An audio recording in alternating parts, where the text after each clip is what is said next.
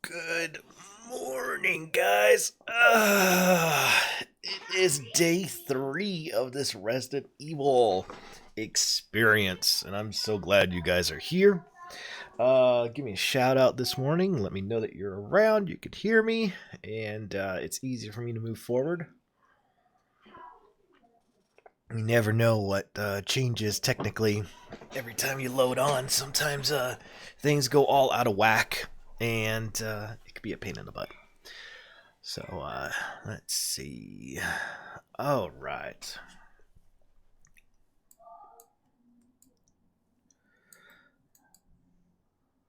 Oh. I think we got something good here. If I look at my game view, it looks pretty freaking solid. I think we're going to have a lot of fun here. I think we're going to be able to build at least this out, of course, and start grinding in on the rest of the hallways and building something quite fantastic. Let me just check one thing real quick. I didn't get a chance to test this last night, and I want to make sure I do. So I am going to go to this perspective, turn on my gizmos, and let's just change the Z size to this, and change the Z size of this one to this.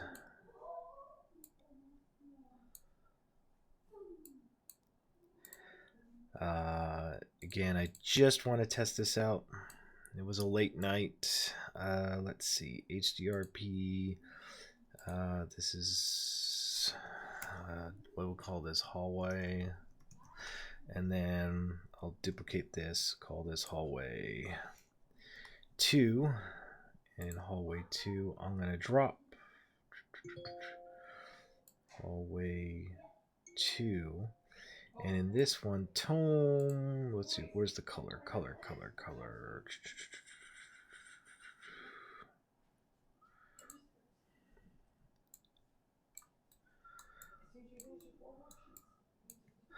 I want to add override. Let's see, I got occlusion, tone mapping, bloom, exposure. I don't have, what am I looking for? They got screen space reflections in there. Post processing, I want to do color adjustment. And just for this sake, I want to see if I go into this one. Yep, that does work.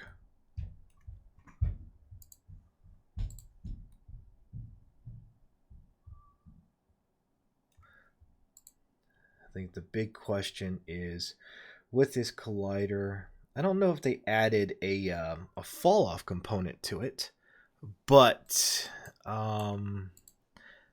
I think, let's see, I think it just does a quick snap. So why is this important? Because now we could do post-processing in multiple areas as we walk into it, and we won't be stuck with just one solid post-processing profile throughout everything. Okay, I am going to start completely over from scratch on setting up the lighting, and it's going to take some time. I'm not going to lie to you. It's a consuming process, but we will get there. Just give me 1 second. Let me grab something, and we will start moving forward.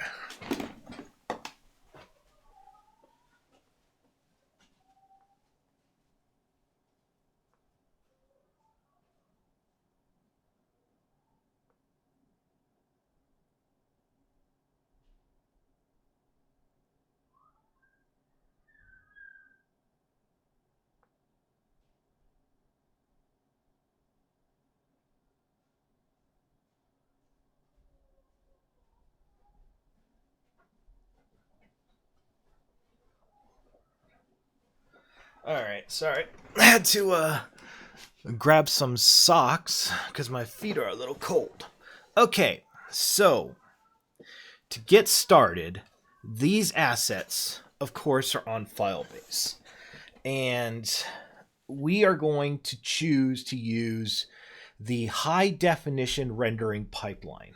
We are not using the universal / lightweight rendering pipeline. So if you do go to Filebase, inside of here, there are 3 parts to this scene. We're going to start with part 1. Why? Because combining all 3 was a huge file, and it was starting to time out. I don't know if you guys are going to run into timeout issues anyway, but this is massive. It's 850 megabytes. But what it will do is it'll import part 1, which is this area right here. It'll bring in this hallway, this, and this. And you'll need them all. Yes, you will need them all, but start with the first one. Because it is a long time, and it's going to take a long time to upload. I think yesterday it took me like 10 minutes to download. 5 minutes, 10 minutes to download, something like that. So, be prepared to sit for a little bit. Now, for those of you who have just joined us and have no idea what we are doing, a while back, we decided that we're going to venture into creating a third-person over-the-shoulder shooter. And we wanted to pick something that was really popular, really sexy, and Resident Evil was it. So we created this environment using assets from our Filebase. And our Filebase is a tool that we created at GameDev HQ that is embedded inside of Unity. And with a yearly subscription, you can download and import Filebase in. It is a asset manager built into Unity. We are using 63 asset packs to create this entire level of Resident Evil. And, let's just take a trip back down memory lane. You got your main hallway. You got your room right here that is involved in this is where like the creeper kind of walks by the window as you're coming around these, what are these, stanchions, things like that. And you go down the creeper hallway, past the glass, past the boxes, past the garbage. And eventually you hit this bloody puddle, which, since we're using HDRP, we're going to use decals instead of flat surfaces. And that's when you see this liquor at the top, and you run past it, and you run down this hallway. And as you run down, zombies are reaching their arms through the windows, trying to grab a hold of you. You get around to this corner. Inside of here is the Raccoon Police Department police briefing area. And behind it, there is a fireplace. And that's where you set the fire, and you get the jewel to burn through. So that's part of like the puzzle environment kind of thing. And then you come into this area. This area is kind of like the ladder staircase that takes you to the second floor. Behind it, we have the office. And in here is where I'm pretty sure, is where the photography room is, where you can develop photos. And then you can run down this hallway and then get to this kind of barren area that's like abandoned hall, back of the house zone. And here is where the Star's main office is. Now look at how filled with content this entire scene is. We went through every single area of Resident Evil 2. We played back the footage, and we ended up imitating what we saw using assets. And we did it using Filebase. Now, we used 63 total downloads in Filebase. We have 1,049 asset packs on Filebase. So we've barely scratched the surface of what we could use inside of this environment. And we created these assets specifically so that you guys can build levels quickly, and you guys could build really nice looking levels, and you'd have an affordable means to do so so you can build your video games. You know, a lot of people, they will go broke of just buying asset packs over and over and over again. So this one is a little different. We looked at this as a use case to say, all right, let's get people functioning. But you know, we get to this point right here and we say, all right, we got this going. It doesn't look very good. How do we make this look better? Well, we need to use pipelines. We need to use graphical pipelines built into Unity. Now, there's two different ones you could choose. There's the universal, which is the lightweight, and the HDRP pipeline. Now, you know, everyone will throw statistics at you. They'll throw, oh, you use HDRP if you're going to deploy on the PC or PlayStation or this or that, but you're going to use lightweight rendering pipeline to deploy these areas. The best way that I've learned to separate the two is if I set anything to static so I can light map, then I'm using the high definition pipeline. But if I'm not doing anything static, if everything's going to be dynamic, then I'm going to use the lightweight rendering pipeline. That's a good separator, at least for me to know when I should and shouldn't use a pipeline. So yesterday, I set up an HDR pipeline. This is the exact same scene. Let me go ahead and turn post-processing hallway 2 off. This is the exact same scene that I was dorking around with in here. The assets are exactly the same. The only thing that's changed is the lighting. The only thing that's changed is the pipeline, the post-processing pipeline. And we are using Unity's post-processing pipeline to make this work, to get this look. Now, what I really love about this, taking a look at this shot, because I mean, this is a really good shot already, and I honestly, I didn't even put in a reflection probe. Let me just test that out real quick. Save and save often, because this may crash everything. But if it works, it'll be really cool. If I go to lights, reflection probe. Okay, so I want this to be, if I go to my top view, set my gizmos, and I'm going to go to my probe. I'm going to set my X to this size. I will set my Z to this size, and I need to go to this mode to set my Y. And let's take a look at that and see if it looks decent. I think I need to get a little color. No, I don't want a color. Let's see. I don't know if I'm... Okay, so there's the reflection probe. We could see that there. I think this is just bouncing. Let's see, is it doing just bait? There we go. So, yeah, I mean, with the reflection probe dropped onto here, you guys can see it looks pretty darn amazing. And from this perspective, you know, if I go ahead and hit the play mode, and this is where it really kills. This is where we shine as a company. If I hit the play, I want you to look at how optimized our scene is going to be. We are currently running at... Come on, girl. Go run, run, run, run. Save and save often. Oh, don't you crash on me. Oh, is it because I maximized the play? Oh, there's it. That's why I maximized the play window. I'm at 145 frames per second. We have 133 draw calls. Well, set pass calls. How much is saved by batching? You could see how much. I mean, we really optimized an amazing amount of this scene.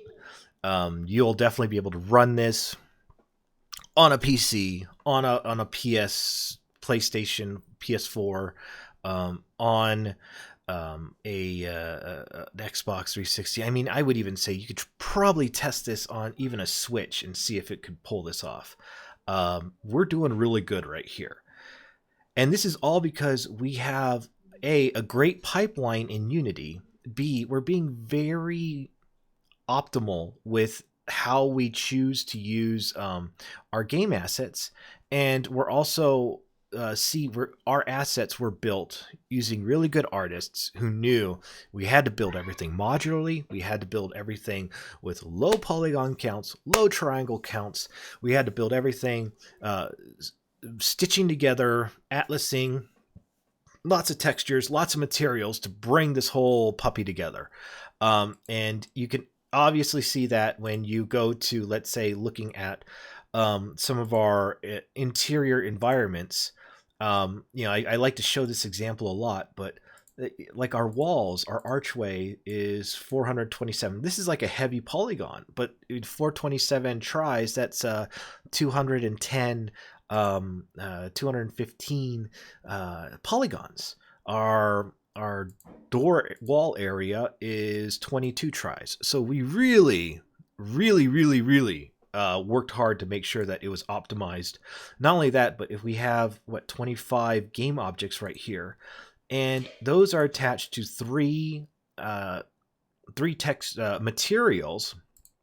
And we also put in the ability to make these materials clean, or we have a dirty version of those materials as well. So we just have to swap in textures to make those work. So our assets that we created, we really worked hard to make sure that they were optimized and they even shared the same texture. So if you go look at, let's say, like a street asset, and we have like 4 different assets all lined up together, it's all pulling from one material and it's atlased. So we really worked hard to make sure that what we give you isn't going to bottleneck and destroy your game performance. You get something really nice here. So now that we've introduced what we have, I'm going to start over from here. So we may run into some crashes and bugs. I don't know, but I'm going to give this the best shot. And the reason why I'm going to start over is so that you guys can start over and work with me and learn how to light this scene, and we'll just keep pushing on and on and on and finish this whole thing out. So I'm going to minimize this, and what I'm going to do is go to my E drive, and I'm going to clear out a good space for this particular project. So let's see. Did I save this on the desktop? RE2 delete me. Let's see. Let me go to my Unity hub. Important delete. I just want to show in Explorer. E drive RE2 test delete if works. Okay, so I put this in the folder called delete me. All right, I'm going to delete you.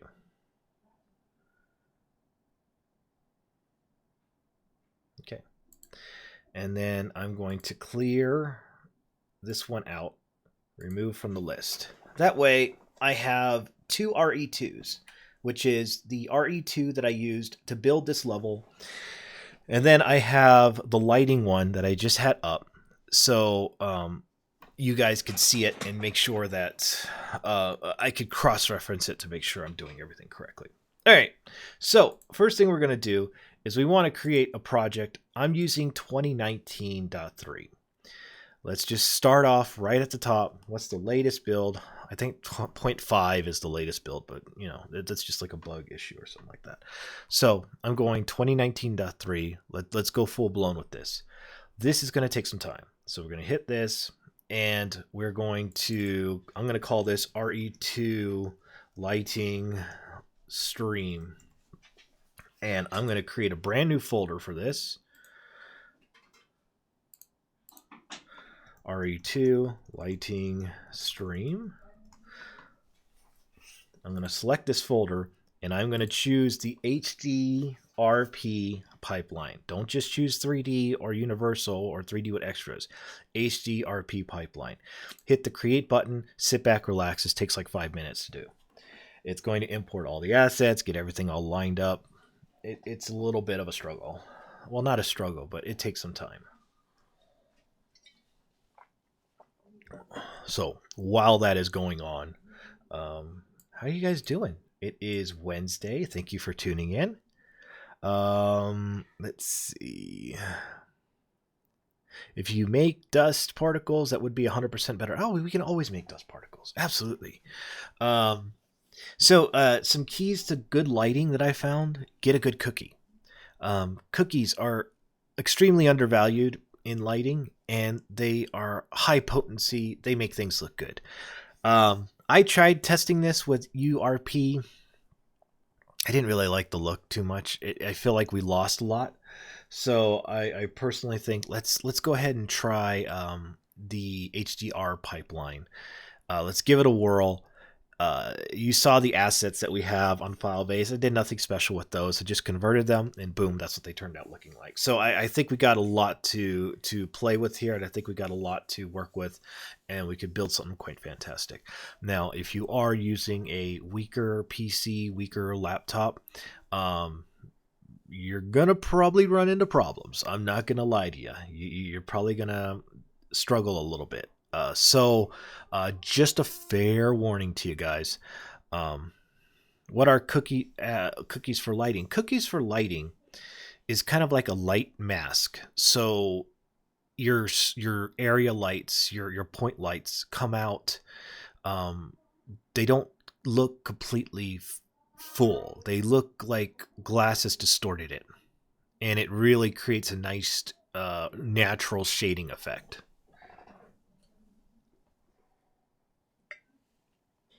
I was pleasantly surprised when I was playing with the HDR pipeline and the lighting area. I was like, oh, thank goodness they didn't change too much. I recognize a lot of this. So this will be good.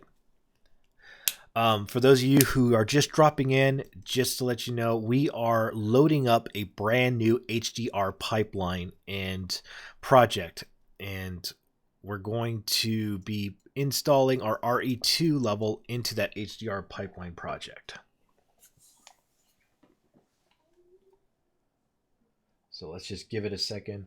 And I figure I'd do this live with you guys because you guys are going to take a long time to load up your stuff too. I know that for sure.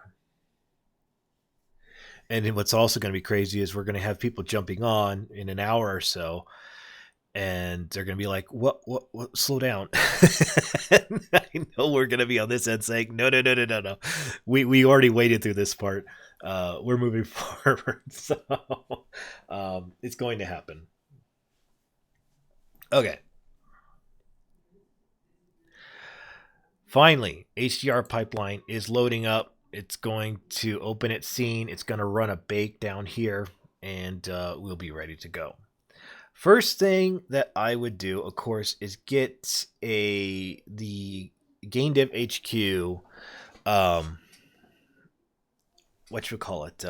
plugin installed. So if you guys don't know where the GDHQ Filebase plugin is, and you have to be a pro member, and I mean, you can install the plugin, but you won't be able to download anything or download much.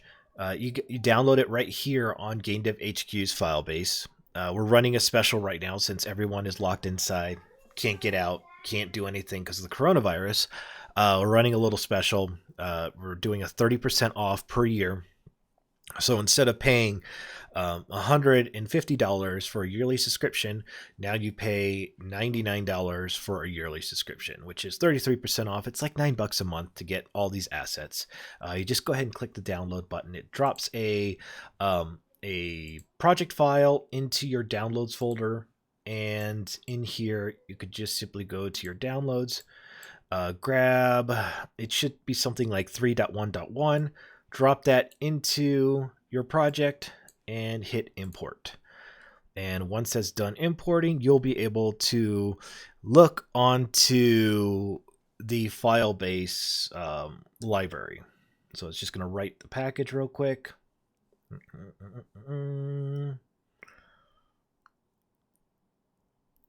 Now that that's done, all you have to do is go to Window, and Filebase is right here. So all you have to do is hit that, and here's where Filebase is going to be.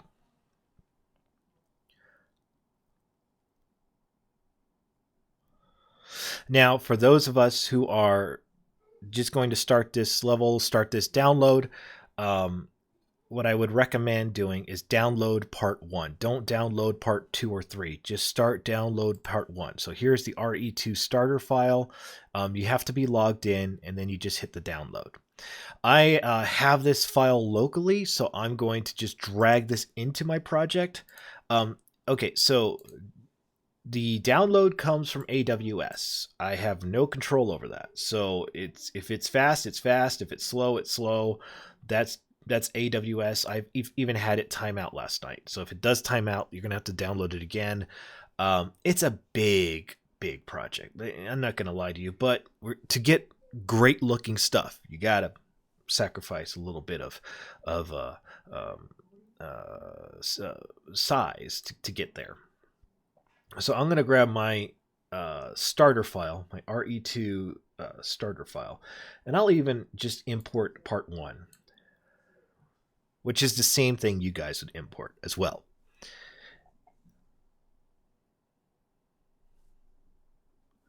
So once that's in, and I'll show you what you guys will see. You'll see 2D, you'll see 3D, and you'll see a scene called RE2 Part 1. So these files have all been assigned based on what we have in our Filebase already. So once that's done, I just click import, and I let Unity build in everything on my end.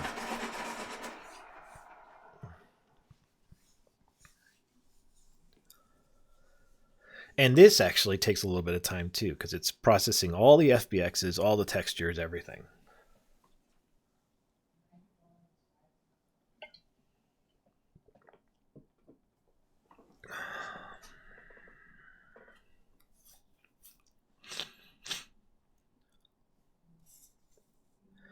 So we'll let that load, and while that's going,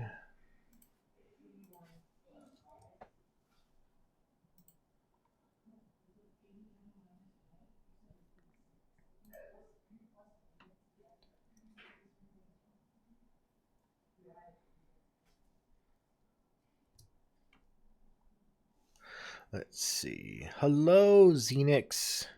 Bidcat Yo, thank you for following the tutorials. Yes, thank you so much.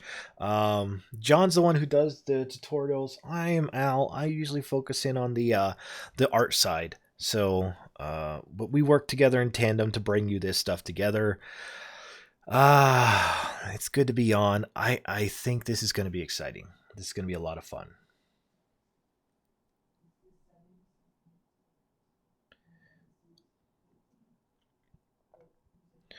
All right. Now, for those of you who are wondering, if you tuned in late, why are we using HDRP versus Universal Rendering Pipeline? Again, we're going to be doing a lot of baking, and you don't want to use baking for the Universal Rendering Pipeline. You just want to use HDRP. All right. So this looks correct. I should see a big blob of pink.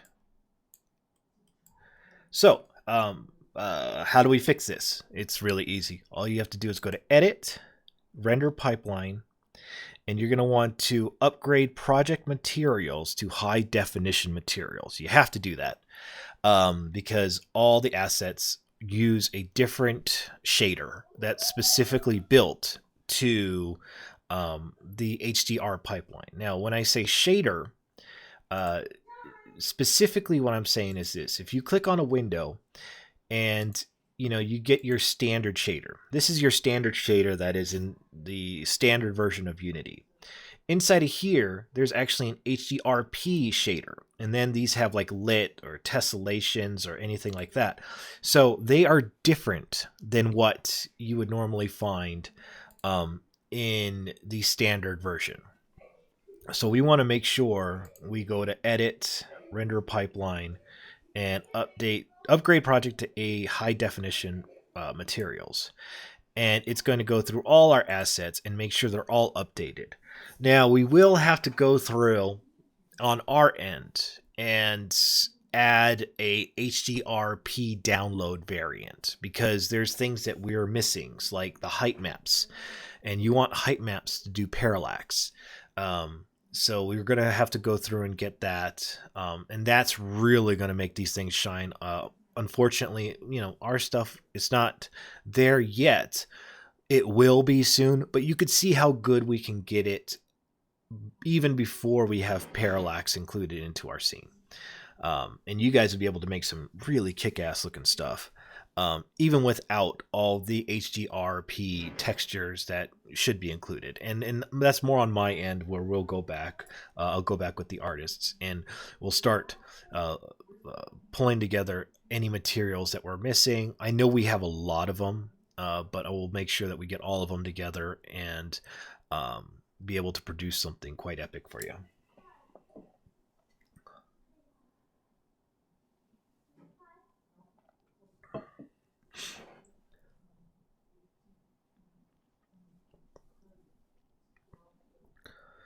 Good day, Kashio Games. Welcome. Let's see. So this is exciting. This is very exciting. I'm going to have fun with this.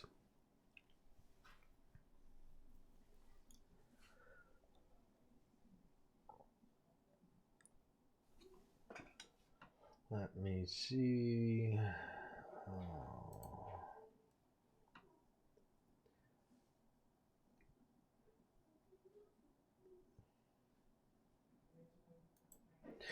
All right, it is moving. It is going. Let's see. It's about halfway there, a little over halfway there.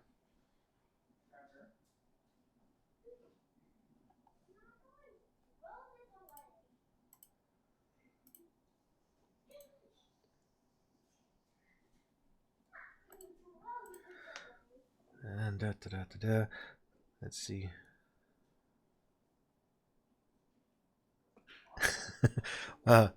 I care. It's funny that some developers spend days making scenes. We spent days making this scene too.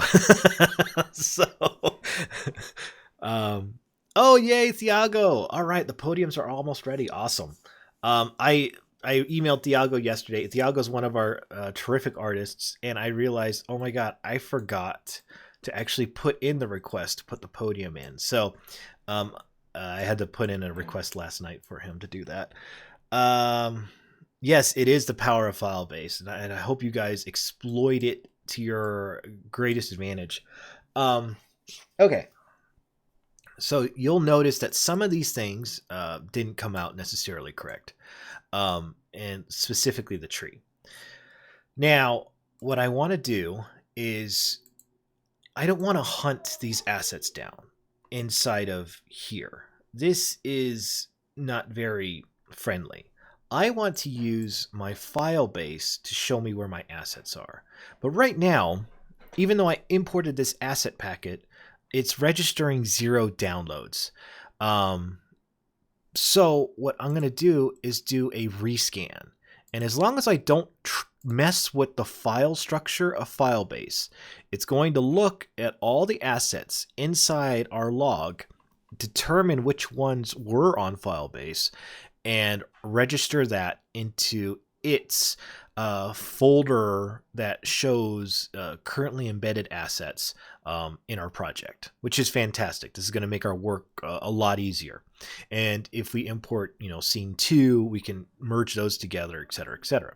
So if I click this button right here, this shows all the assets that I have currently used in a nice, pretty thumbnail, which is so much better than trying to look at FBX's. Let's say I'm going to use the chair desk. It's so much better than clicking in the FBX box and then checking each one of these individually out. This is just a faster, cleaner way to work. So I'm going to find this tree. So I'm going to hit the locate button, and it'll take me to the office plants. And inside of here, I know that my plant is correct, but my material is off. And it's primarily because the leaves are using the Speed Shader 8 tree versus using the HDRP pipeline. So it's using Nature Speed Shader 8, which is incompatible. So in here, I'm just going to bust on over to this area. I'm just going to turn this into lit. And I want to make sure that my textures are assigned to the correct value. So leaf 1 is here, and the normal is right here. And I still got this funny specular thing. So what I want to turn off is I'm going to go transparent for my surface type. And then I'm going to, in the specular, I believe it's preserve specularity.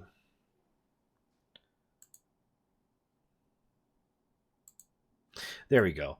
And now we have our tree leaf with its normal, but it doesn't have the specular channel that bleeds over. So I'm going to do that with leaves number 2 and leaves number 3. So leaf 2, I need to switch these shaders over to HDRP lit. I'm going to set both to transparent. And then I'm going to make sure leaves 2 has the surface and the normal. And then leaves 3 has the surface and the normal. And then I'm going to go and turn off preserve specularity in this and preserve specularity in that. And that should fix the issue that we had with these leaves where they were looking all funky. There was also a double-sided, so we want to make sure we turn that on for... oh, yeah, I turned on double-sided. Yes. Leaves 1, leaves 2, and leaves 3. So that way, as we're rotating around, we're getting some sort of cutting.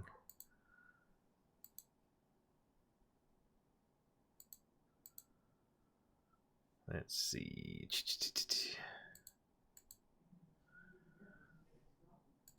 Oops. Sorry, mine seems to be loading a little bit longer than I anticipated.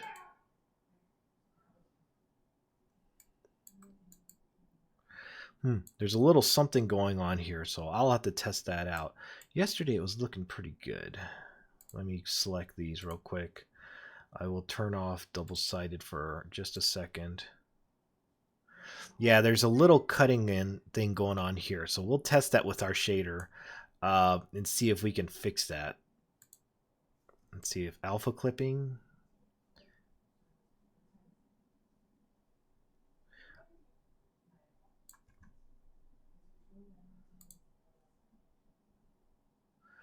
Is it alpha clipping and double-sided? I don't know. I'll have to play with that a little bit. Something's a little off with that. We'll see it better when we start really grinding on this. Be sure you save and save often. I'm not going to lie about that because, you know, sometimes these things have a tendency to just crash on you and it's no fun. Okay. So for this interior, what I want to do is I want to make sure that we are using... Where should we start with? What do we start with? What did I start with yesterday? We need a profile for our HDRP. Inside of presets, no, not set, scenes, nope, scripts. There's, oh, is this it? Yes. We have this profile already for our HDRP scene. So I'm going to take this and I'll just call this hallway. And what we're going to do is we're just going to duplicate this particular profile over and over again. And I'm going to drop this onto here. And then in our static sky, you know, if we switch to HDR sky, that's going to get bright. Let's take a look.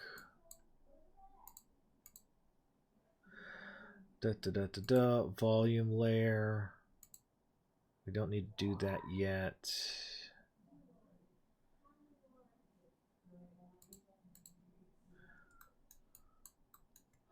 Oh, here's the sky. Color. I'm just curious if I switch this to red.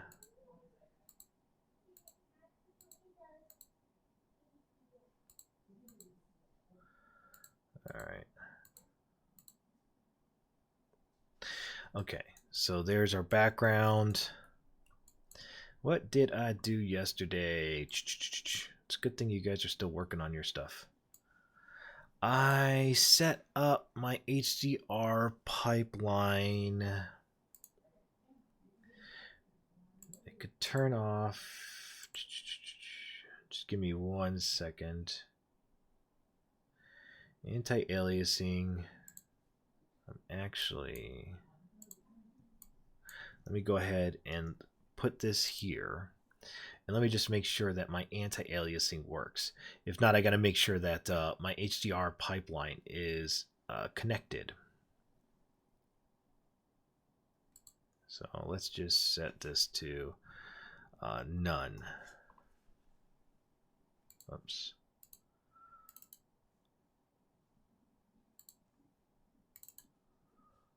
Let's see, directional light. I'm going to turn off directional light. Do I want to do that yet? Yes. Oh, and let me see. My scene, I need to make sure that my gizmos are all turned on. Okay. Inside of this setting, I want to see if my my HDR is actually taking foot, and I don't actually see it happening. So I need to create an empty game object, and I'm going to call this post processing hallway. And in here, we add our volume. And in our volume, we will drop our HDRP into here. And we'll keep it global for this short amount of time. And this is now working. And I could actually test this to see if this works. Because I could turn off HDR sky. And you see how it's not taking the sky information anymore when I do that. It's just taking the light. So what you want to do is just go ahead and create a game object, attach the volume, and inside of the HDRP default, we're going to just reuse these over and over again to build out. And we'll set this to global for right now, but eventually what we're going to do is set it to local. So in this scenario, what we want to do is we're going to let's go ahead and add a light into our scene. So let's create a light, and we're going to create a point light right now. And we're going to take our point light, and we want to attach it to our chandelier. Just because our chandeliers are prefab, so I can attach one light and then override it, and it will attach to all our lights that are chandeliers. So if I take my point light and drop it into, let's say, chandelier 01, I'm going to reset the value, and I'm going to move the position down to here. Now you can kind of see that it's already kind of affecting some of the environment. You see the specularity up here. So the first thing I'm going to do is our environment, our skybox, isn't going to matter in this scene. So let's go ahead and turn those off. We're going to turn off HDR sky, and we're going to turn off, I believe, we want visual environment. I think there was one more thing on here that had to deal with this lighting. It's not that. Exposure. There was one more thing that I turned off to get rid of the lighting coming in. It was like it's this glowy reflection on the side. I forget what I clicked on though. is it visual environment? What is visual environment? Okay. Set this to, if I'm not mistaken. Yeah, it's this visual environment one. So let me get this back to, is it physically based? No, I actually want this set to none. And now our point light is super bright and our directional light are kind of conflicting with each other. So I'm going to turn off my directional light. And now we just have one point light that's illuminating our whole scene. Okay, so just to go back, because I know this area is still a little new to me. I turned off HDR sky, and inside visual environment, instead of using the HDR sky, which would then incorporate our HDR lighting, I am just setting it to none for right now. And I've turned off the main cameras, or I'm sorry, the directional light that was originally in the scene that added this like random light from nowhere that's usually viewed as like the sun. So turn that off. And now I'm going to go back to my light source in my chandelier. So if I click on my chandelier, I'm going to have these two lights in my scene illuminating most of my environment. And that's going to be nice because then we're going to be able to kind of fill this whole scene with just two lights. We're going to use these to bake everything in. And it's going to look really nice and really slick. So as you can see, chandelier 1, chandelier 2, because I have this set as a prefab, all I have to do is hit the override, apply all, and now I got both lights on both of my chandeliers. Now they're pretty strong and they're pretty powerful. So let's go ahead and adjust these real quick so that they are at a level that's tolerable, and at the same time, they both are applying information in unison, so you could see it all transforming. And that's why I set these as prefabs, because I don't want to adjust each one individually. I just want to drop one light on one fixture and hit apply to all, and then I could see it in real time. So I'm going to set these down to, let's say, 200 lumen so that it's a little less intense. I'm going to increase the range, and then I'm going to hit the chandelier. I'm going to say apply to all. And now my lighting for both areas is going to adjust on this chandelier simultaneously. Now we are missing shadows, so we want to add shadow maps. And you can adjust the shadows. I still got to figure out what a contact shadow is. It's a new thing that was added in, which is kind of interesting. So I think that's just like a simple Google search, honestly. So I'm going to go to my chandelier and I'm going to do a apply all to override both of my chandeliers. And I'm going to take my point light and I want to move this up to, let's say, right here. And then I want to go to my chandelier and I'm going to turn off cast shadows because I don't want my chandelier casting shadows. I just want my chandelier to be a light source.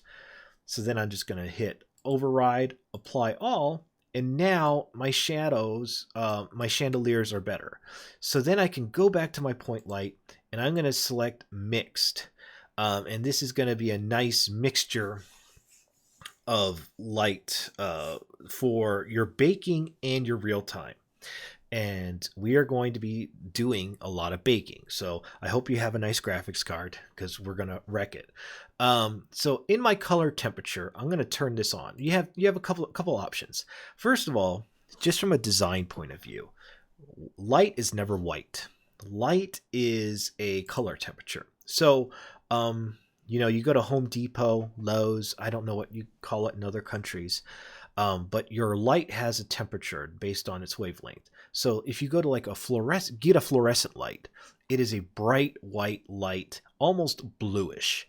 and that's the color temperature over here. So it's blue side. So I could set my color temperature over to a blue side, and it's more realistic. But also, you use one of those incandescent light bulbs, or even go to like an older light bulb, or like a fire, like a flame. That's going to give you a completely different color temperature for your environment. So you want to be cognizant, but never go full white. Now, since we're doing a kind of older kind of level, I want to make sure that my color temperatures are warmer. And there's an actual uh, grid that shows you your color temps. So I'm going to set my light itself with a slight yellow tint, and then I'm going to give it a warm temperature. And I may even bring this, maybe these lumens down to something a little bit more smaller, a little bit more manageable. And then I'm going to go back to my chandelier, and we're just going to do an override apply all. And now our environment is starting to get to where we could start getting something that isn't blown out. And I think that's an important thing to emphasize. We don't want to blow out this scene. We don't want to blow out the lights and darks. You want that middle contrast. And we can use post-processing to get there. But the better the more we work toward getting to a area where everything is lit but it's not extreme, then we've created this really nice mixture of environment. So go back to chandelier, hit apply, and now we got this nice even lighting that kind of goes through everything. Now what we want to do is we want to bake this lighting, because right now everything is dynamic, everything is running in real time. So go to your lighting settings. To do this, go to Window and Rendering and Light Settings. Now, in here, we are going to set my static light sky to none, because the light outside doesn't make a difference. I'm going to set my progressives to a CPU to a GPU. And I'm going to do this because I want to make sure that all my baking runs off of my GPU. This is where I got excited a year ago when Unity introduced this concept of using your GPU to bake. Because now, you got guys who are busting out their 1080s and 2080s, and they're killing their bake times. But we're in the middle of just testing. So just as a reference, half everything. Go more than half on everything. Reduce your direct samples to 16 indirect, because we are nowhere close to a finished product. We're staying on auto generate. We're not generating lighting. So half everything so that your speeds of your baking go a lot faster. So then what I'm going to do is I just select my floors, ceilings, make sure you save it, of course, just in case things go all haywire, and then set these to static, and then change to children. And you'll see the bake right down here, and it's going to go pretty quick. It's compiling the shader. It has a 5-minute bake time. This will run pretty fast, and we'll get a really nice look here. And it's good that we reduce the samples down so we don't destroy our computer while this is happening.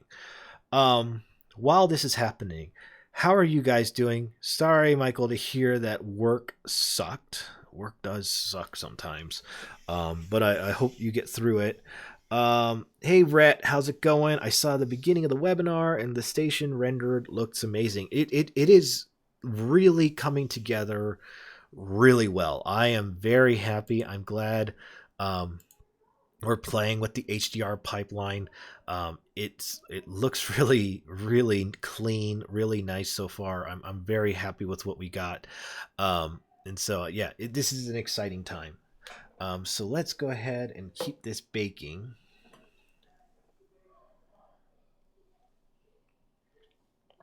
Chugga, chugga, chug. Now, it's okay if this bakes. The scary part is when it stops. And I'm not going to lie to you, it stopped on me several times.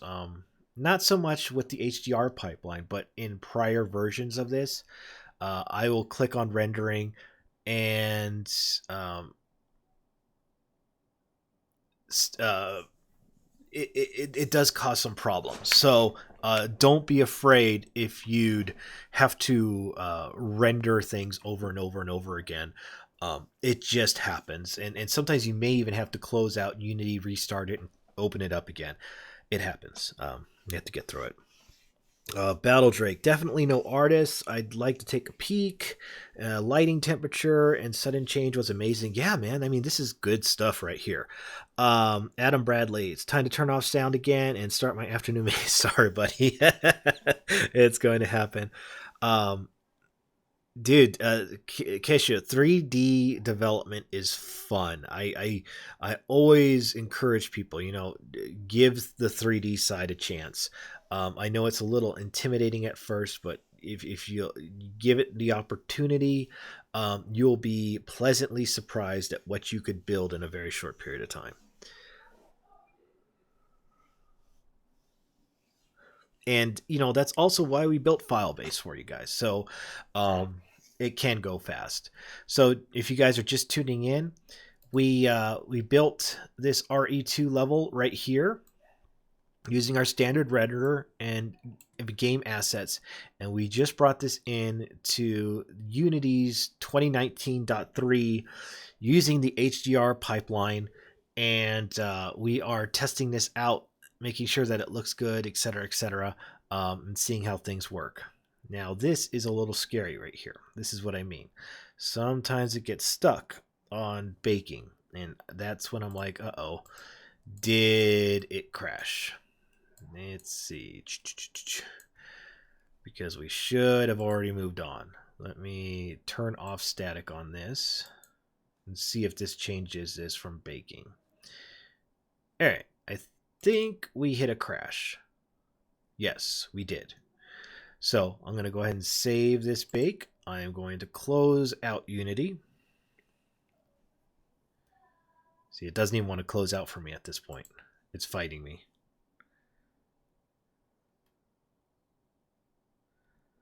Yes, I'll show you where the bake occurs. All right, let's we have to close this out because it is done. And I think I even have to go here to my task manager. You can see like this Unity, it's at 0%, but it's just stuck. So I'll end this task right there. And trust me, friends, this happens. It's happened more than once to me. I've gotten to the point where I've gotten used to this crash.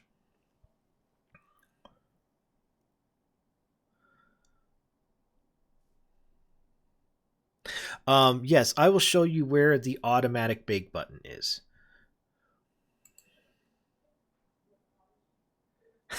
So I don't use it. It's right up here, 2019.3.3.1. That's the version I am currently using.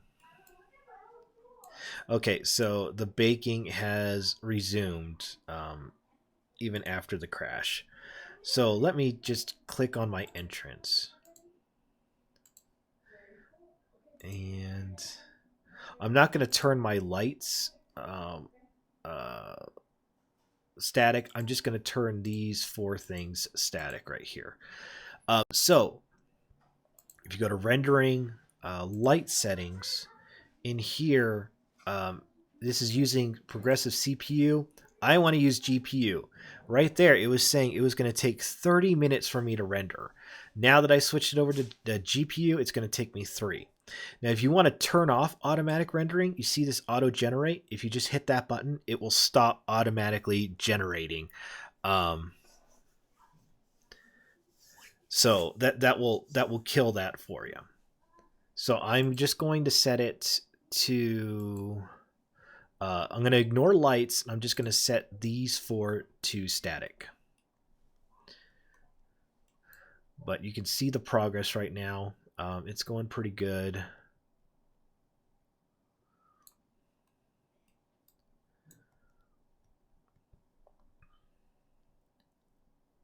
I did notice that some of these things are floating on the environment, so we're gonna have to go fix those. But even now, I mean, just with the little work we've done, this looks really good. You know, our desks have this nice metallic dirty reflection on them. Nothing looks flat or solid. Even the floors have a little bit of specularity to them. This looks like a really good game so far, and we've just started working on this.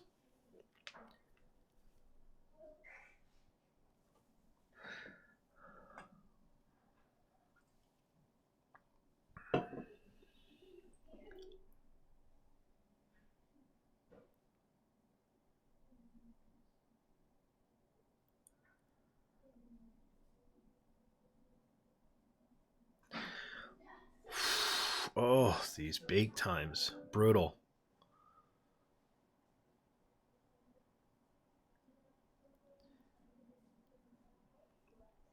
We may even have to reduce this further so that we're not stuck sitting here baking the entire time.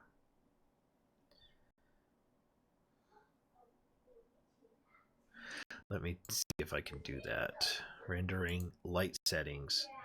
Like we could go 150, 150. And we can keep our light map size the same.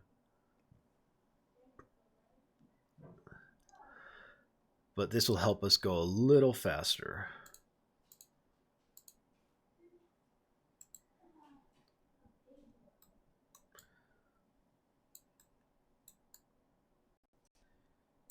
You can see like the bake is occurring on this one object right here.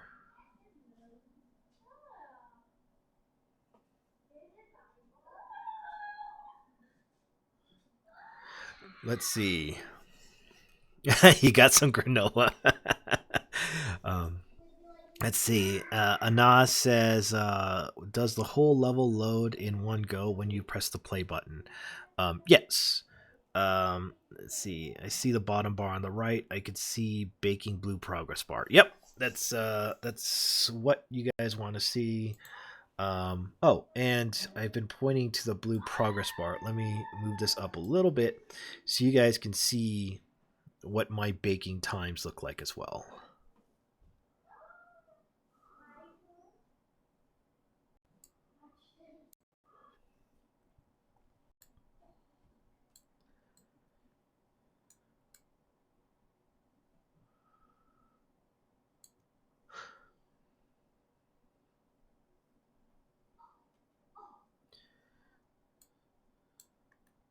Yeah, these are the moments where I'm like, boy, I really should get a 1080 or a 2080 so I can really take advantage of those GPUs and bake quickly. Because 1060 is okay, but it's old.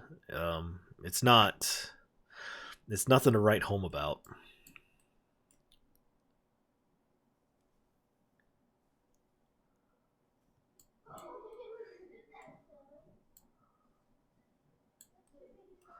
And then I also noticed right here that this piece is a little exposed on this side, so we're going to need to adjust that. But yeah, I mean, look at this statue. This looks like real marble right here. Doesn't this look great? Like, this looks fantastic.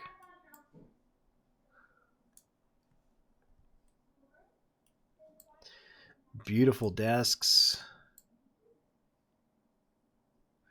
We got some issues with these assets that are floating off the ground, so we're going to have to fix those. Look at this nice little specularity glow that's coming. But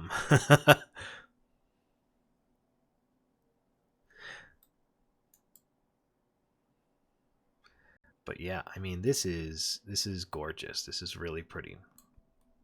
Now, just a heads up. Okay, so if you are planning on making your objects interactable, like you want to be able to pick up your objects and interact with them on a regular basis, then you don't set objects static because they're baking in the lighting information on there.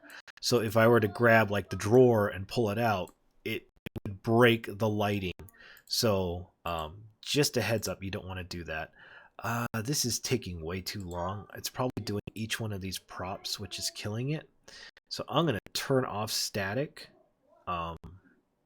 for the props, and I'll just leave static on for the floor and the ceiling, and the 2 floors and the ceiling.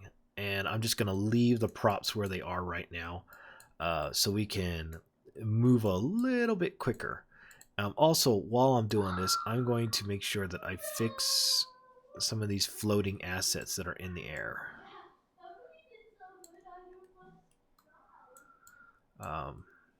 These look pretty good. I know this looks like it's floating. Let me make sure this isn't floating. That's good.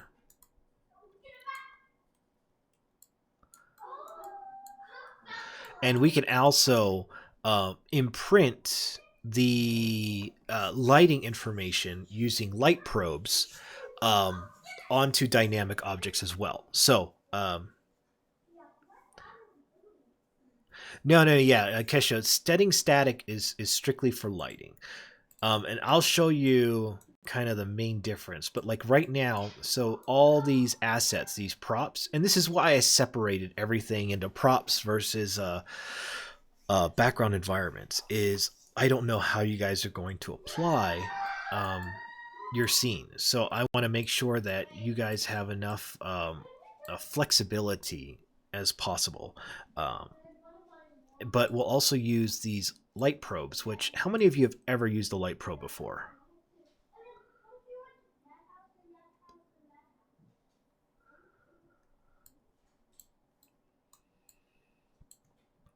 I doubt a bunch of you have ever used them. They're a neat little weapon to make sure that your stuff renders quickly, or a neat little weapon to really share lighting information. Oh, look at this! I love these floors.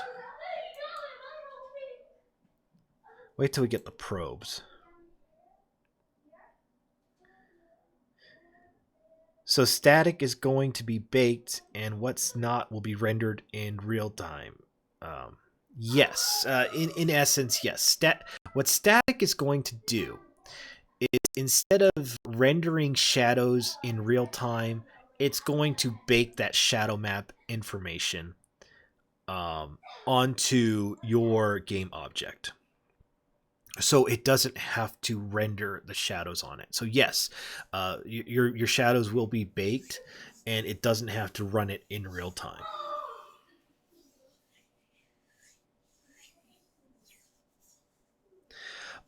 Yes. So this is all good stuff. Oof, this is gonna be beautiful. Look at those shadows. I mean, those look so nice up here. Imagine running through this environment right here, minus this crazy bloom that we got default. But it's so cool.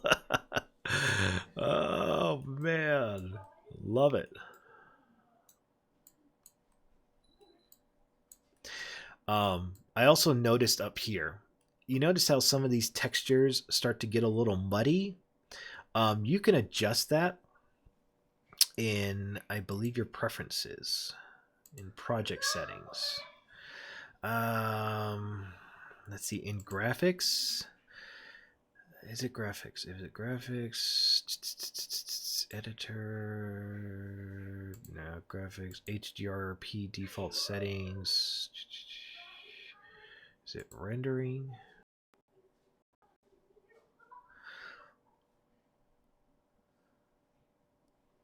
There's a way to turn it off so it doesn't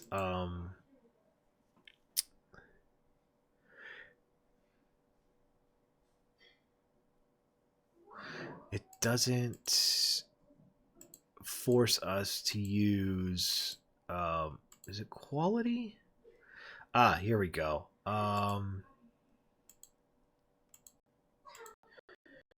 Let's see. I believe it's is it anisotropic texture?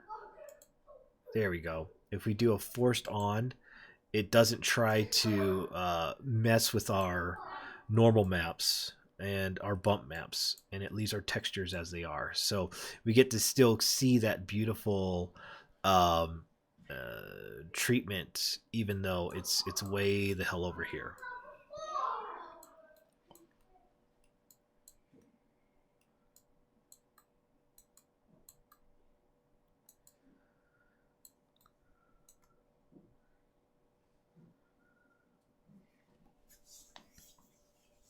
So let's see.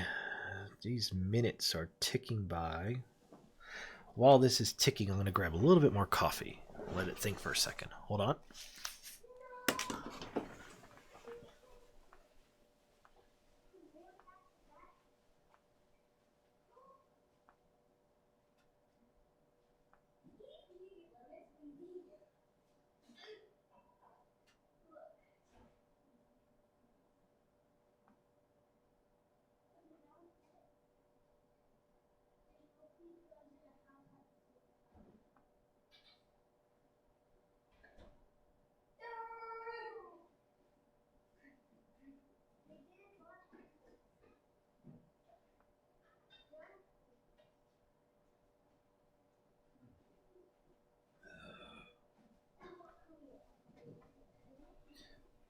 Okay, how are we doing? 2 minutes, 25 seconds. My goodness.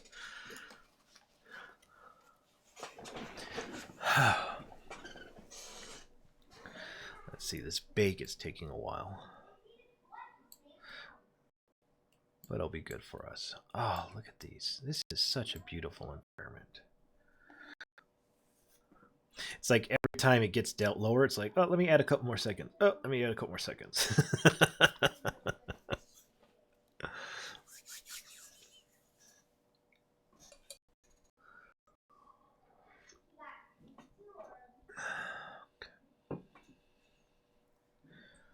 Almost there. Almost there.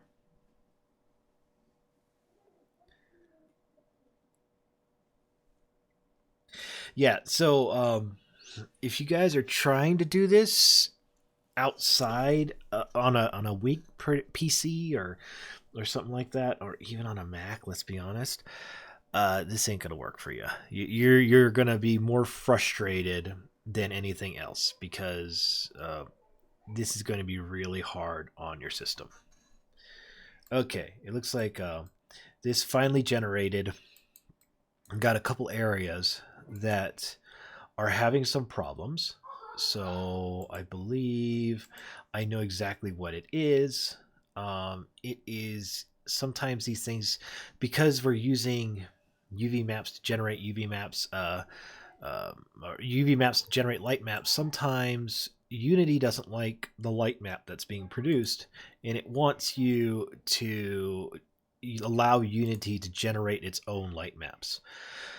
So for this, we have a staircase that we need to look for, which is, where are you?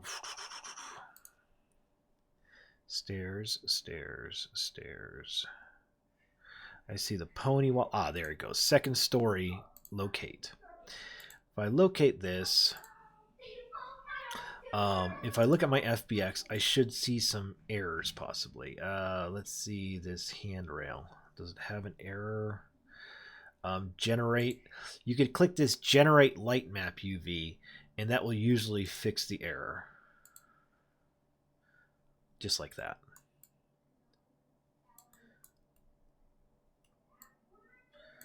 All right. I cannot sit through these bakes while you guys are on here. So I'm actually going to go out of bake mode just because we will sit here forever.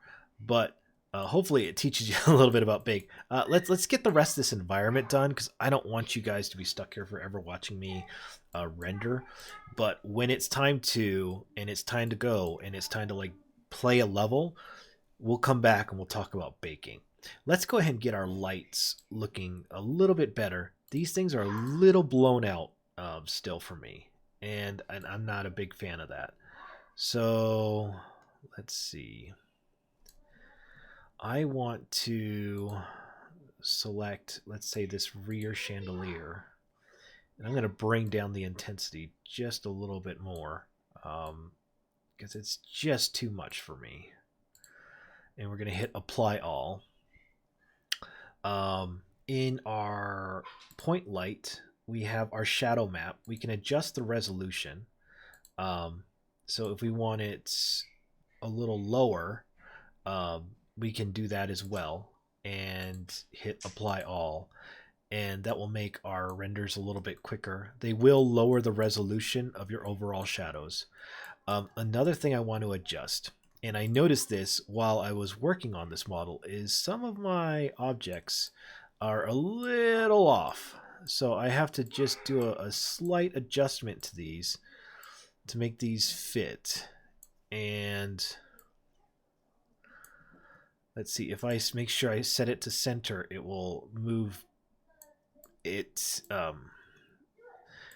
completely, so that way it covers both sides over here. I also noticed that I had a gaping hole in the wall right here. This is a good part about using modular systems and using columns, is I could just grab that element and hide it. Same thing over here. I have this gap in this column. Never would have seen it in the other mode. So just go ahead and take these assets, put it together, and there we go. Let's see. The next thing I really want to do is I want to, of course, let's go ahead and save it. Yeah, I got some bluish noise. Again, I took off the bake right now, so we don't have to really worry about that. Just so that we could work in real time. Because it'll take too freaking long for us to do otherwise.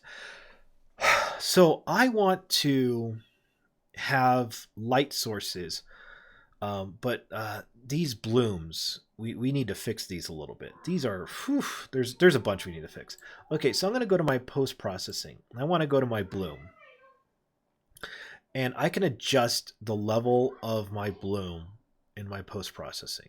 Now, if you don't see your post-processing adjusting in your scene, it's because you don't have this little toggle switch turned on. Here's the difference between the two. Okay, so make sure you get a little bit of bloom, but it's not like in your face killing you. The other thing I also like to do is add some color to my bloom, so it isn't just a pure white. Give it some softness. There is a lens texture, which is pretty cool. I don't know if you guys have ever used it before, but let me see. I believe I have on here.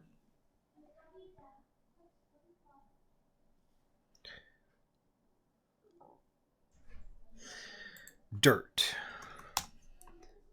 Kisha, I don't know if I'm going to be running in the third-person controller today because we got a lot of lighting to cover.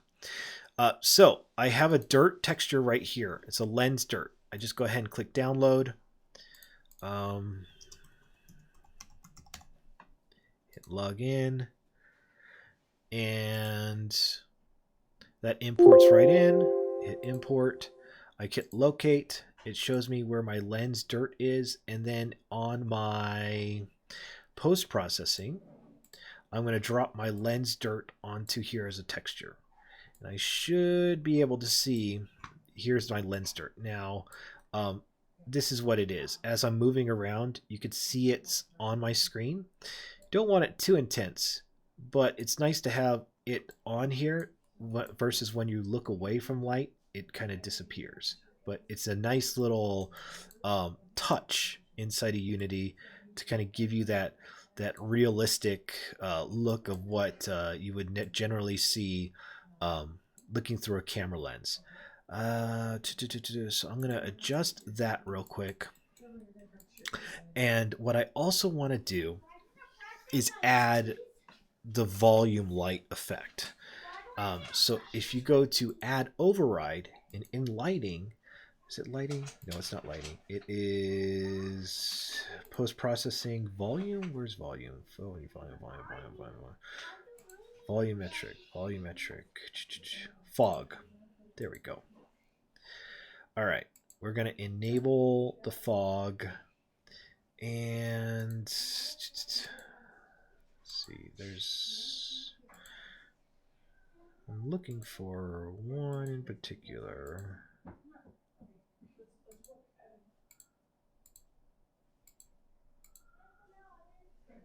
I guess this is fog right here. Is it volumetric?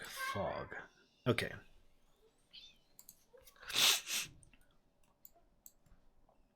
I'm going to adjust the attenuation. And in doing so, you see how our lights are now picking up that volumetric. So you need fog in order to have volumetric lighting. But when you do add some of your volumetric lighting, it really increases this kind of softness into your scene that you didn't get otherwise, and it makes those lights of yours glow. So in my gizmos, I don't like the 3D icon. I like to just turn them down like that, just because they kind of just pop right in your face. But this is good. This is good. So now my lights up here kind of give like a soft glow. Another thing you can do to make your lights look really good is something called a cookie. I don't know if any of you have really messed with cookies before, but they're a fun little tool. I showed them a while ago in a tutorial we did trying to build the PT hallway, which is funny because apparently Sony wants to buy the Metal Gear franchise, the Castlevania franchise, and the Silent Hill franchise from Konami. And Kojima is talking about how he's actually building a horror game now. So it's just all exciting stuff. Okay, Unity cookie. You go to images. Okay, so this is what a cookie is.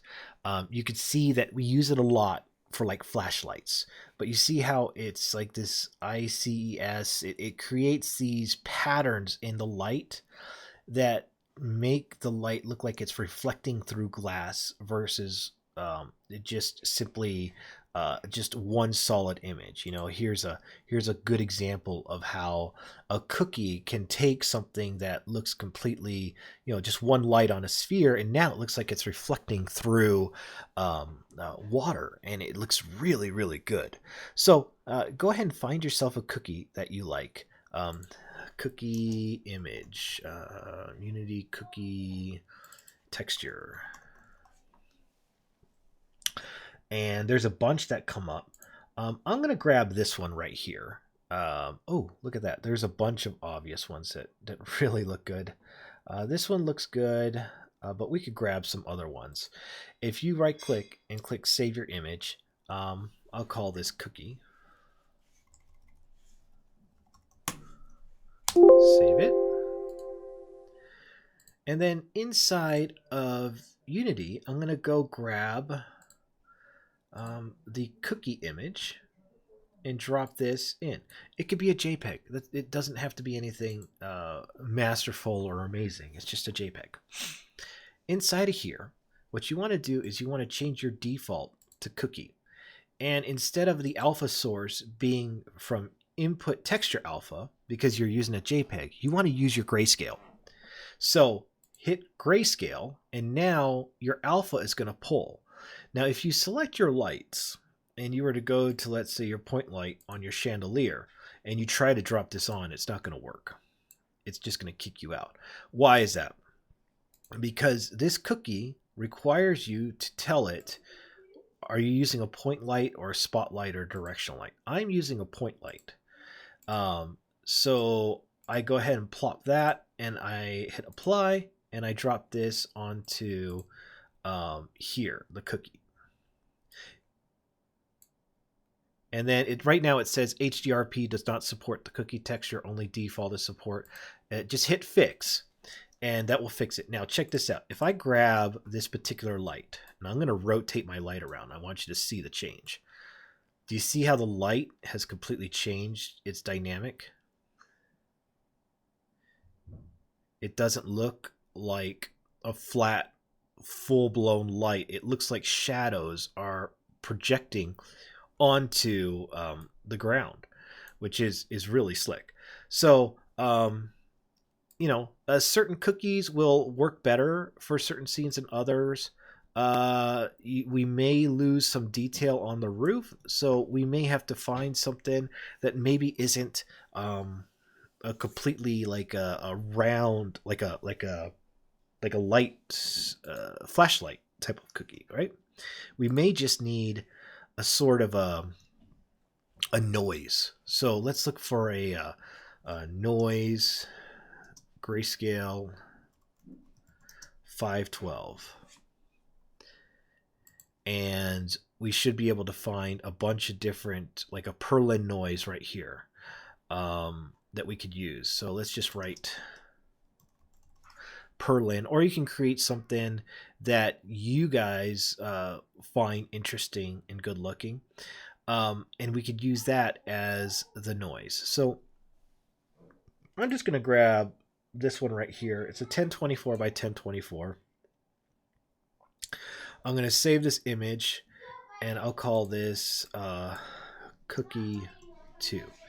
And I'm going to adjust this so that it's not full 100% black inside Photoshop.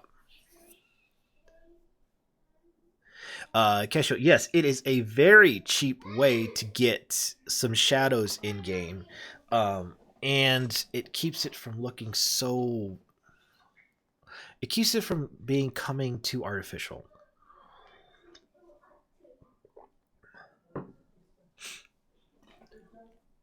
All right, so let's load up Photoshop. Get that going. I'm gonna grab my cookie 2.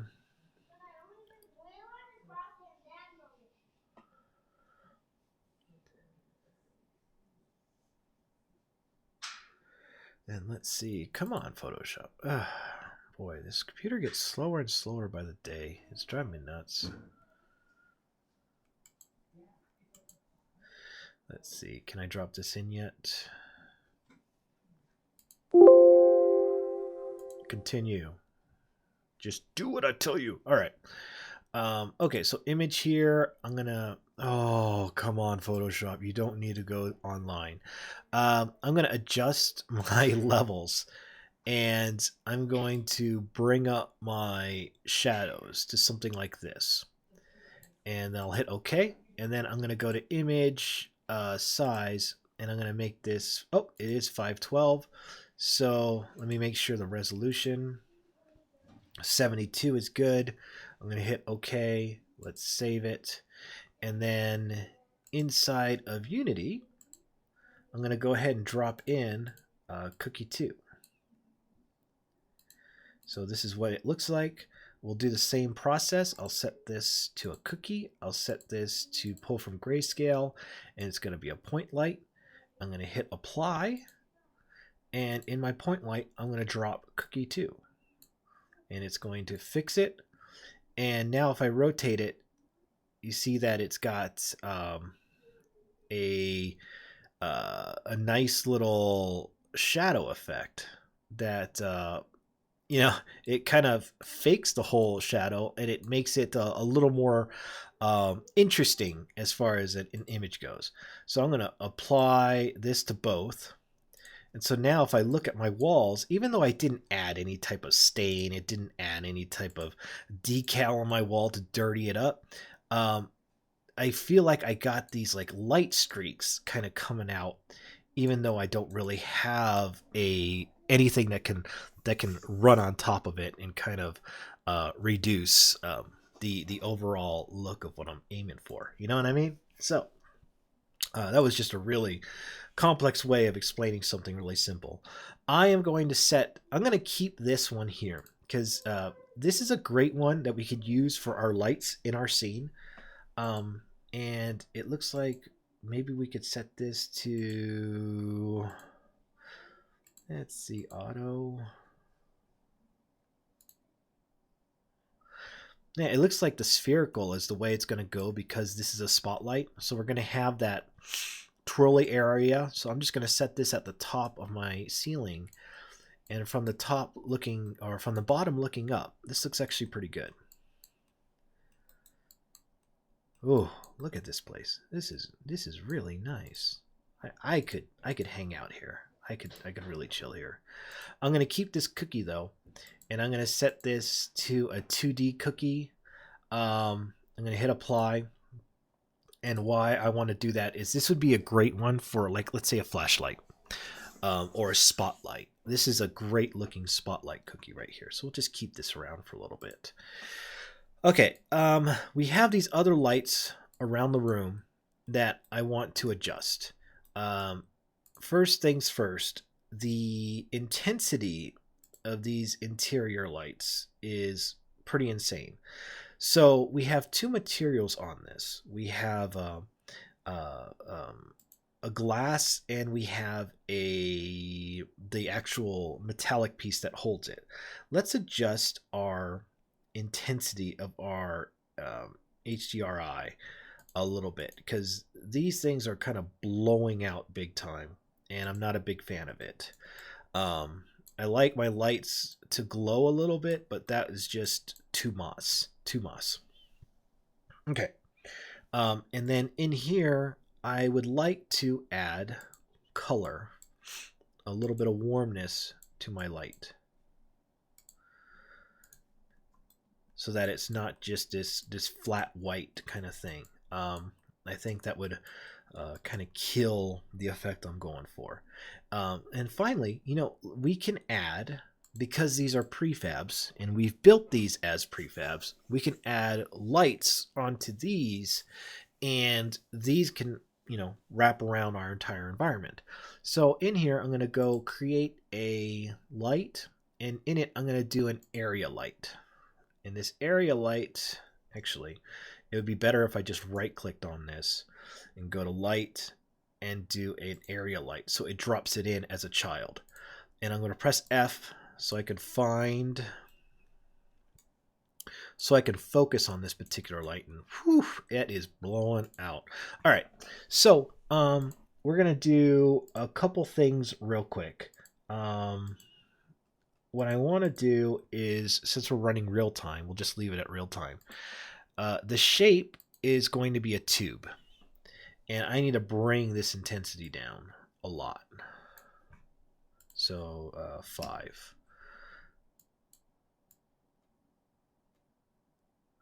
Now I'm going to pull this tube out a little bit so I can kind of see what's going on. I'm going to turn on my gizmos, and you can see that there's this vertical line that we have. If we rotate this vertical line, you can see how our tube changes. You can even see it in the reflection. So I'm going to put this tube back here. I'm going to reduce the line a little bit, and we're going to adjust the intensity, because again, we don't want this killing our scene. We just want it to help illuminate.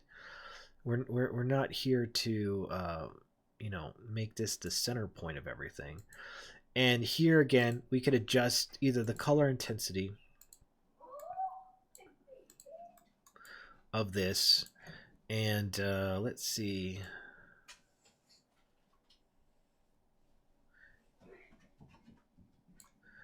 There we go. So if I look at this from over here, I could still see that tube.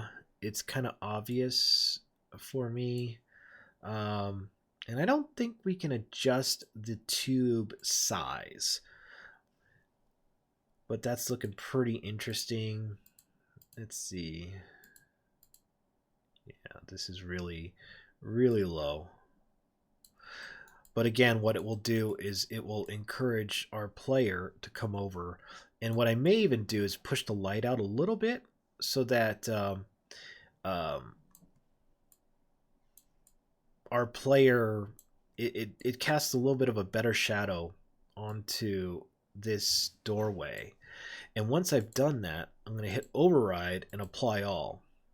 And now the light's going to be on all of those prefabs right there. Which is why, you know, we kind of encourage you, make sure you set your prefabs up, or your lights up to be prefabs. And now, you know, with those things, and let's just turn the gizmos off, but you can see how now it's coming together. It's really starting to come to life here. The next thing we want to do is let's go ahead and add a reflection probe into our scene. And I just tested this earlier today. So go to Lights, Reflection Probe. And right now it's pulling a reflection from, what is it pulling it from? The sky? Looks like the sky. I could pull color. I could pull none. There you go. All right, so now we're starting to see some reflection in our environment, but we want to make sure that our probe is set up to be exact. So if we go to our top view, I'm going to turn on my gizmos again, and I only want my reflection probe to be in this environment because I don't need Unity to think about reflections in this hallway. I just need it to stay inside of here. So I'm going to go ahead and grab the box size, and let's increase this way and this way. And then I also want to go up here, and I need to probably go to an isometric view so I could see this in detail. All right. And so that's got our reflections going on here. So let's go ahead and set our type to real time. And now you could see the reflections coming off the glass. You could see the reflections coming onto the water. We got some really good looking stuff going on here. And let me just turn off this probe. I'll turn off gizmos so we can kind of just have a feel of what's happening. I mean, this is beautiful. And if we wanted to get, you know, we could test this out a little bit more. You could see where the probes begin and end as far as reflections start.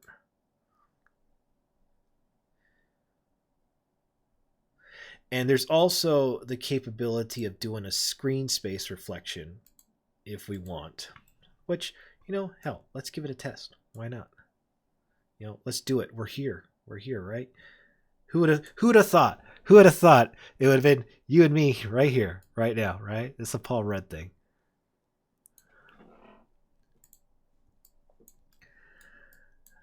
So if I go to screen space reflections in my post-processing, screen space reflections do add some work. I'm not going to lie. Let's see. Where is it? Lighting, screen space, reflect. Why are there? Oh, refraction and reflection. Okay, if I turn that on. Oh, look at that. The current HDRP asset does not support screen. Oh, so it is not even ready to go yet. It probably will later, but it is not go time yet for our screen space reflections. So can't do it. Let's see. I'm going to go back to my post-processing hallway. Actually, reflection probe.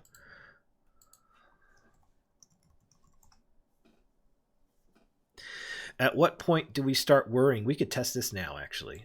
We can go to our camera. I'm going to go right here.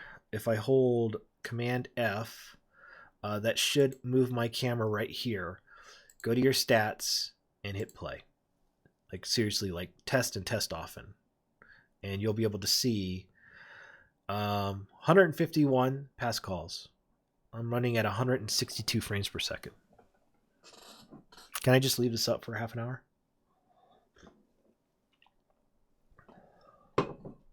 I mean, this is not bad, right? I mean, I'm not going to lie. This is pretty impressive.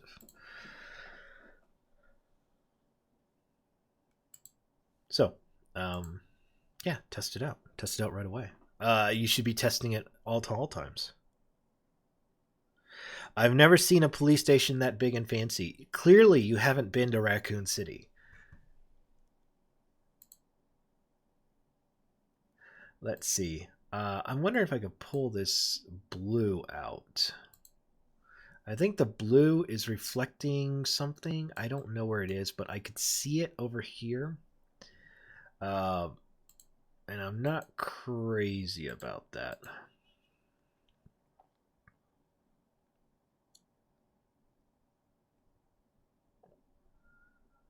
Let's see. Is there anything else? The projection will be at infinite. Oh, look at that. Ah, that's better. I used the influence volume. Ah, that cleared out that blue. Oh, look at this. Man, guys, this is beautiful. Look at this place. This is gorgeous. This is like so gothic and creepy and crazy. I don't even think it's creepy. I think it's just gorgeous. Like, I would so chill in a place like this. Now, I think we mentioned light probes before. I can get into that. Do I want to get into that now? We could probably get into that now if we wanted to. Okay, here. I'm going to grab a create empty, and I'm going to reset this. And I'm going to call this, what is this? Post probe. Post probes. Yeah. Because I know I'm going to have a lot of them. And I'm just going to make sure I keep these labeled so I know which is which. But yeah, this looks pretty darn good. There's some blue that's cutting through. This looks good though. I don't see much ambient occlusion, honestly. So let me take a look at my post-processing and see if we're getting much. Yeah, so we weren't getting much as far as that. And there's also in post-processing. Let's see. Boy, I'm sure there's more we can add to this. I mean, we didn't even adjust the color yet. Like usually in here, one of the big things we want to do is start adjusting with the lift, gamma, and gain, or we go to our color adjustments, right? And we can adjust our exposure, the contrast.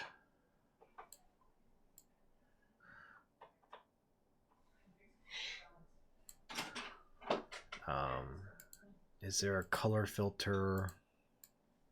So you could do that. We're not going to do that one. But we could do a bunch of different stuff in here.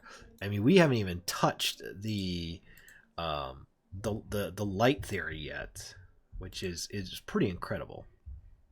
In fact, let me remove this one, and we'll go to post processing, lift, gamma, gain.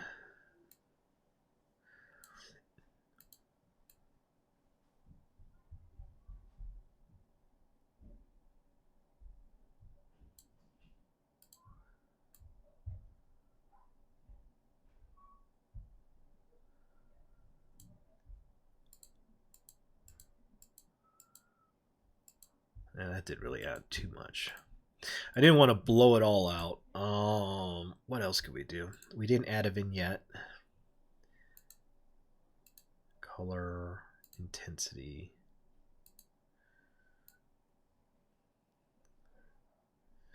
So we'll add a little bit of a vignette into our area. And with the fog,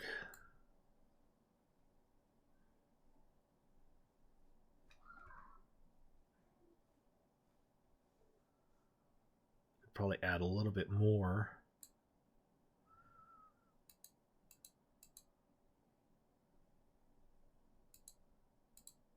Let's do 500's our max distance.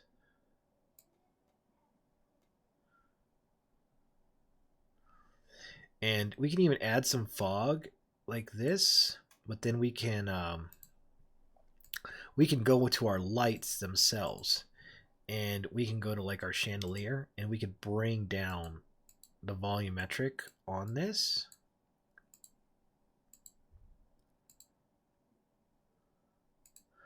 So we still get to keep fog in our scene, but the lights don't completely crush it. But yeah, so here's a fantastic looking Resident Evil 2 main hallway built in Unity. And it hasn't even been 2 hours yet, guys. It hasn't even been 2 hours. We haven't even started yet. Oh, we got so much more to get to. Now, this is going to be good. What I want to now do is let's go to this hallway over here, or this room right over here. Okay, so we got this room, and we want to make this look just as incredible. What currently right now, we have our post-processing that is going to everything. It is global. If I set this to a local, notice how everything went black. That's because the box needs to change in size. We need to add a collider. So we'll add a box collider. And I'm going to change the size via this let me see if I can, I guess like that. I'm going to adjust my box to fit this and this. And I'm going to try to center this into this main area. Kind of like that. And let me go to my perspective mode. And I'm going to reduce the size of my X. And then I'm going to go to my Y. Let's go here. And we're going to increase this size.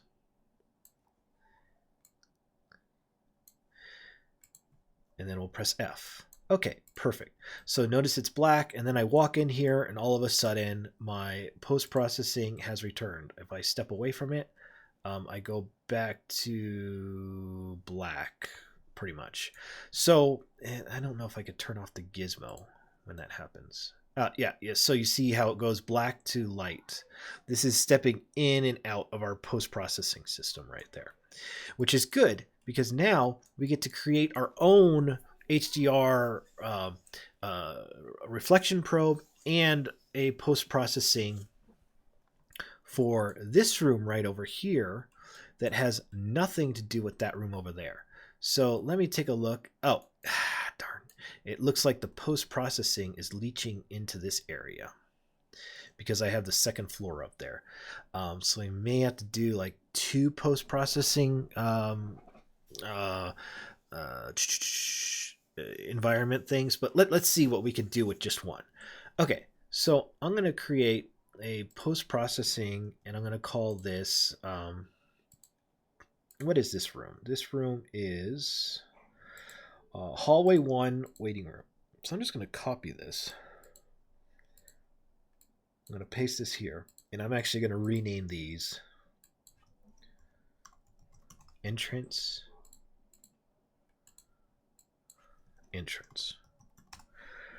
So we got those 2 right here. And then I'm going to take this post-processing. I'm going to go up to this perspective. I'll turn on my gizmos once again.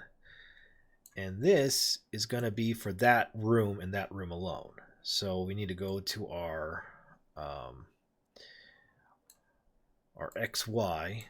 We're going to adjust the size here. And we're going to adjust our Z value.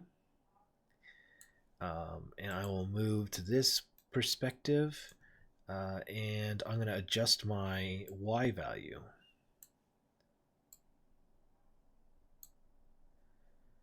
And that should be good right there. Okay, so if I go back to this mode, I walk in here. All right, so I got, let me turn off my gizmos. Okay, so we should be good right here. I'm going to select this interior light 9. And I'm going to go ahead and right click on it. Oops.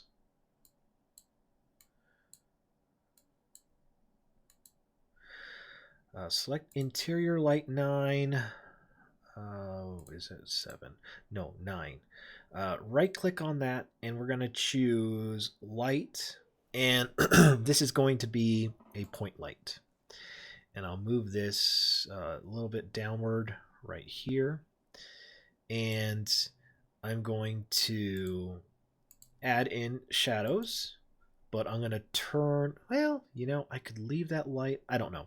Still debating. Let's take this down to like 200.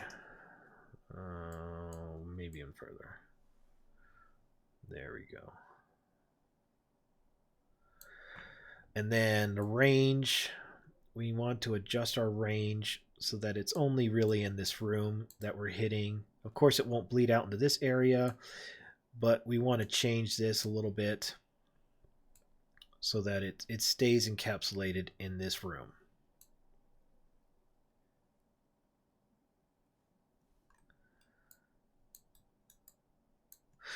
Two box colliders on one post-processing. You can do that? Okay, cool. Let me see.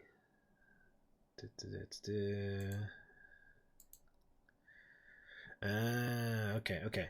So, yeah, we'll have to mess around with that and get that working, because I also need to do it for the reflection probe, because I could see the reflection from the other room in this one. That's not good. Never good. So, let's see. Where was I? Okay. So we got that point light. I'll move it up a little closer, and then I'm going to select my interior light, and I'm going to turn off casting shadow for right now. And then in here, we'll go ahead and adjust those color temperatures one more time. You can even create like a default light, but I would encourage you guys, take the time to see what you're building and if it works well in your environment, versus just slapping it together and getting it up as quickly as possible. You know, just take the time to enjoy it. We got a good shadow map. We'll make it low. You can definitely see the medium and the low variance. And I think yesterday we talked about how they faked the lighting in this room. And that's because when you came onto this side, inside of the RE2 video, I think it's right here.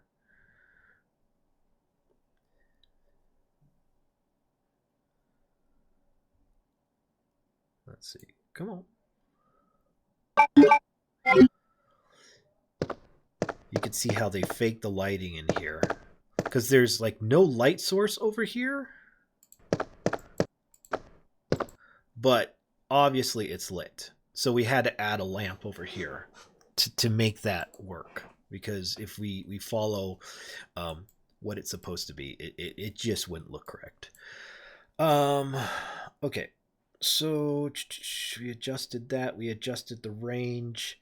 I still think the light intensity is a bit much in here.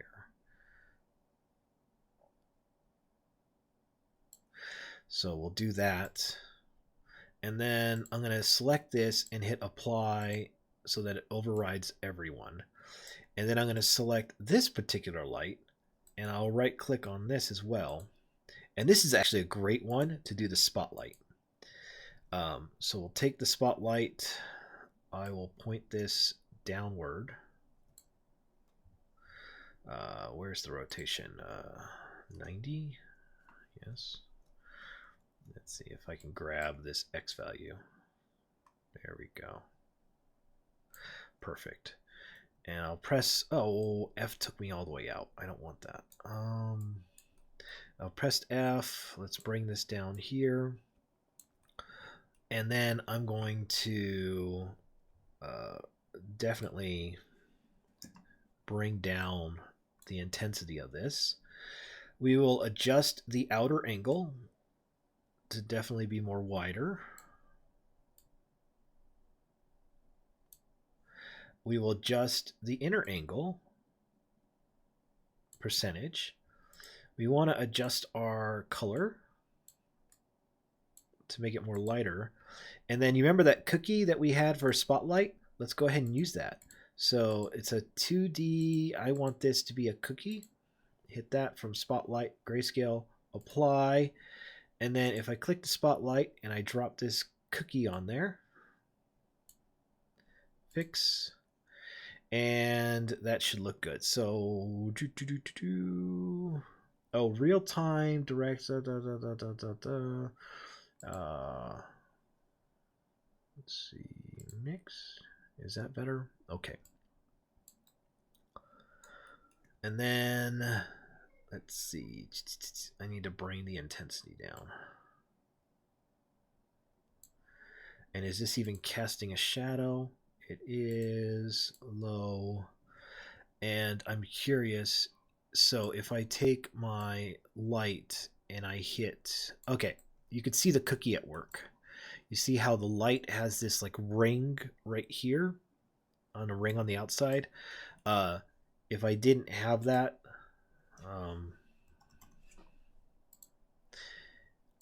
it would be a perfectly flat and evenly balanced. So you can kind of see the cookie is at work. So, you know, you can find one that it works better for your scenario if you'd like. But this one I think will work good for us. It's got a nice look. It's got a nice range. And it really is just, as the player, I walk into this area and I see the light in front of me and I see, oh, look at that. I need to go over here because here's the exit sign that's glowing and here is the light bulb that is right there. So I'm going to take these and hit apply all, and that's going to override all the other versions of this light in my scene. And let's see.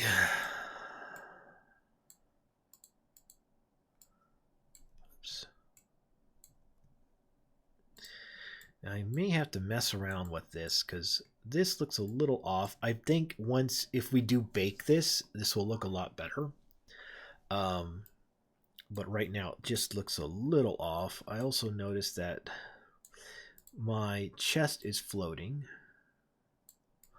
This will give me a good time to kind of go through, check out assets, and make sure they're not hovering over the ground. I think that looks pretty good. And it gives me a chance to look at this tree. All right, now let's address this. Okay, I'm not getting double-sided texture on this plant. So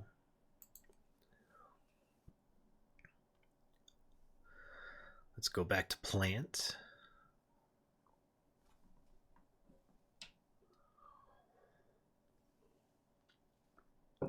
Tick, tick, tick, tick, tick, tick, tick.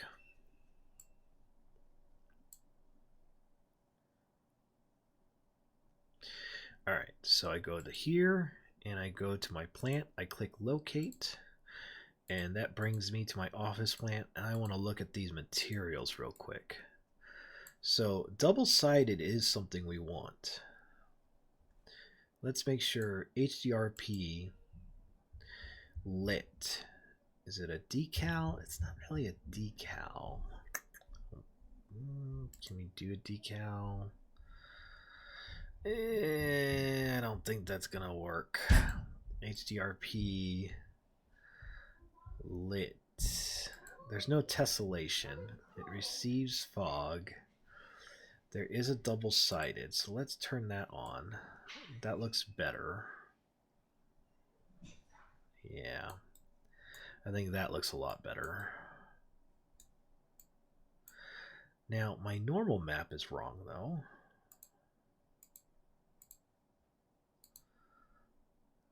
Oh, it's because I got 1, 2, 3. Yeah, I think that looks pretty decent. I mean, just out of curiosity. Yeah, you can bump up your normal channel. That's really cool. That's something that I wish the other ones had. We can also adjust the smoothness so that they reflect more, but oof, this is going to be really pretty. I think the biggest struggle for this room right now is the post-processing that is going to fight with each other. So let me take a look at seeing if one post-processing will override the other, or if I'll need to do multiple post-processing stacks to make this efficient. But what do you guys think so far? Like, tell me honestly, is it looking good? Is this a place you would go visit for vacation? I don't know.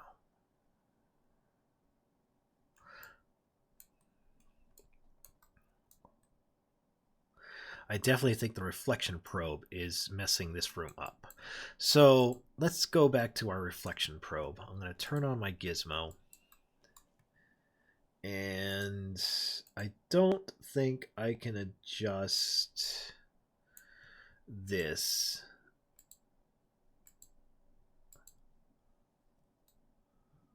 Let me see something. If I turn off lighting,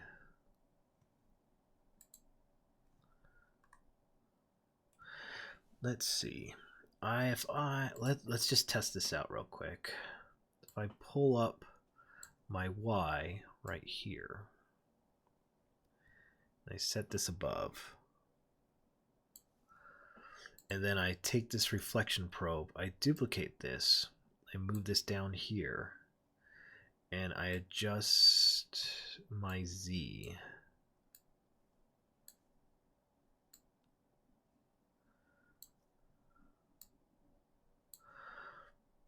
Let's see how this looks. So I'm going to turn back on my lighting. Okay, so this is good, and this is good. Good, good, good. Okay, so I got my probe over here, and then when I go into this room, notice how I don't see that back room showing up anymore, which is great. So let's see if I could do the same thing for the post-processing hallway. Let's see. I don't know if I want to do a second box collider. Let's see. I don't think you can do two. Oh, you can. Look at that. Let's see if that works.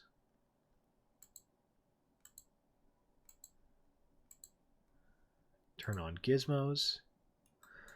And I'll turn off this light. And then I'll start with the first post-processing stack. I'm going to change, oops. Let's see. Okay, so I got this entrance. Put this right there. I'm going to do this one. I'm going to duplicate this.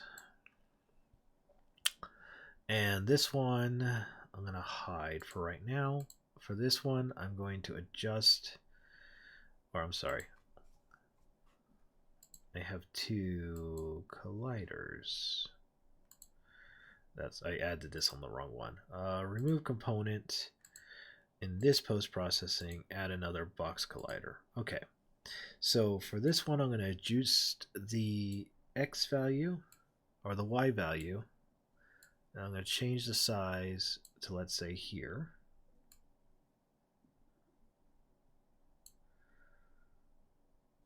And then I'm going to take this value right here. Let's set this over here. We're going to adjust the size of the Z.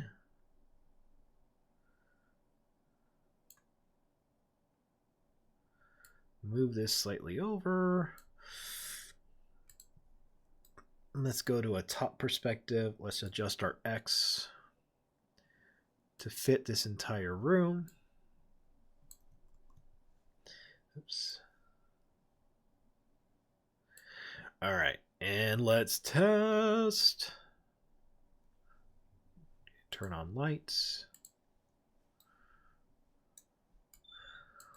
All right, so nothing has changed. I could float up, float down. If I go into this room, good. Now I have this post-processing stack separate from this one. Awesome. So when we do walk into this room, our post-processing will change. Rhett wants to go in the third person and start taking out some Corona zombies. That's what I'm talking about right now. All right. This looks good. Okay, so I'm going into. I love how everything turns black and then you walk in here. Boom. Turns on. Okay. So this is. Let me turn on my gizmo.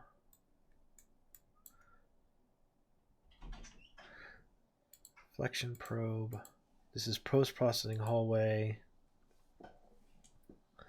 So I want to create a reflection probe for hallway. So let me go ahead and capture this. Copy. And paste. Now I'm going to move this over. I'm going to go to a top view. And let's go ahead and shrink this reflection probe down.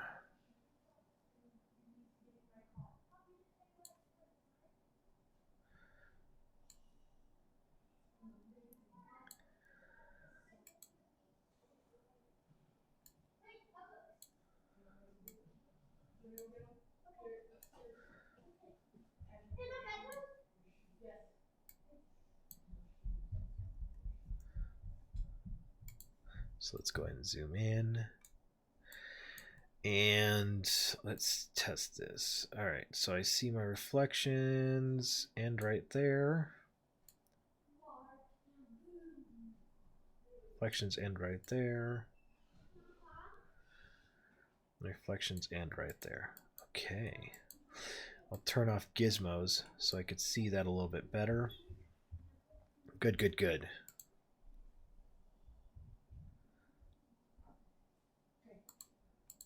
Yeah.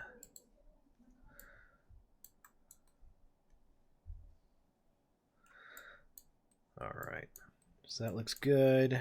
This room looks nice. And now I can go into post-processing hallway. And in here, I had the HDRP. I'm going to make this one, this new one. What is this? Hallway 01. Waiting room. And then I'm going to rename this one entrance.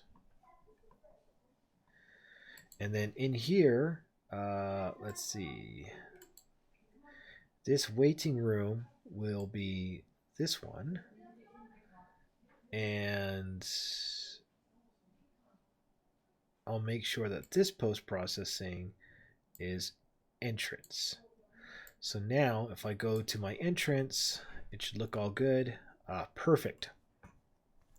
Now I can adjust the post-processing in this room to be more in line with what I want this room to look like.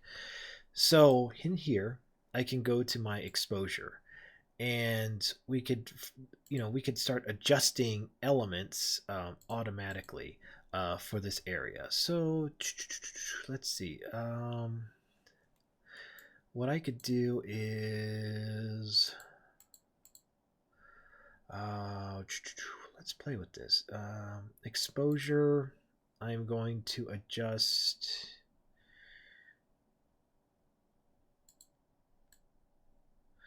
the exposure of this room a little bit to make this a little more brighter.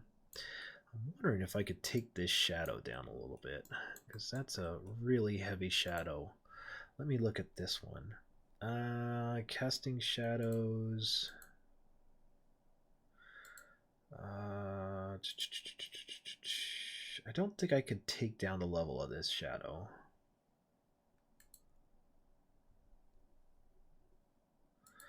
Nope.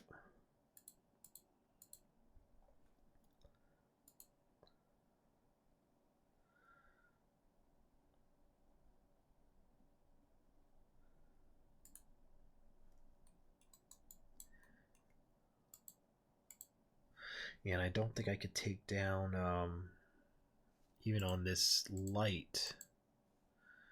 Where's this light? Right here.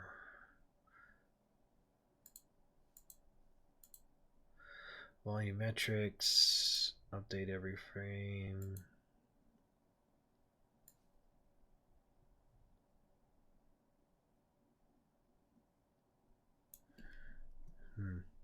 Yeah, I don't think I can adjust that. That's a bummer. But I think it's more aimed at like creating a realistic environment more than anything else. It is.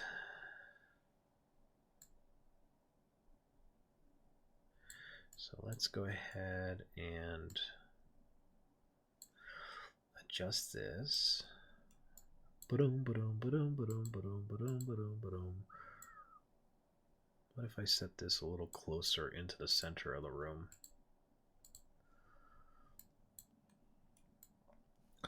There you go.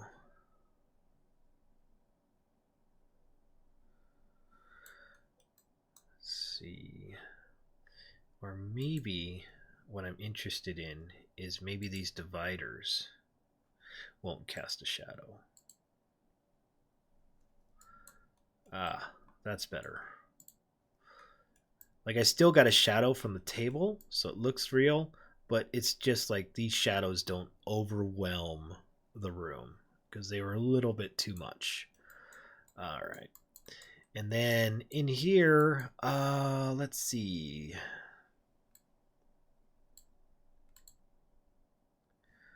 Let's go to interior light 09 and I'll make it a little bit of a, yeah, let's go with a cooler light. Why not?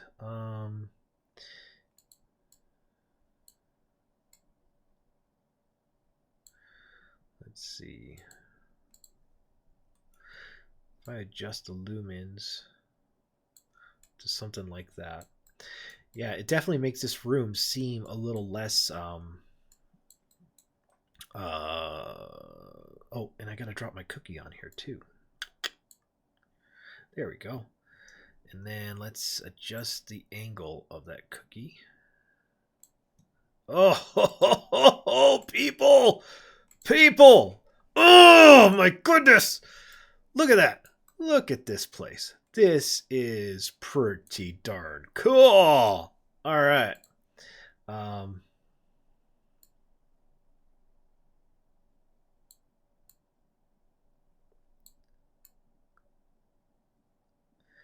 And because the post-processing is unique to this room, I can go to my post-processing stack in this hallway, and I can go to my bloom, and I can take out the yellow in my bloom. Let's see, did that work? Let's see, yep, this should be it.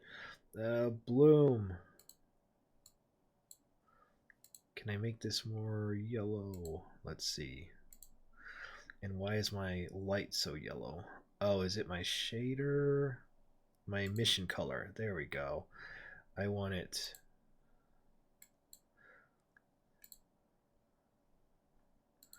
more like that.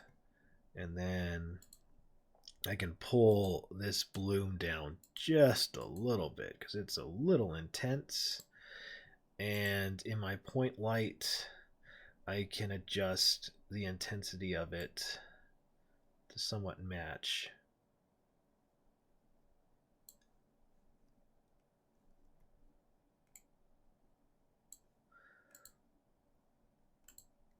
Apply all. Ooh, look at this. So look at this room in comparison. Dark, gloomy, dismal. And then I walk over to this room and this looks completely different. And I tell you, those cookies, they change things significantly. It's drastic to see how different a room will look with freaking cookies on. And in this case, I think the cookies are a little too intense. Or at least the light is a little too intense. And we could still keep working on it. I'm curious if I bring it away a little bit, will that adjust? That's hot. That's really hot. That's not going to adjust anything. Hey, there we go.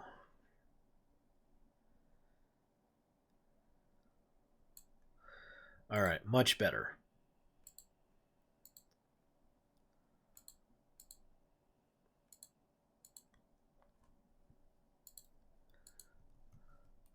Look at this room. That's cool. Now, I don't know where these reflections are coming from. Unless they're coming from up here, possibly? I don't know.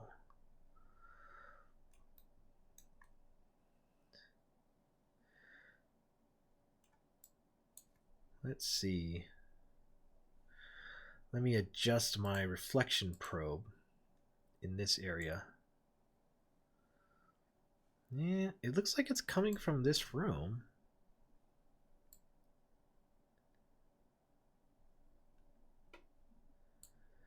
Let me see.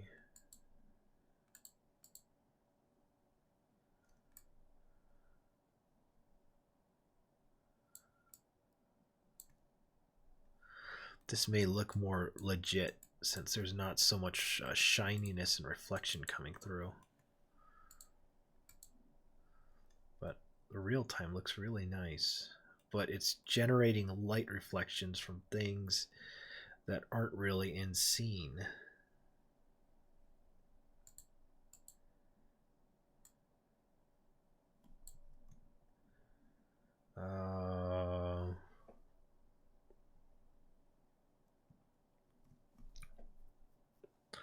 I don't know. I'll have to think about this. I'm not sure what the probe is picking up. But it certainly doesn't look ugly. It's just, you know, it doesn't look accurate. I think it's the best way to describe it. Let me go to this light and adjust this interior spotlight. Where's the size? Radius. And I'll make the outer angle a little bit bigger. And let's see. I think this looks pretty good.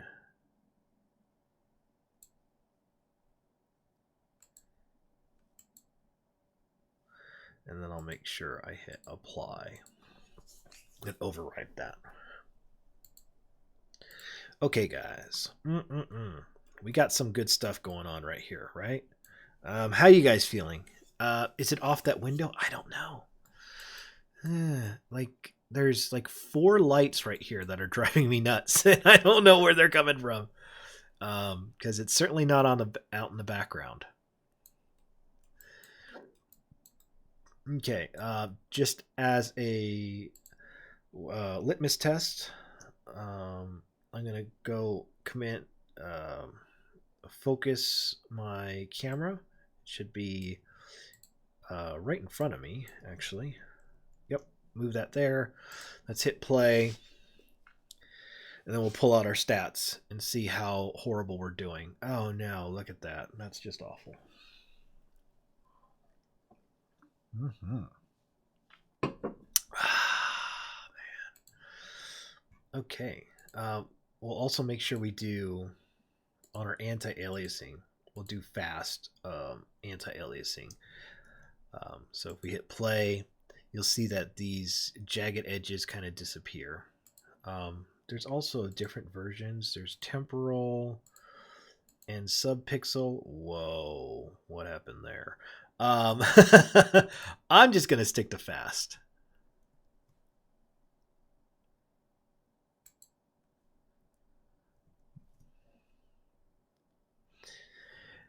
Yeah, I was thinking it may be from the reflection probe. I'm not exactly sure. But okay. And then we're going to hit this hallway over here. And you notice how this hallway over here has no illumination on. So let's just turn the lights off. And you can see it. But you see how you build this level. It's like block by block by block by block. So it all comes together into one beautiful, beautiful piece. Diago, look at your stuff, man. Isn't that gorgeous? Isn't that absolutely gorgeous? Like you're seeing the fruits of your labor come together right now, and it's fantastic. I'm going to take a quick break. For those, I'll reintroduce what we're doing here. And in the meantime, for those of you who are wondering where we got these amazing assets to build this amazing level, to build this RE2 environment, we'll show you real quick in this commercial ad, and I'll be back freshening up in just a second. Introducing the Game Dev HQ Pro Membership, a brand new subscription-based service aimed at helping you succeed as a game developer. This service gives you access to powerful tools, amazing assets, and easy-to-follow certifications to make you become a legit Unity 3D game developer and software engineer. Get instant access to over 100 hours of authorized training available through our built-in custom streaming platform. Earn your game developer certification and software engineer certifications by developing games for 2D, 2.5D, 3D, mobile, and even AR. The Game Dev HQ Pro membership also provides the easiest, most powerful, and enjoyable tool to give you the freedom to create. Introducing Filebase, an amazing tool built for Unity 3D that gives you access to thousands of video game assets developed by our in-house team of artists, from weapons, tools, props, vegetation, vehicles, systems, and even entire levels. You'll see how incredibly easy and enjoyable game development can be. Your membership's value will continue to grow through the year as new assets are added on a weekly basis and can even be requested. We have made it our goal to help you not only enter the world of game development, but successfully build and publish your game. The Pro membership also includes a growing library of custom-built challenges and a vault filled with live Pro Workshop content. This Game Dev HQ Pro membership provides you a powerful set of tools and training that makes learning game development easier than ever before. Log on to GameDevHQ.com right now to learn how the Game Dev HQ Pro membership can become your game development solution.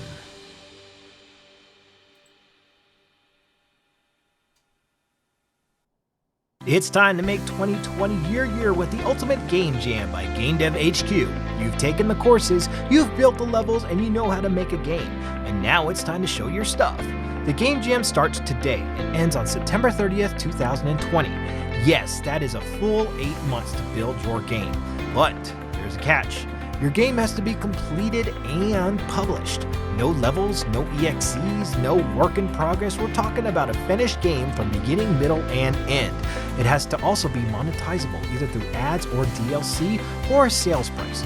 No free games. It needs to be published to a mass market delivery channel such as Steam, consoles, iOS, or Android. We will only play games we can buy or download through portals the average gamer can access. No exceptions. Finally, this game has to be built this year. If you want to pillage off of old games, that is fine, but no turning in a game that you've worked on for the past 5 years. You may ask why. Because the top 10 finishers will get an in-depth video promo advertising their game in November and December of 2020. The top 3 winners will earn the grand prize, 1 year of promotion by Game Dev HQ on the Best of Made with Unity videos. The first place will be featured on 2 of the 4 monthly videos, while the runner-ups will split the last 2 videos. We estimate over 2.5 million views in 2021, and every week you will have a chance to have your game featured as an ad for an entire year. This is why we need your game to be complete and monetizable. We're giving up thousands of dollars of potential ad revenue to market your game for free, and we are doing this to help you, the indie developers, succeed. There is no theme, there is no restriction of scope. The sky is the limit. Work by yourself, work as a team, or work with other groups. Stop dreaming about the game you hope to build one day and make 2020 the year that changes the rest of your life. If you've never built a game before, sign up for the Game Dev HQ Pro experience and jump over to our courses to learn how to build a 2D, a 2.5D, a 3D, a first-person shooter, or any other game. Need assets? Our Pro membership gives you access to thousands of game assets. Need assistance? Pro members can ask help on our Discord channel, and we may even dedicate one of our weekly workshops to help you figure out your problem. We will do our best to give you the tools, but you will have to be willing to put in the work for the next 8 months to change your life. Reach out, share ideas, and meet other team members on our Discord channel at GameDevHQ, and hashtag MadeWithUnity on Twitter to possibly be featured in one of our best ofs throughout the year so everyone can get excited about the amazing game you and your team are developing. Your clock starts now. Your deadline is September 30th. A new future for you can begin as early as next year as a published game developer, earning thousands of dollars doing what you love with the support from your buds at GameDevHQ.com. We cannot wait to see what you create and let the games begin, my friends. All right. Thank you for letting me take that break. Okay, so we are back. Just a quick reintroduction to people who have just tuned in and are saying, what the heck is going on? We at Game Dev HQ are a company. We're a small company too, real small. We're trying to build tools that will help people become amazing game developers. So we have on our website a bunch of courses, a bunch of tutorials that show people how to build video games, starting with a 2D tutorial. Then we have a mobile app. We have a 2.5D, and we're building this third person over the shooter to go with some courseware. And inside of that, we said, what's a great third-person video game to play with? And one of the first ones that came to my mind was the new Resident Evil game that occurred not too long ago, the remake. So we kind of said, well, let's make it a challenge of ours, and let's see if we could build that Resident Evil 2 level in Unity and then play around in it. So we a while back started working on this thing called Filebase, and Filebase is kind of a tool that supplements the art side. So in our company, we have the education portion that teaches you how to code it, and then we have the art side that teaches you how to build it. And so if you are an artist but you don't know how to code, we can help you there. And if you happen to be a great coder but you need art assets, but more importantly you need to know how to use those art assets to make a video game, we can help you on that side as well. So we kind of mixed both sides together to correlate and coexist with each other to make amazing content. Now, we created Filebase. Now, what is Filebase? We talk about it all the time. Filebase is a tool that we invented that is integrated inside of Unity. All you have to do is go to GameDevHQ.com and sign up for a pro membership. And even if you don't have a pro membership, you can download Filebase to see what's going on. In here, we have 63 assets, but it is basically a sort of asset store without the a la carte. You're not going to pay per item. You're not going to have units or a certain amount of currency that you could spend. Once you sign up for our membership, you get access to everything. And what do I mean by everything? Well, right now, we're using 63 assets in our Filebase library of over 1,000 assets. That's because not all of our assets are just single items. We got some single items, but if you look at these hospital interiors that we did that mimic like Silent Hill, our missiles, our bombs, we got so many cool assets listed all through here to help you guys get creative and build games. We have a great search feature, so if you just type in gun, you're going to pull up a whole bunch of weapons that you can use inside of your video game. Or you need urban, right? City. So you could type in the word city, and anything that has a city attached to it, a tag, will show up. So, little things like newsstands and light poles and streets and all this other stuff is now available to you, vehicles, cars, spaceships, so you can stop trying to build every single asset that you need to make a video game, and instead you could just focus in on making video games. So for this particular environment, we used 63 total assets. That's like 6% of 6% of Filebase to build this Resident Evil environment. Now, what's great about Filebase is because it keeps track of all the assets that you are using inside of Unity. We're able to log it, and if you are, let's say, asking yourself, "Oh man, where were those? Where's that school desk?" You could go on to Filebase, go to your View All Downloads, and just hit the Locate button, and it will find your asset inside your project, and you can easily discover, all right, here's my classroom desk. And we took the time to really optimize all of our assets. This one in particular right here is a great example. The office chair and the classroom chair share the same texture. So not only are the polygons very good as far as counts go, like this is 834 triangles, which is 415 polygons. Not only did we take the time to make sure that they're very optimized, but we share as much of a texture as possible, so you don't waste memory loading in textures for a bunch of items that you're barely ever going to see. And in 63 total assets, just show you how much you can get done. We're able to add in all the floors, all the ceilings, all the walls. We have the statue. We have this waiting room that's right in here with all these assets inside.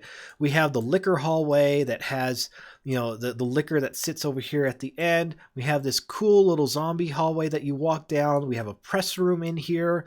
Inside here, there is a fireplace that exists that has that like jewel that gets burnt out. We have a 2-story walkway that comes up here. There's another office down underneath here. Over here is the room where you do the you expose the film for your camera. We have an additional hallway in this area that takes you to another area. And in here is the STARS office, loaded with desks and items and all this other stuff. I remember working on this yesterday, and it seemed like it was a unanimous sigh in the audience, in the group. Everyone was like, oh my God, there's so much stuff. But realistically, because we have Filebase, we probably knocked it out in like half an hour, which... if you were to ask somebody, you build a room with an incredible amount of complexity in a short period of time, they would say, all right, we'll budget a couple days for it. But instead, it's like, all right, now we're going to do this. So today, we took our assets. I'm sorry if I sound a little nasally. It's just, the allergies coming around. We took our assets and we imported them into our HDR pipeline. And, just take a look and see how gorgeous these assets look inside of Unity with the HDR pipeline. And right now we're looking without anti-aliasing, but this is all running in real time. The stats are ridiculous. I think it's running at like 140 frames per second, and I am on a 6-core with a 1060 video card. So you guys are going to be able to wreck it when you come onto other platforms. Not only that, but we got this first room done. We just finished up this second room, showing how you could split reflection probes and split post-processing profiles into separate sections. So this post-processing area does not affect this post-processing area over here. And if you actually watch Resident Evil, the RE2 remake, they actually do that. There's certain doorways, like in the library from the hallway. If you walk into it, you'll see the post-processing stack change as they cross into that room. It's very noticeable, but it's quite a cool trick, and we are applying it inside of our environment as we speak. So now we have this kind of liquor hallway, is the best way to describe it, down in this area. So what we're going to do is we're going to stack some light, we're going to stack post-processing, and we're going to try to make this environment look really good and really spooky in a very short amount of time, just using these amazing Game Dev HQ assets. And once we get this all done, I'm hoping to get the third-person character controller finished and get some zombies in here and we could, you know, have ourselves a little Resident Evil 2 experience in Unity. And if you guys want to do the exact same thing, you know, we have that live stream. All you have to do is go to Window, Filebase. Inside of Filebase, you could just load up this this starter level, which is starter 1 file right here. It's 850 megabytes, so it's not small, it's big. But you can load that up into your scene, and you can kind of follow along exactly with what we're doing right now to learn how to build beautiful environments in Unity using HDRP and Filebase. So let's go ahead and keep moving forward onto this area right here. So the first thing I'm going to do is I'm going to go ahead and grab this post-processing hallway too. And what I want to do is rename this liquor hallway. So I'm going to duplicate this post-processing stack, and I'm going to call this hallway 2 liquor hallway. And if I turn on my gizmos, you could see where the post-processing stack border is. And I'm going to take and use 2 of them, and there's just going to be one hallway this way, one hallway that way. I could do a full square, but let's imagine if you actually filled in this room right here, then your square would actually run into that one, and that would just cause problems. So we're going to go to our isometric top-down view perspective, and we're going to go to our post-processing stack. We're going to hide all these different things right here, and we're just going to focus in on our collider, and we want to adjust our collider on our X, and we're going to adjust our collider on our Z so that this hallway just fits this area right here. And what I'm also going to try, because it worked with the reflection probe, so I'm curious if it will work with this. And let me move this down a little bit. What I'm also going to try is, let's see if we can add another box collider onto this, and see if that will carry the post-processing stack over from the prior area. So they'll treat this whole thing as one giant post-processing stack. So let's see.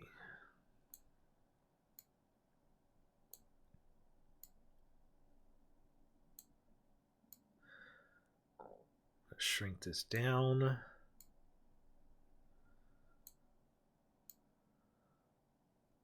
Make sure I don't cut into that wall too much.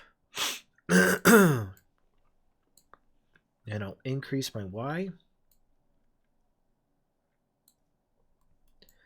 I'll decrease my Y on this. And so these two should share the same post-processing stack. So let's turn on our lighting and see if this works. And it looks like it does. If I turn off this, yep, so it's functional. So we need to create our own post-processing profile for this particular hallway. So how do we do that? We have these post-processing profiles that we already have down here. So we'll duplicate this. I'm going to rename this hallway to liquor hallway. And let's see, this liquor hallway will use this one. And just to verify, this will use this one, and this post-processing is using the entrance. Okay, so it looks like every time you duplicate it, it gets a little crazy. So we just gotta recall that. Okay, in here, I already have light sources right there. And I'm going to turn off gizmos so we hide. Yeah, there we go. That's smooth. It's efficient. I already have lights for these lamps right here, but I want to add lights for these fluorescents. So all I have to do is go right click on the fluorescent, go to light, and we're going to create an area light. Whew, that is hot. And it is super bright. So we're going to take this down to like 3. And in the area light, we're going to change the type from a rectangle to a tube. And this tube is great if I go to like my gizmo, because you could see where the tube is. I'm going to rotate my tube to be this way. I'm going to make it long, and this is how the fluorescent light is going to sit inside of this area. And I still think the intensity is way too strong. So let's see. Yeah, I mean, we're going for horror, so let's make sure that it sticks with that horror element. Let's see. Real-time indirect bouncing shadowing is not supported for spot and point lights. If I mix it, baked, real-time. Aww. Looks like I can't get shadows on these tubes, which is a bummer, unless it's baked, I think. Is that tube lights are only real time? That's interesting. I hope that doesn't change my whole oops, I think this went way too low. Hope this doesn't change what I hope to do, because I don't see any shadows, and you don't get shadows in horror games. You don't have a horror game. I'm curious if I see the shadow if I were to just static these two objects.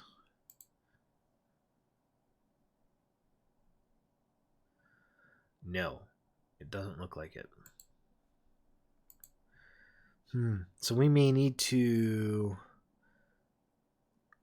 Yeah, we may need to adjust this so we're not using this particular light, a tube, if it's real time. We can't do that. We need shadows. Let's see. Oh, it looks like the rectangle has a shadow component though. So let's do that instead.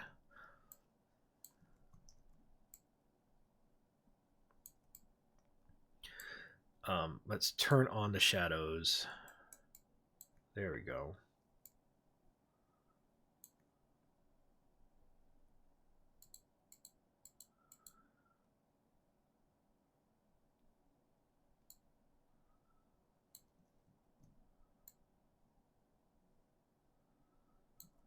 All right. And then I'm going to decrease the intensity.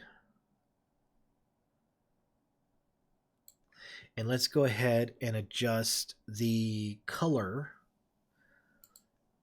Since it's a fluorescent, we could use a color temperature. We want it cooler. And since it's a fluorescent, let's see.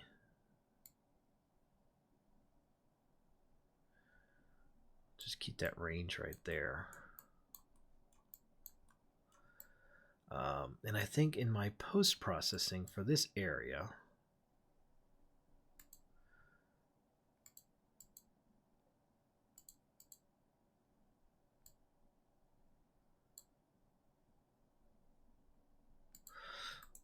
let's see, shadows.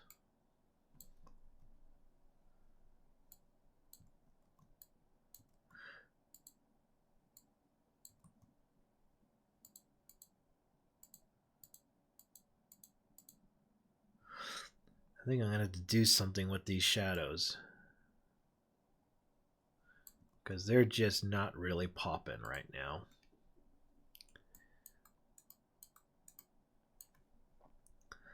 Let me go to my area light.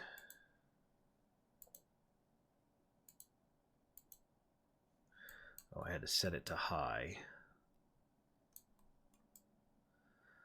But I'm curious. All right, there's a shadow range.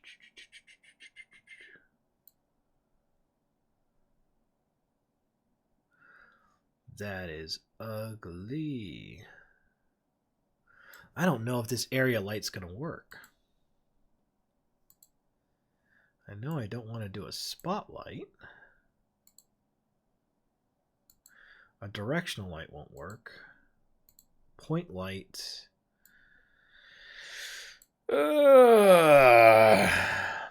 If I did a point light with the round cookie, I may be able to pull this off. Let me test that.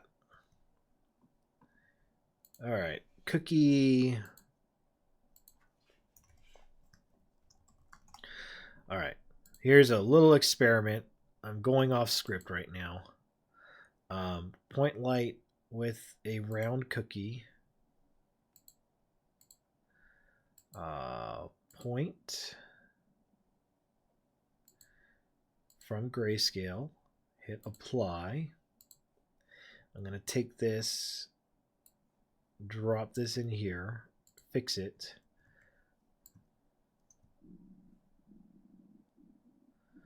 All right, so there we go.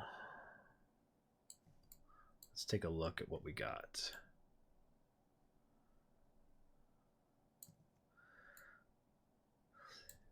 So this is a little bit better. This is kind of what I really want more, is this like really cool looking shadowed, shaded kind of thing going on. I can go lower here. At the other setting, it wasn't really popping up too well. So let's do 0.1.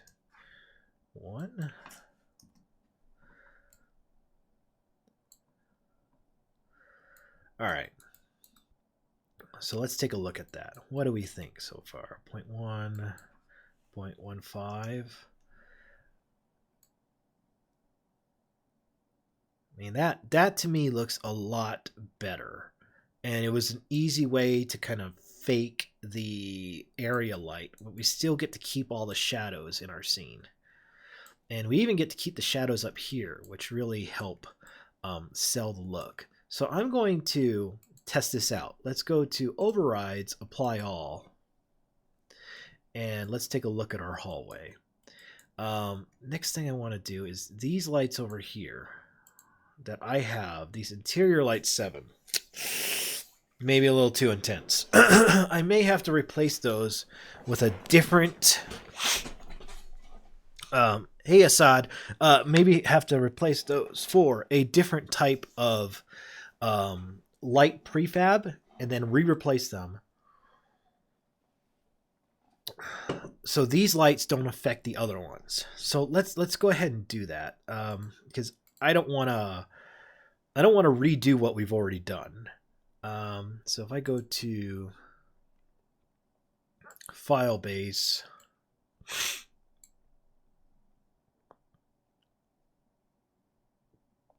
man, these allergies are really strong today. No, it's not Corona.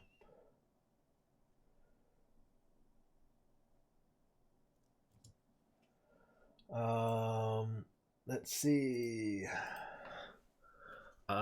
In Filebase, I go to here. For some reason, my scan disappeared. I don't know why, so I'm just going to rescan. And all my assets should reappear.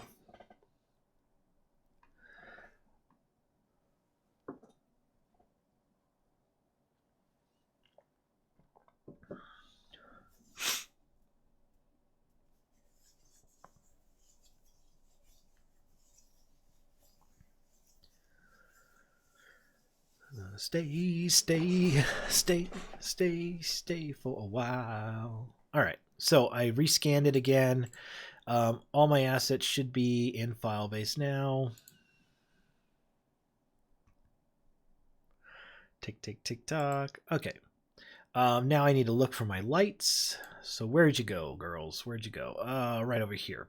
Locate. Thank you. Now, I believe, yeah, not all of the lights came over. And that's just because when I exported this, I didn't need to attach all the lights. It attached the things that are necessary. Welcome back, Peggy. Welcome back, Matthias. You guys have missed out on some pretty awesome stuff. But I will show you this. 7 dim 7.2. I'll just call this 7.2 for right now. And I'm going to replace this prefab. So if I go to Gizmos, F, and then I set this over here. What is the size? Let's copy this transform. Copy component. I'm going to paste this component value, and then I'm going to delete that particular one. And I'll create 2 more. I'll copy this one, and I'll paste this one, and then I'll delete that light, and then I'll copy this component, and I'll paste it onto this component values, and I'll delete that light. So now these are the new prefab, not the old one. And then when we go in and adjust these lights, it's not going to affect the other prefabs that we had in other areas. No, we're not baking right now, just because the bake will take forever, and I don't want to waste anybody's time. So right now, these are all real-time lights, but we're running at a really good performance. So I'm going to adjust this prefab. I'm going to change this light to a cooler color. And then if I go to my interior lights, I just have to hit override, apply all, and that will adjust just those lights, which is awesome. And then I'm going to select my fluorescent light. And on my fluorescence, I believe the emissive is a little yellow. So I'm going to go to my blue, and I'm going to kind of offset that by going to a cooler temperature. I can also reduce the intensity of that glow. So now, here's the lighting of this particular liquor hallway without all the other stuff. And I think these fluorescents still need a little bit of work as far as the glow goes. So let's take a look at what we can do.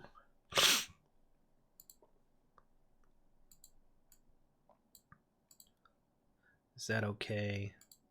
Let's give that a whirl. So scroll on up. Overrides. Oh, there's no overrides. What are you talking about? These are all prefabs. Oh, I didn't have to do an override. Okay. All right.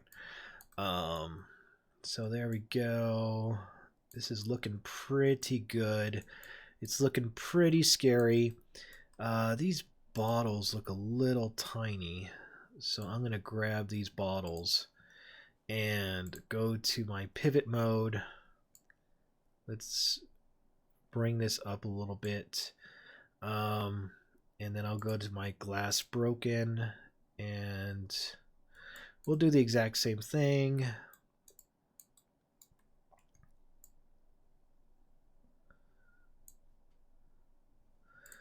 And ooh, check that out. Look at that. This is a okay. So let's compare. Oh, actually, I want to see this real quick. Okay, I want to look at this wall. I need to see something in this wall. I look at my base map. Ah, look at this. So I'm currently using the clean version of this hallway, which is why this hallway looks so nice. There is a dirty version. I didn't pack the dirty version in.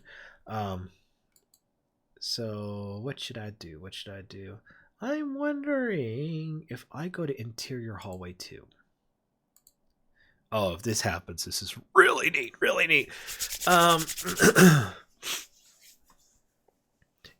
Interior hallway 2.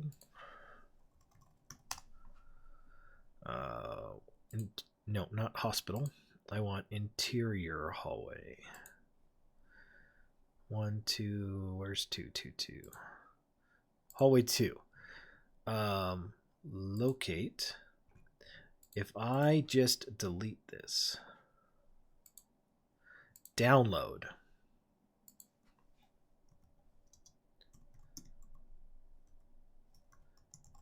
login, oops.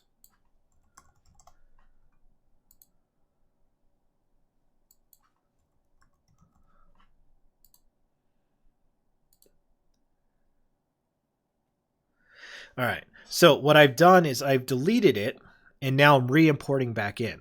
But because it follows all the same file structure, it's going to load in exactly where the other one loaded into as well. So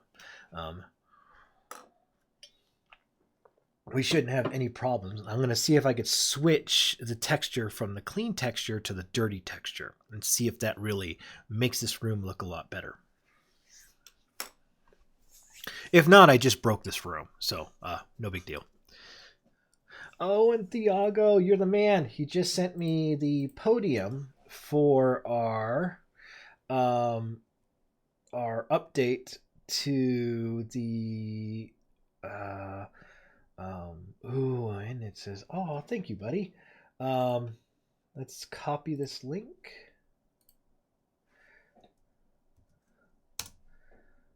He just sent me the podium that we could use for the press room.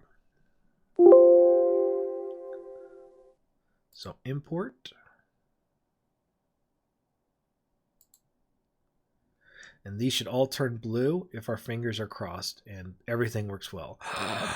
Yes, awesome. Okay, so the things that didn't work are those three materials right here.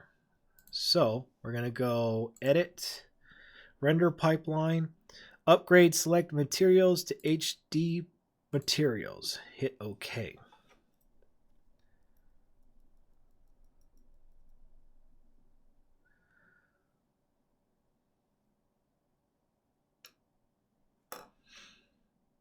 Okay, so what happened here?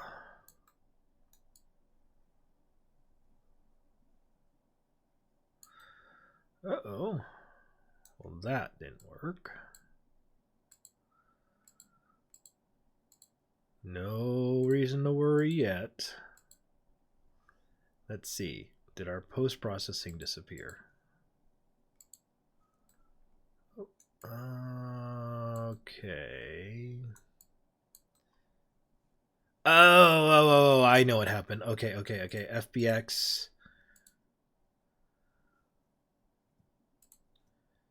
Convert units.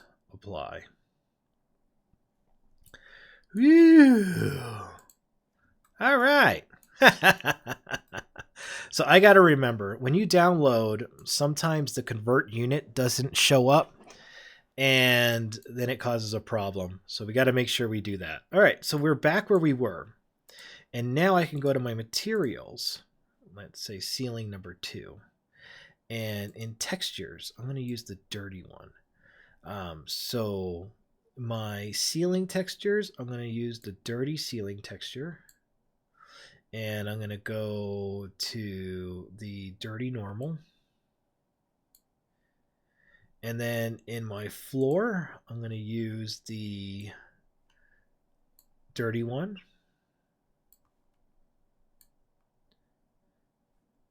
And then let's see how that looks. Ooh, it's pretty interesting. I feel like it's off. I don't know why.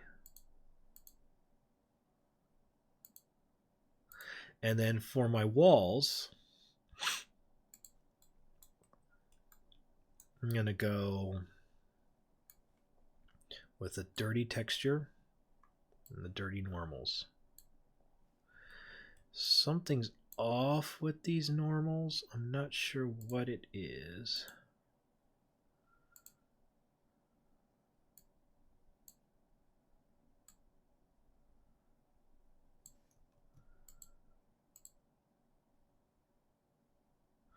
It should be tangent space. Let me compare.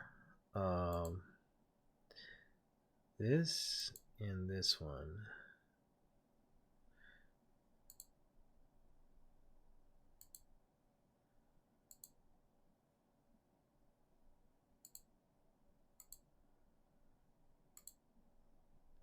something a little off happened. There's a button that I didn't push somewhere. And I'm just trying to find where that button is.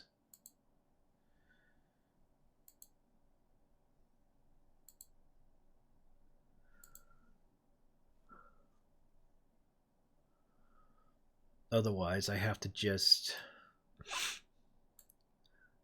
pull this normal down because it's just too intense.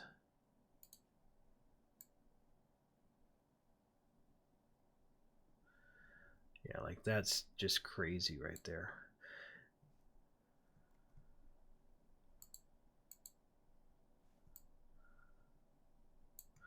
Here, I'll just set these to object space for right now. But something funny just happened, so we won't freak out too much. But what it did do was add some cracks into our walls. I don't think it was a big enough change to justify the work we just did. And it may be a wise decision on our ends because they weren't 100% built to be HDR pipeline materials, that we just try to make sure we set these up correctly. But that's something to think about. Now, over here, I had blood. And I want to see if we could turn that blood into a decal. Or if we should even turn it into a decal. Right now, here's kind of what it looks like in regular lighting. And, you know, it's got that crazy, crazy, crazy glow. So let's see. HDRP, if it's set as a decal, and let's see. I don't think I could set it on the plane. I actually have to set it as a decal object. Let me see some of these other ones. Layered lit. That's not going to work. Unlit. Nope. Even if it's set to transparent, it still won't look very good. But let's test this out. Blood. Let's see. Where's blood? Blood right there. Okay, I'm gonna close this out.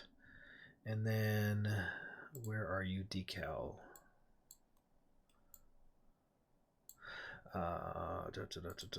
Unlit. Let's see how you look. I have my blood right there.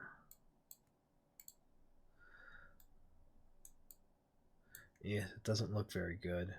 And it doesn't, because it's unlit, it doesn't have the normal element to it. So I think lit that we had originally was probably the best way to go.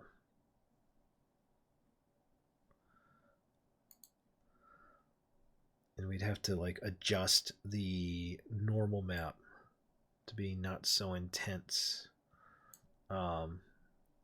Or can we adjust the smoothness?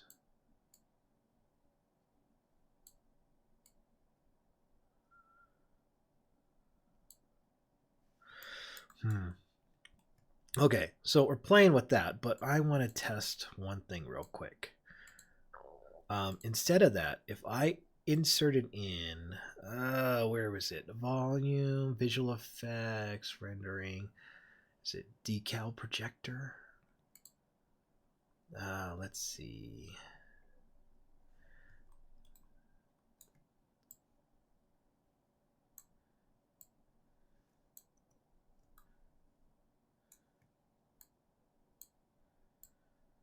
Is it this one?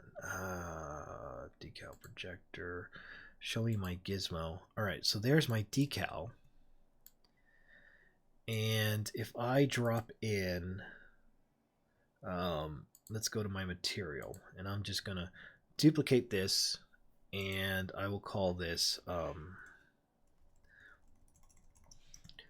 decal. And I'll set this to HDRP decal.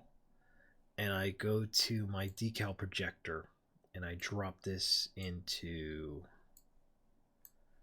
oh, come on. Oh, there it is. Okay.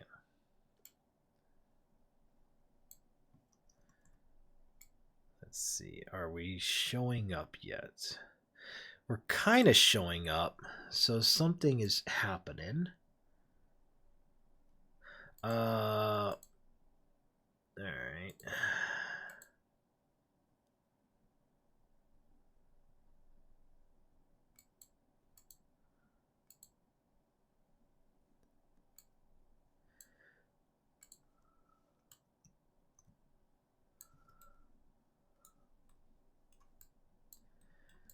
So we got something kind of happening. Oh, yes. Am I sick? I don't know. It's not corona. I think it's just a little whatever. But yes, I am a little stuffy and it is not fun. Let me see. So we're looking at this hallway, and this is hallway 2 if I'm not mistaken, right? Liquor hallway? Yes. In hallway 2. Yeah, sorry if I sound a little funky. Oops.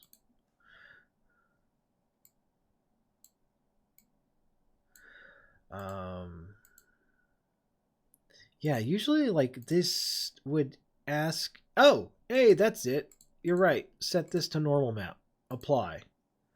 Ah, there we go. Ah, you guys are so smart. I knew we were missing something. Normal map. Set this to tangent. This, usually it just does it automatically. There we go.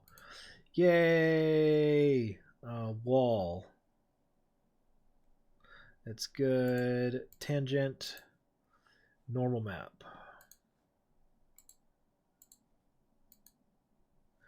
Yay! Okay, now we're back to normal. Oh, look at that. That's so much better. Okay, so what's going on with these decals?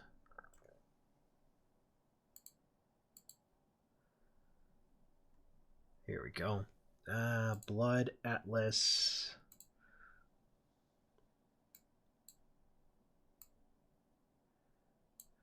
I'm going to reduce the name a little bit so I know what it is.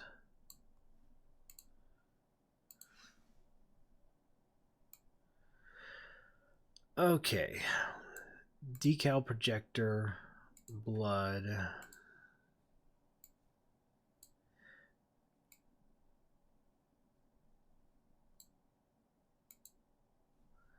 Okay, we were just working. What did we do? What did we do?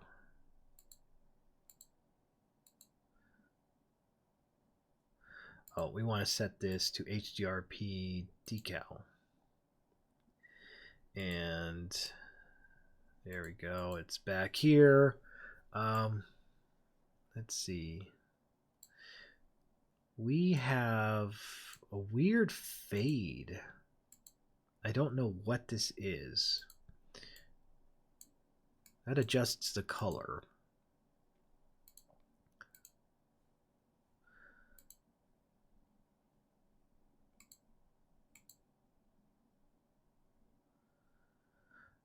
Base color map blue. Ah, there we go. That's where the alpha emissive was. Okay, so this looks a lot better. I'm curious because we're using an atlas. And this is a decal. Do we split this? Can we use a sprite? Oh, that would be really cool if we could. Because right now, it's taking in a 5x5 instead of a 1x1. So, can we set this to a sprite? Let's test this. All right, I'm just going to duplicate this. I'll set this to a sprite, and I'm going to do a multiple. I'm going to go to a sprite editor, apply.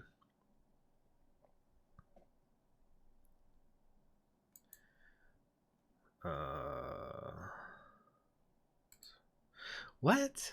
Sprite package from package manager. I just want an atlas. I want to cut my sprite up. Oh.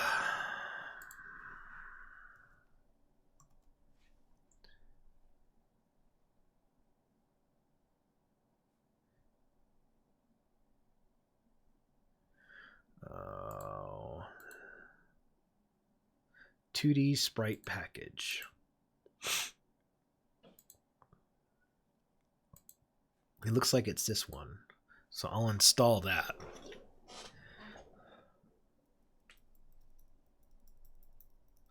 If that doesn't work, I may have to take these sprites and split them up for HDRP specifically. But it's just, it seems like it's a very expensive way to do this. Okay, so I go to my sprite editor. And I don't know if how many of you have actually used this, but we go by cell size, not cell size, cell count, 5 by 5. We're going to slice this and then hit apply. And now we got a sprite. Sprite's cut up, and if you could see it in here too. Now we have all these sprites split to go. I don't know if you knew that. If you didn't, then I'm freaking awesome. Okay. Blood decal is pulling that. Will it pull? No, it won't. Damn. That won't work. That is unfortunate. I mean, it looks cool, but that means that you have to create a texture for each and every one of these for the sprite decal. Or maybe we can, you know, offset it.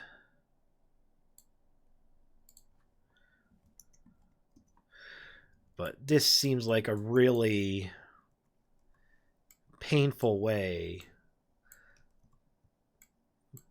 to do this.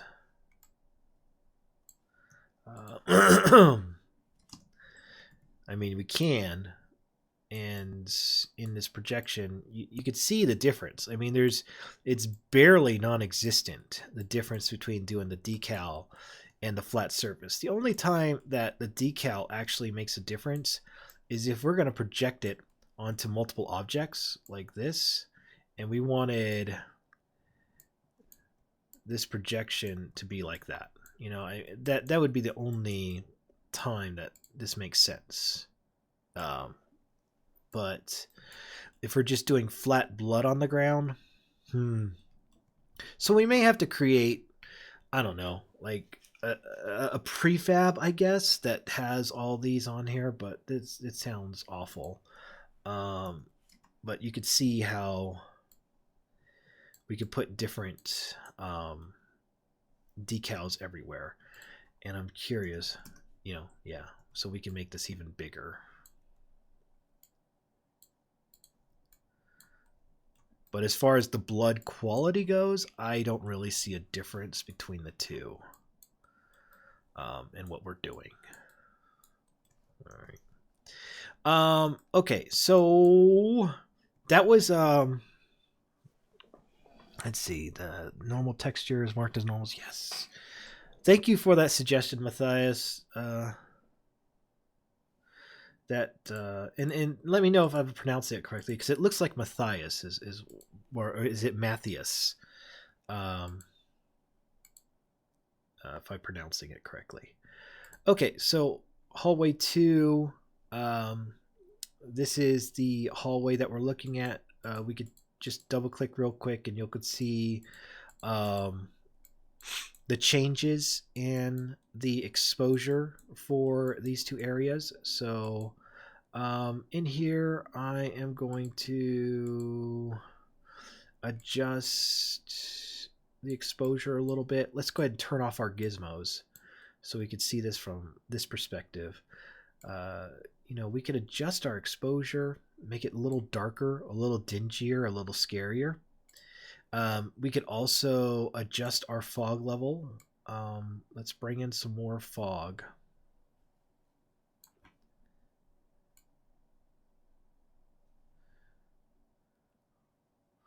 Into this area. And then we can also add in, we can adjust our blooms, we can adjust our tone mapping. I'm curious if neutral, yeah, we'll do aces. Ambient occlusion, I don't see a whole lot of it right now.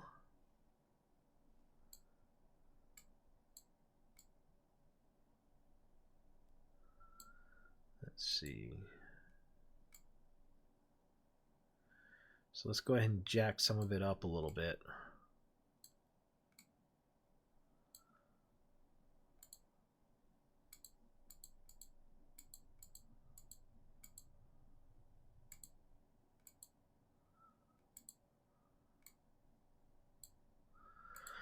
Okay, so then we'll go to our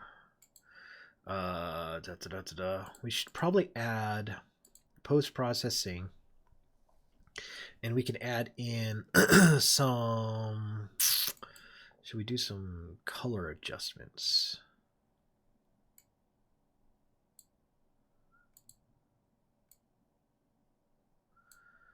Make this a little harsher. We can adjust our hue a little bit.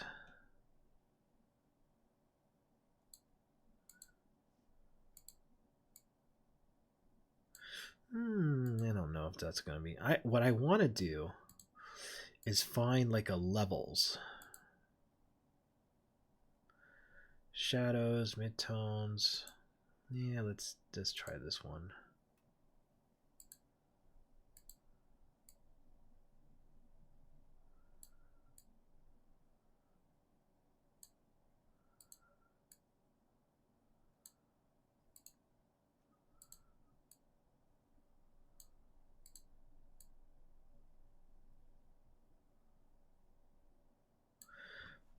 Let's clear that out.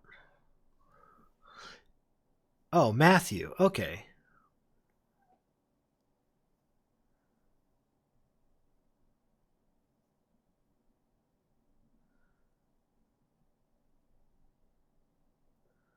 Matthias. Matthias.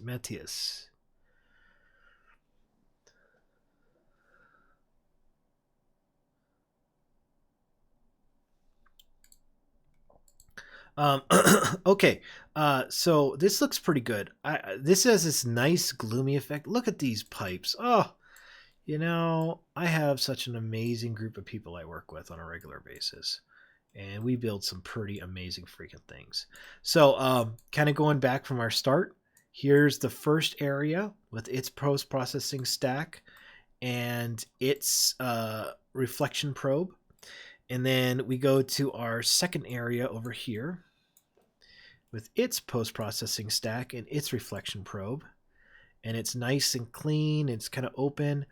And I wonder why it's glowing so much over there. I think the lighting is somehow reaching over to this area, which is not very good. So we'll have to fix that. And then you can kind of see when you cut in to the other post-processing stack, now we go into this area. And it's this like dark and gloomy, slightly foggy area. Oh, this looks so good. For as much work as we had to put into this, you know, we go look at our game environment. Here's what it would look like in game. And let's just press play. And let's take a look at some of these stats.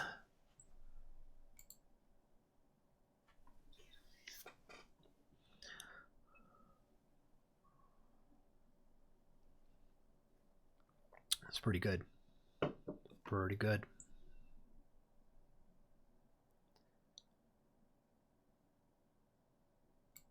And we haven't baked anything yet either, so we'll save. All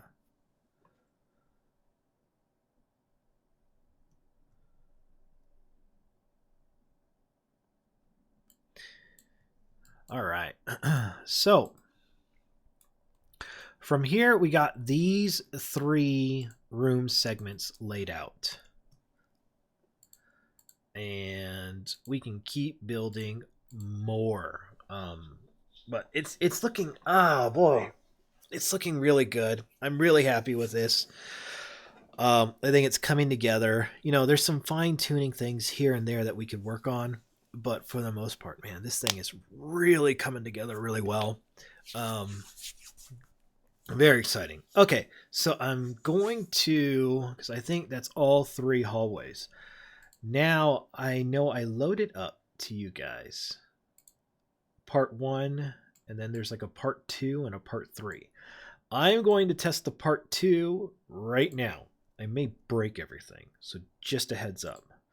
Part 2, dropping it in, and let's see if this works.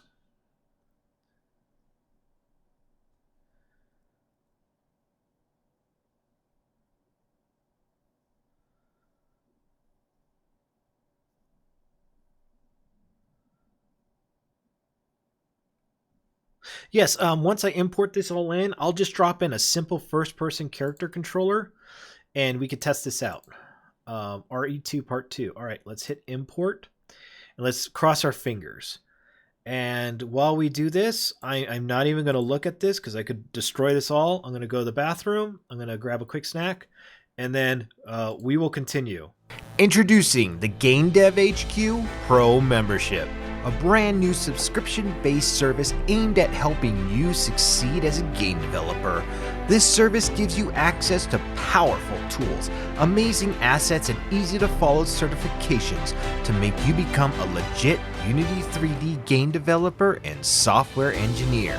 Get instant access to over 100 hours of authorized training available through our built-in custom streaming platform.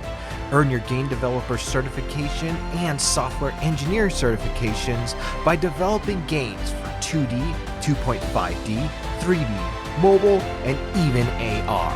The Game Dev HQ Pro membership also provides the easiest, most powerful, and enjoyable tool to give you the freedom to create.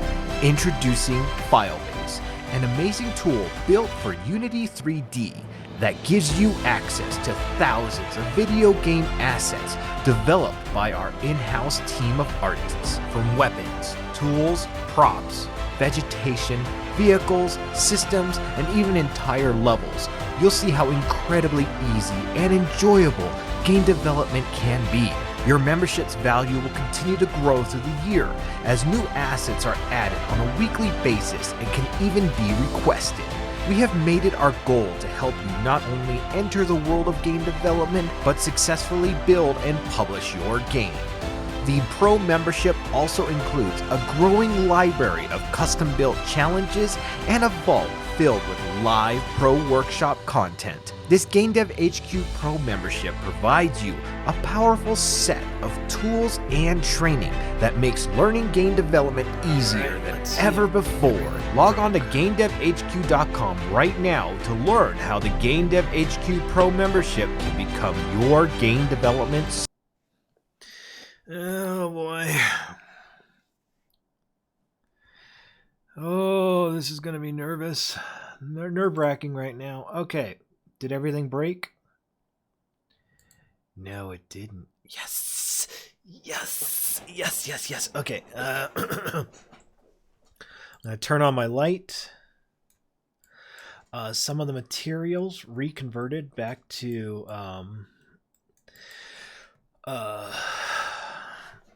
HDRP materials. So let's go ahead and fix that. Go to Edit, Render Pipeline, Upgrade Project Materials to High Definition.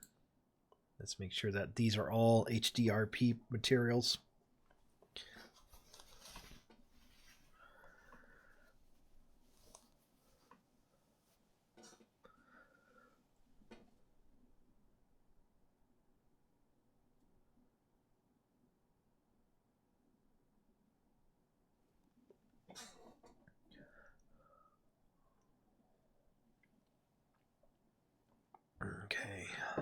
And while that is going on, let me go ahead and grab this podium.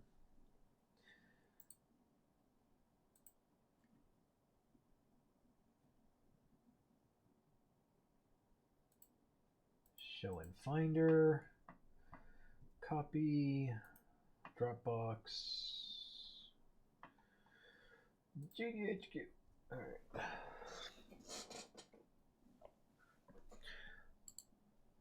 That should show up in here.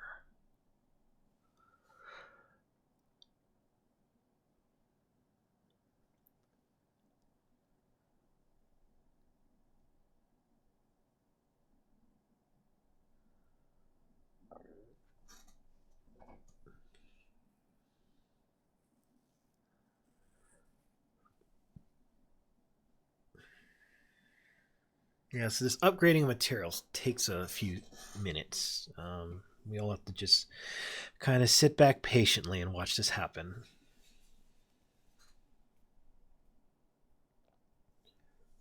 Oh, good. And this one, we have the new podium.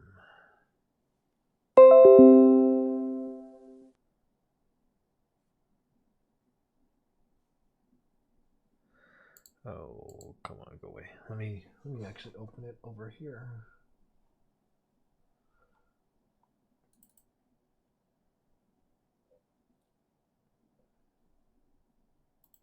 Extract. FBX 1 and 2 plus the podiums. Ooh, they look pretty. All right.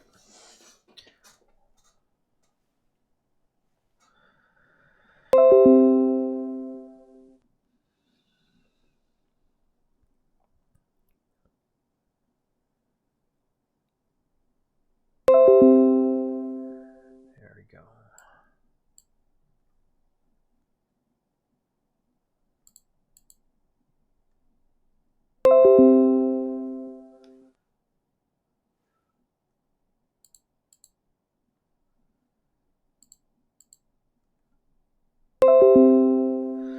Okay, so what happened?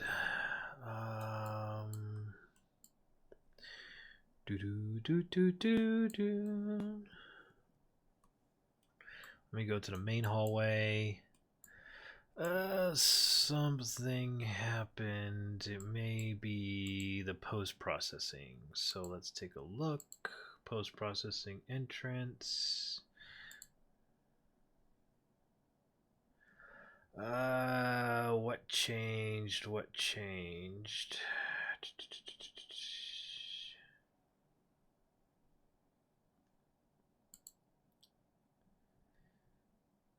Selection proxy.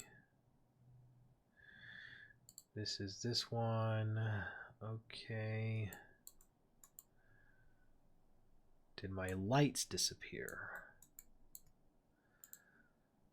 Oh, is that what happened? Did my lights disappear? Son of a bitch. That's exactly what happened. My lights disappeared. That's not good. Let me verify it. Lights, point light. Yep, that's exactly what happened. Ah, man. Okay, so I gotta remember that next time. Alright.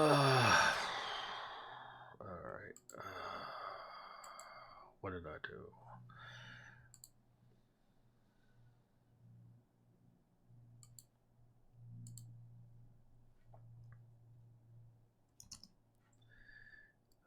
Range needs to be larger. Shadows.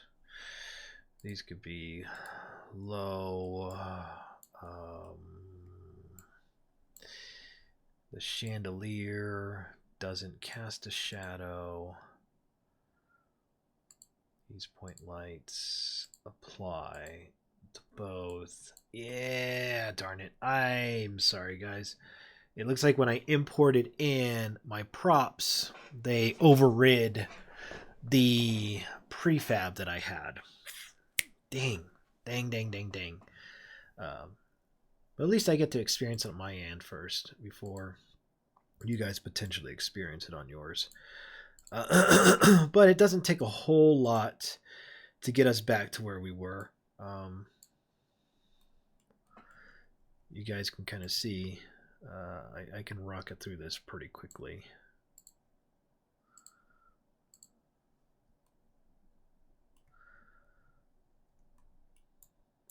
Let's see. Is this cookie 1? Oh, I want cookie 2, don't I? I want cookie 2. There we go.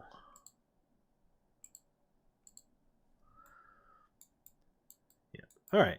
So that's fixed that light.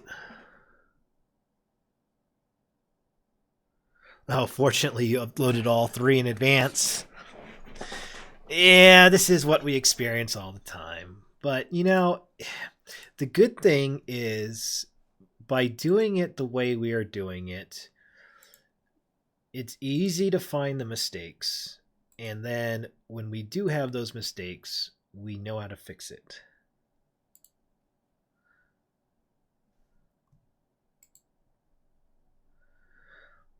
Let's do an F. Well, it looks like this area light came in. So it was just the chandelier that had the issue. Okay. So this area looks good. Let's go to hallway room 1. Yeah, that's like the surface of the sun right there. So let's go ahead and adjust that light. That point light.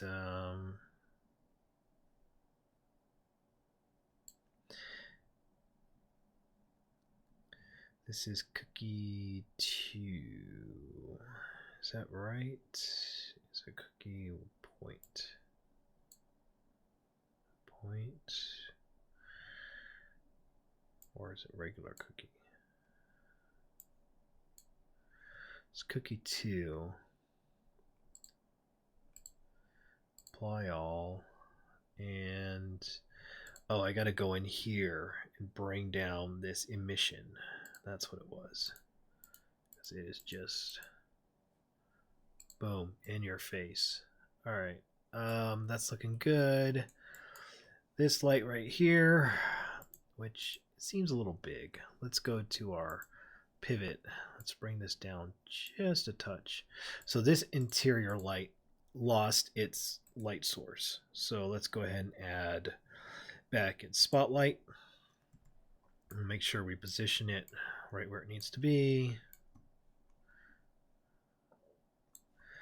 We will take our lumen down to like 2. We will go to our shape, our outer angle. Let's increase that.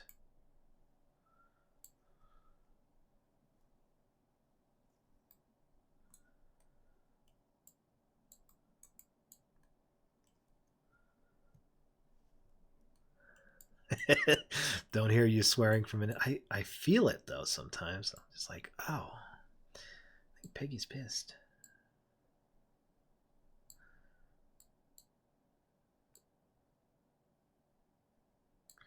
Let's go ahead and turn these shadows. We'll set these low. And we'll set the color temperature a little warmer. And we'll make sure that this is applied to all. All right.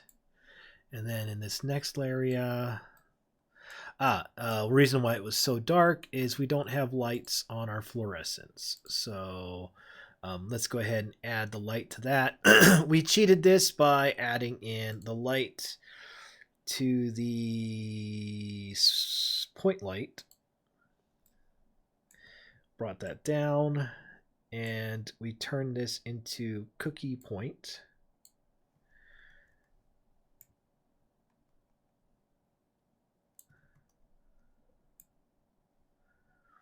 Just like that. And we brought the intensity down from 600 to like 4, I think. We increased the range a little bit. And we turn this to a cooler color.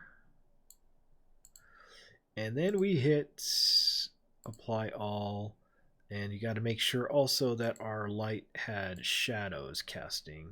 And we can lower that down as well. And we will apply all of that. Okay, I think we are pretty much back to where we were. I'll probably have to do that again when I bring in the third one. Or I'll have to think of a clever way to make sure that I don't import that third stuff. But, oh, look at, oh my goodness, this is beautiful, guys. This is, okay, I need a poll. Is this the best looking level that you have seen so far on YouTube as a tutorial? Or am I just being ridiculous right now? Because I truly feel like I have yet to see anybody else pull out something that looks this good on a YouTube stream to show people how. I have yet to see paid for courses that make your stuff look this good. I'm just saying, this Filebase system is oh my goodness, just like look at this area right here. This is such a cool little spot. Like if I just took a camera and just took a snapshot like just of this, right, and we had like a depth of field. I mean, this would, we could put this on the back of a DVD case, like on the back of a Blu-ray, and it could be one of our shots that actually sells the game. It's just so good. Truly good looking. I don't mean to float my own boat or toot my own horn or whatnot, but I gotta say, guys, I am really excited about this one. Okay, so in scenes, and here's actually what I wanted to test. If I test RE2, part 2, and I double click into this, it should load up this section right here, right? All right. Fingers crossed. I'm going to grab all this, hit copy. RE2 part 1, hit paste. Boom! There you go, playa. All right. So, we got this next section right over here. Now, we can't see it because we have lights on. But, all right. So, what I thought would have worked actually does work. So, this is really, really exciting.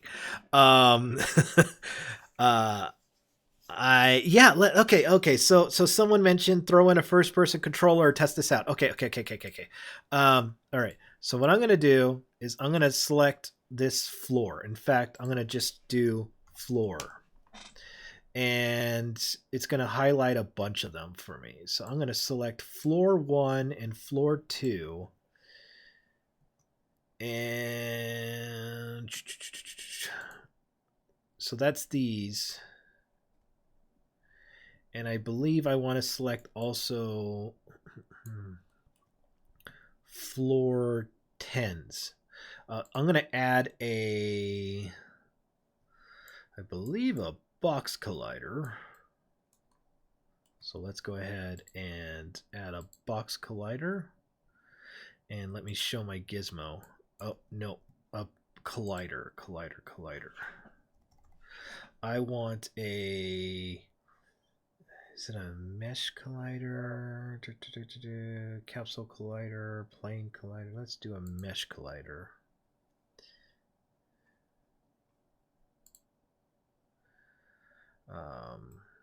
Because I just want to see this, if it works.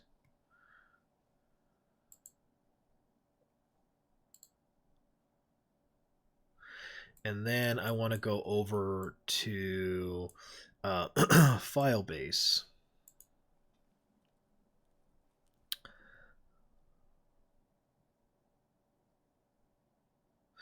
And in here, I'm just going to grab this simple first-person controller. Now, why did we make this? Because this one is literally like less than a meg. And the standard one inside of Unity with all the starting assets is something stupid like 150 megabytes. Don't get me started. Don't get me started. Okay, so let me grab that in GDHQ inside Filebase. It's an extension, system, controls, first-person character, and GDHQ controller. Take that, drop them in. I'm going to place them right here. And I also got to make sure that he's a little higher than the ground, otherwise he'll fall right through. And he is using the all this camera stuff. So I may just take this camera. Let's see, first person script. I'm gonna drop this under here. I'm gonna reset. Cancel. I'm gonna unpack this. I'm going to turn this main camera off. So I just have this one on. And let's see, untagged main camera. I think this should work. So if I hit play, oops, it did work. The colliders I put didn't. Floor. This is exactly why I don't like putting colliders on these. Remove component. Okay, box collider, what collider? The mesh collider. Usually the box collider worked. Let me shrink this down to, let's say, that size. I'll increase the X and I'll increase the Z. And that should work. Okay, play.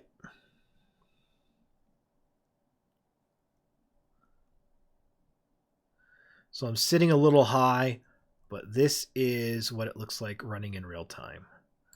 Let me grab my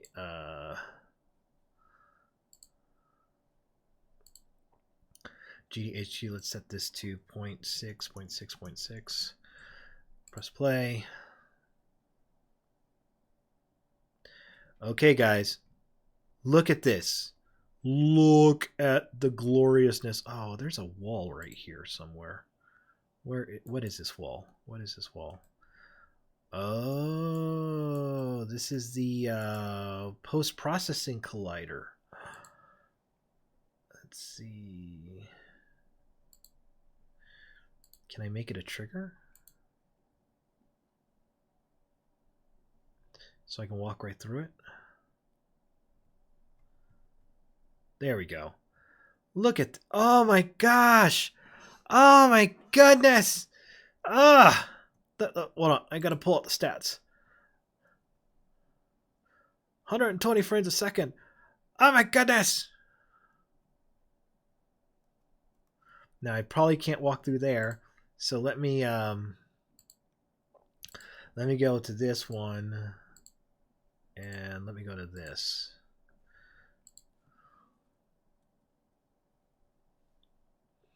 Oh, this hallway looks so good. Let me go to this room. Oh, look at that, folks. Ooh. All right. This is so cool.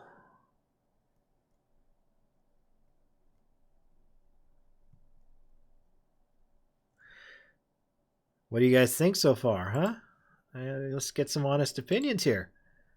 I think we have some winners here. Huh? All right. Let me turn off this GDHQ.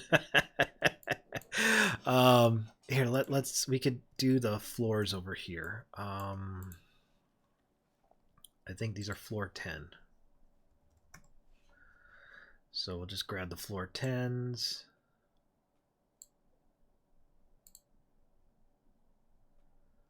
Floor 10, add component, box.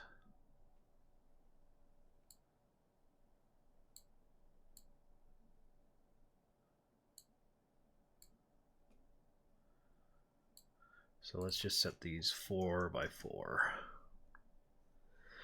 And then I'll make sure that we close this out. An entrance, and then in our here, I'll put this back. GDHQ main.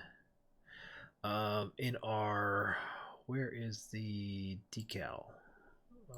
Post. Okay. Post and probes. I'll make sure that our post processings are all set to trigger. Trigger. Okay. Let's give it a whirl, folks.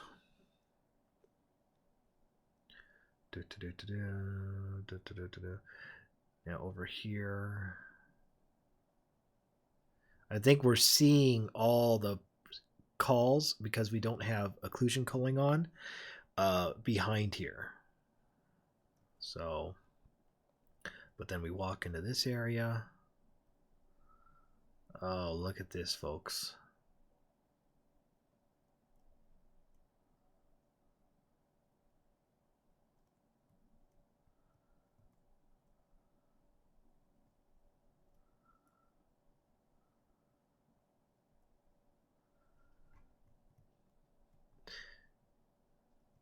Who's looking forward to killing some zombies now?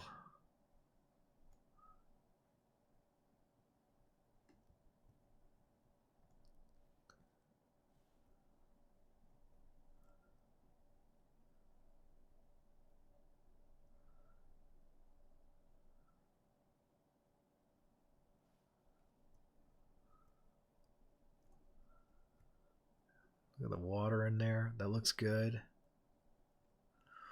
Even look at her feet. You know, she just looks beautiful.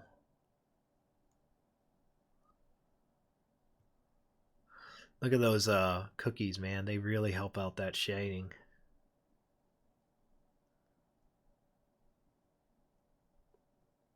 But yeah, so those batches are so incredibly high because we don't have occlusion culling. So it's rendering everything behind it too.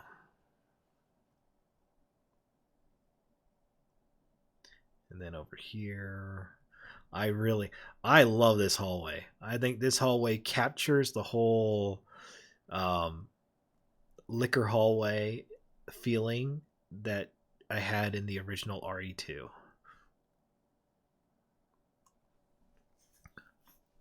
Very, very fun. Yes, you're right. You can't really see it because it's right in the shadow. I mean, I think we'd have to put a lot more around, and I wonder how we get rid of this speckling of blood. We may have to adjust the material, but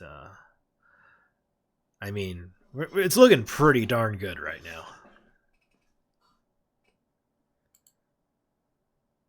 Oh, Leonardo wasn't here for the talk about cookies, but we'll go into that. Don't worry, we'll get there, buddy. Okay, let's get back to work. Here, I'll just leave this under here. Let's get back to work real quick. Okay, so because I'm gonna show you cookies as well over here again to these next sections.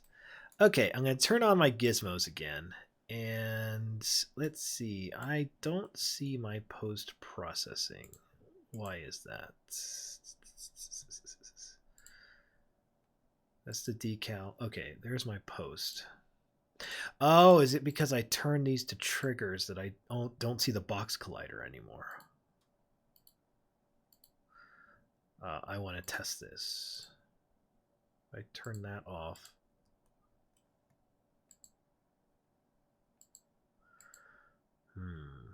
I must have accidentally turned it off somehow.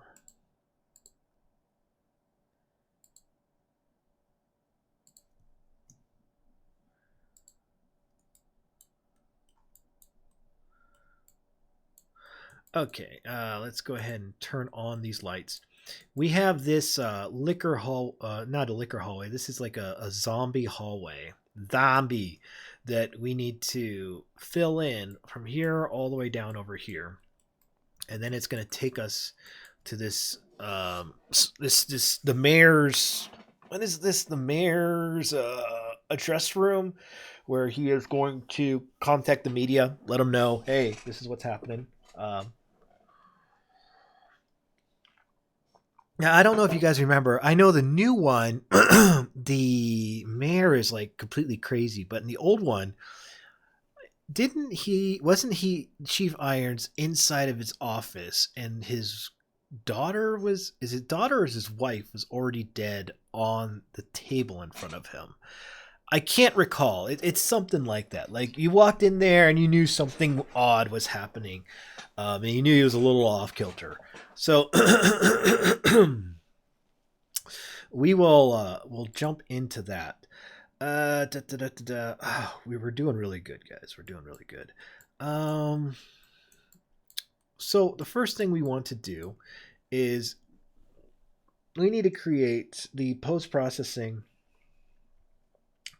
items, and we need to create the reflection probes for these sections over here. So let's go ahead and create. Let's duplicate post-processing. Let's see. We didn't even do a reflection probe for this other hallway yet. Interesting. Because we got reflection probes at the entrance. So let's create a reflection probe for the liquor hallway.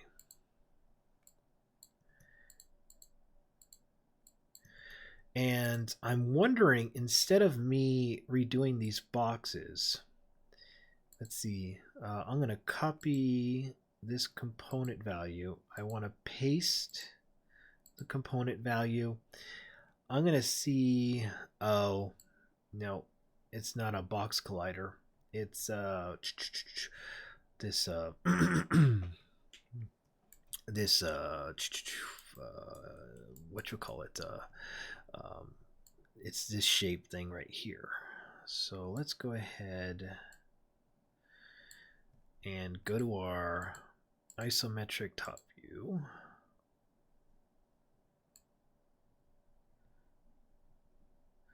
And then I'm going to duplicate this reflection probe and position this over here.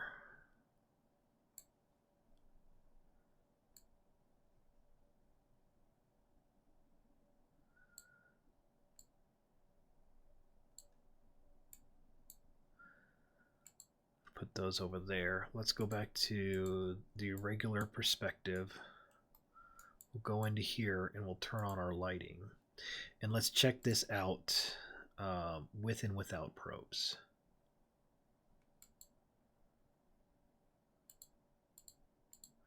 So let's see, hallway probe right here.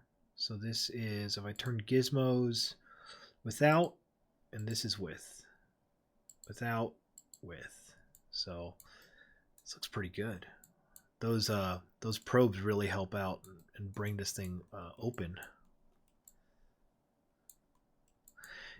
I wonder if it's more of a artistic decision.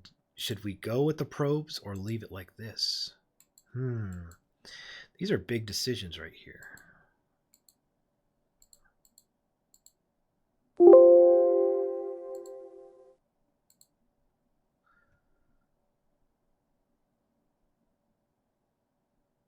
I don't know. I almost think this area looks better without the reflection probe. I like this look more than I like this. So I think for right now, I'm probably going to ditch the reflection probe in this area. I think it kind of takes away from the overall look of the environment. So, okay.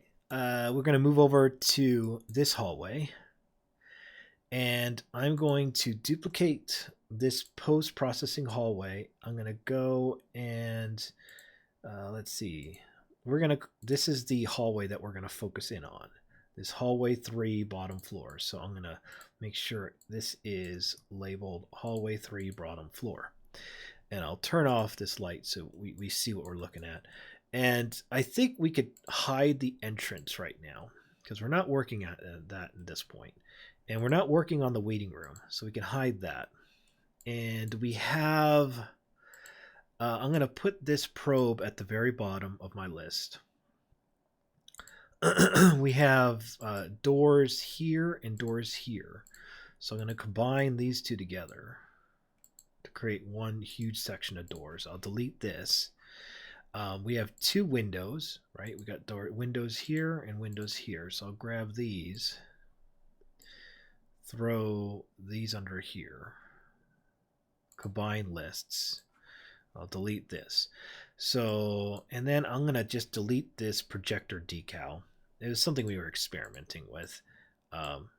That way, I could see all hallways lined up pretty quickly. And then what I want to do is go to my hallway, statue hallway. I'm going to move this to the bottom. Hallway 3. I'm going to hide these two because I don't need to worry about those. I will need to worry about the press room soon, and I will need to worry about this hallway. Okay, so just getting a little organized right here, making sure this is easy for us to do. Okay, so I need to go to my post/probes, and I have these probes right over here. I'm going to remove this one box collider, and I'm going to take this post-processing stack and I'm going to move this over here. And what I want to do is go to my isometric view, and I want to make sure that these box colliders all match up over here. So I'm going to grab, I want to grab this box, click this middle button, so I can, where is this? Move this right here.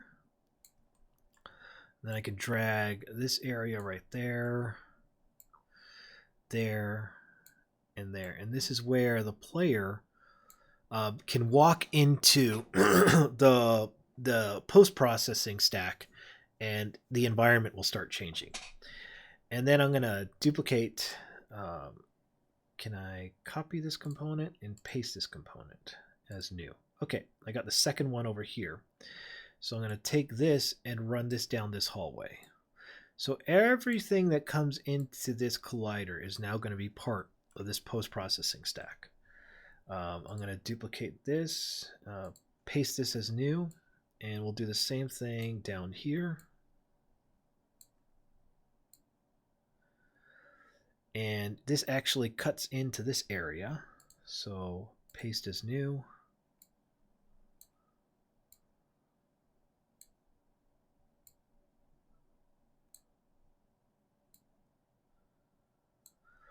And then we got the rest of this hallway right down here.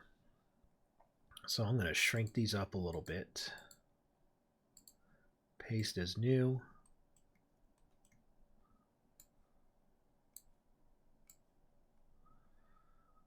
Oof.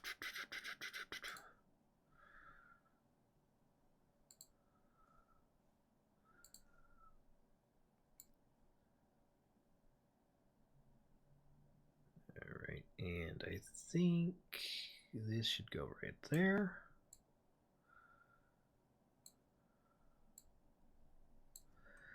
And then I need one more collider, so paste as new.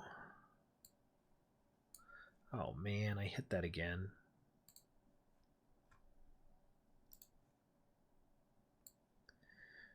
Bring this down here.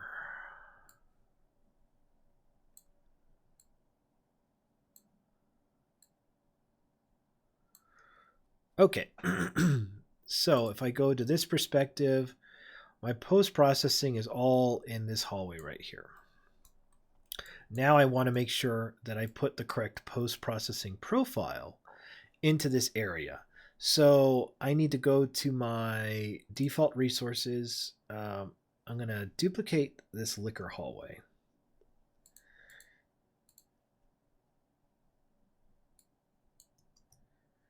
And now this becomes number 3. And I'm just going to double check to make sure that my volumes are attaching the correct one. So this one is currently attaching no profile. Make sure that's attached, and make sure my liquor hallway is attached to number 2. And then the waiting room should have the waiting room post-processing stack, which is correct. And this one has the main entrance post-processing stack. Perfect. And if I turn on my light, you could see what this area looks like.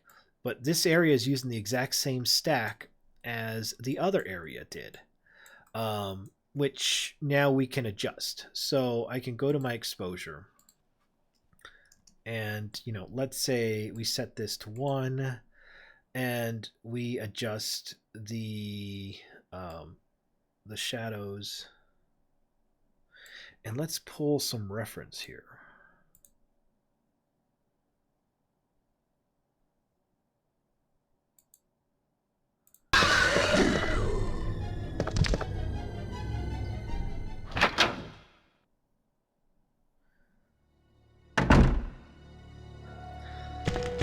So this is kind of similar. I would say it has more of a greenish tone than the other hallway did. So we can go ahead and add that on. I also think exposure-wise, we definitely need to bring this down more. So it's kind of a darker hallway like this. And we can adjust our tonage.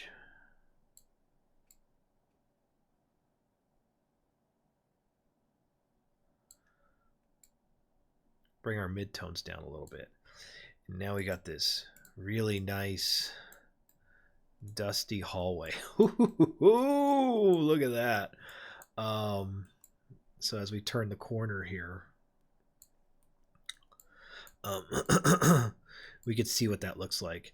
And I don't even think this one needs a reflection probe. I don't want this area to be too shiny. I want it to stay kind of dark and dingy and kind of spooky. So I think this look overall works very well for this area. And boy, this looks beautiful. I really like this. I like what we did over here.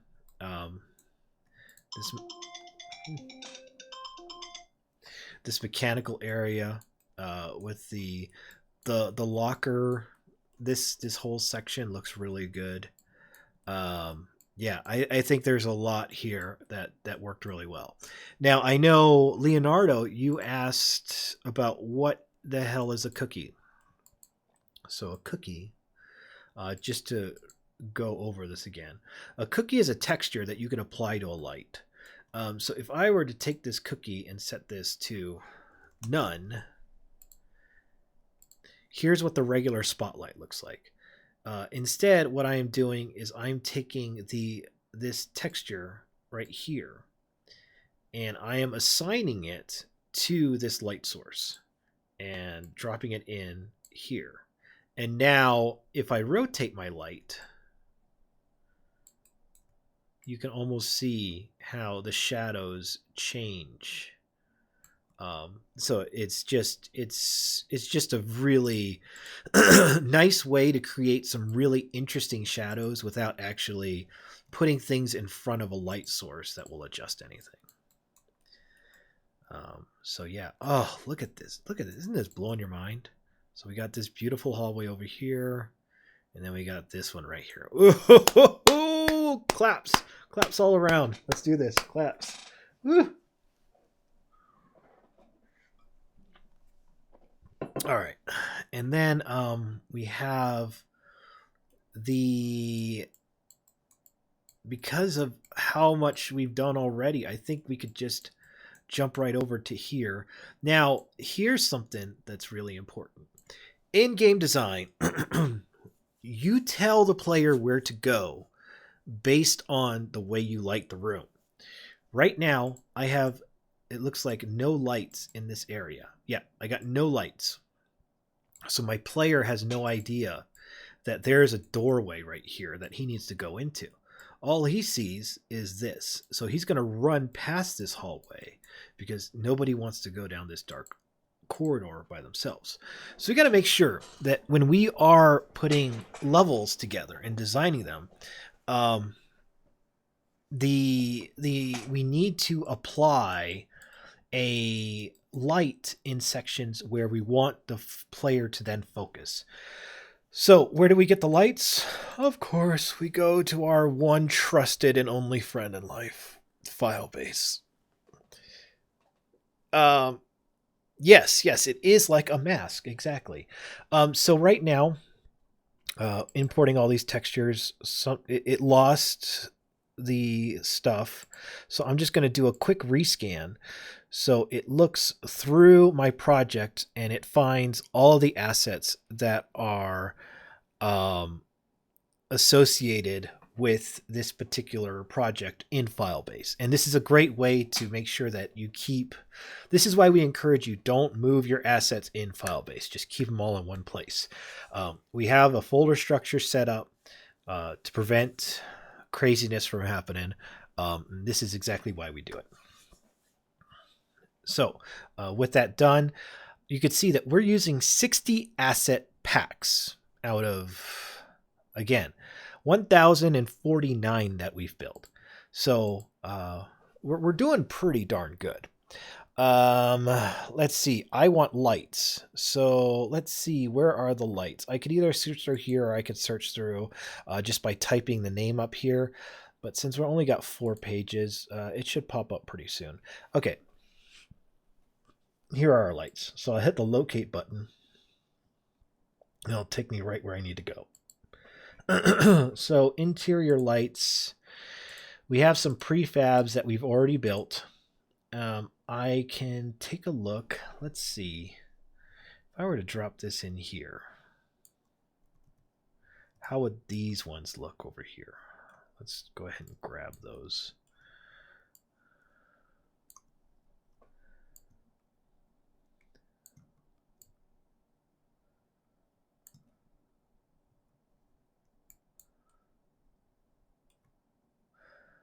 Let's see. Oh, look at that. Oh, man, this looks beautiful. Now we could do like the dual light setup right here, which as you're running past, you could see this. Or what we could also do is we could do, I think we have this big interior light right here. So I could take this one and slap this above.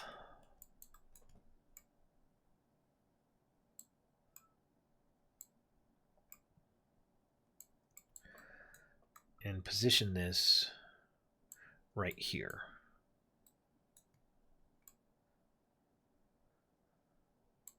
This is a tough decision for me. I think this light makes more sense. What I may just do is go to my light settings in here, and I may just boost up the intensity a little bit. I think that light makes more sense. So as I walk down this hallway, you could see this is obviously the direction we need to go. And I think 6 is probably too much. Let's bring this down. So I come over here, I turn the corner, and I see the room that I need to go into to go to Chief Irons'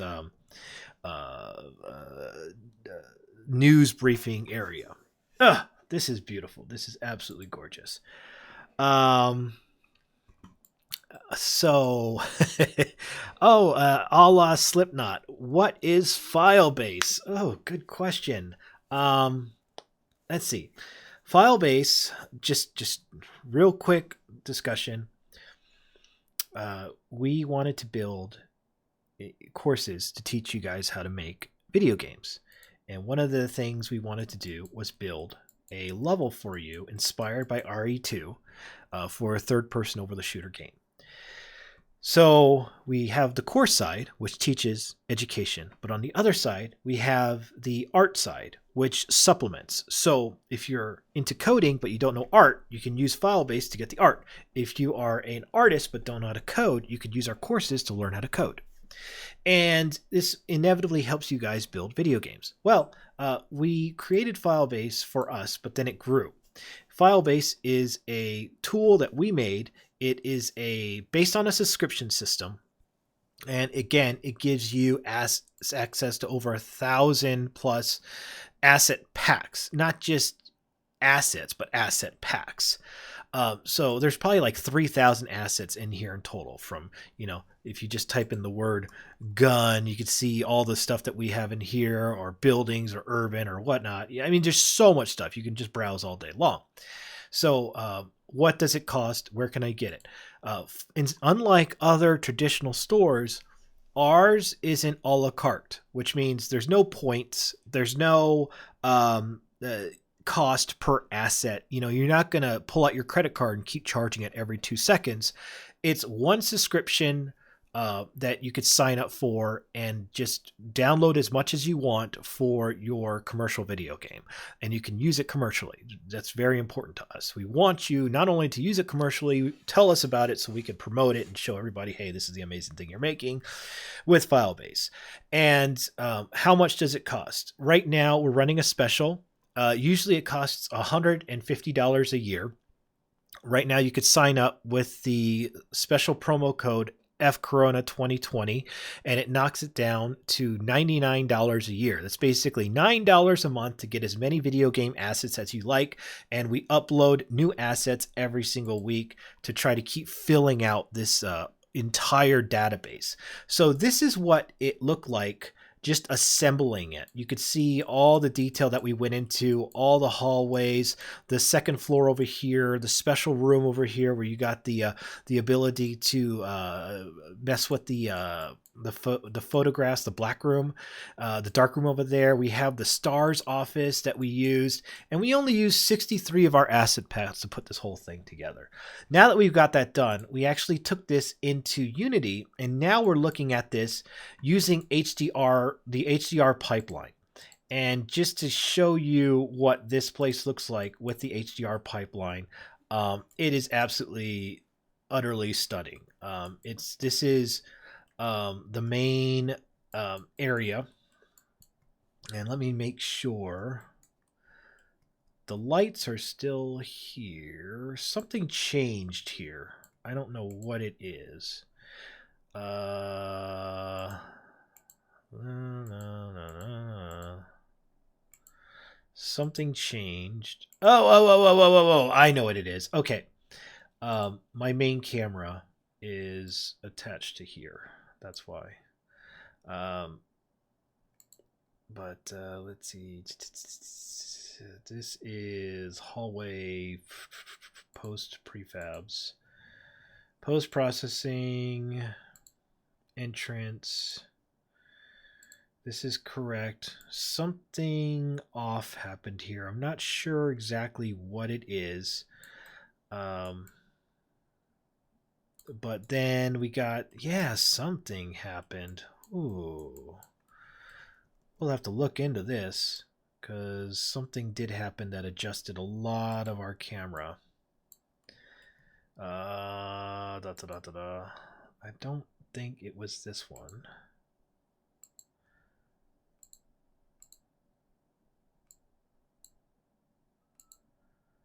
Let's see.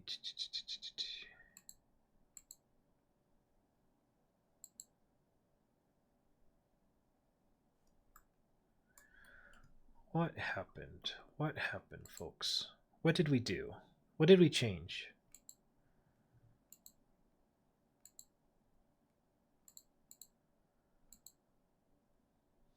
We changed something, and now it doesn't look the same as it used to.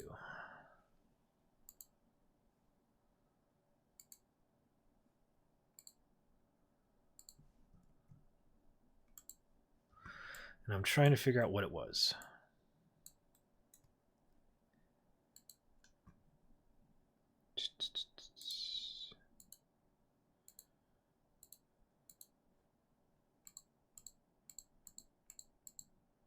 I feel like the sky all of a sudden changed. Or is it this reflection probe? Did we double up on them?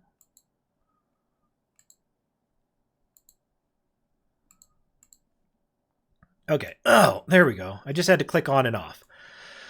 Okay. So this is what we've created. This is what we created with just the reflection, just doing some HDRP, some rendering, some lighting. Everything else is Game Dev HQ. You know, the statues, Game Dev HQ, having the ability to get to all these assets, these desks, these everything. We go into our waiting room, and you know, here's this beautiful room right here.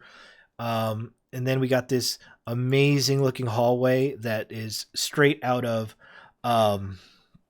the clicker liquor room, where you know you turn the corner and it's sitting up here like waiting to get you.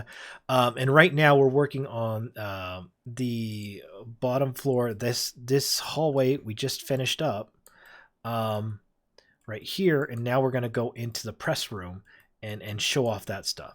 So that's what Filebase is. If you want to sign up for it, you can, or you can test it out. All you have to do is go over to gamedevhq.com, and inside of here we have the Filebase tab, and inside of this Filebase tab there is a download now. You just click that and it downloads into your scene. It comes in as a project that looks like this 3.1.1, and you could just take that, drag that into your Unity project right over here, and once it is in there, it will automatically be into your window. Just click on that Filebase button and Filebase loads for you. And then, you know, once you sign up for your membership, you have access to all this good stuff that you could do to make your own video games. So yeah, that's exactly what it is. I know that was a long roundabout way of discussing it, but it's funny. I talk to people who are students who sign up for our pro membership just for the education. They don't even know what Filebase is. They don't know that they have access to all these tools. And so I see them building games and I'm like, why did you spend that much money on those doors? Why'd you spend that much money on those walls? Why'd you do that? Just, you already have the membership. You're already in our training group. Why are you dumping money into that? Oh, I didn't even know I had it. Yeah, it could have saved us some cash. So that's exactly what that is. All right.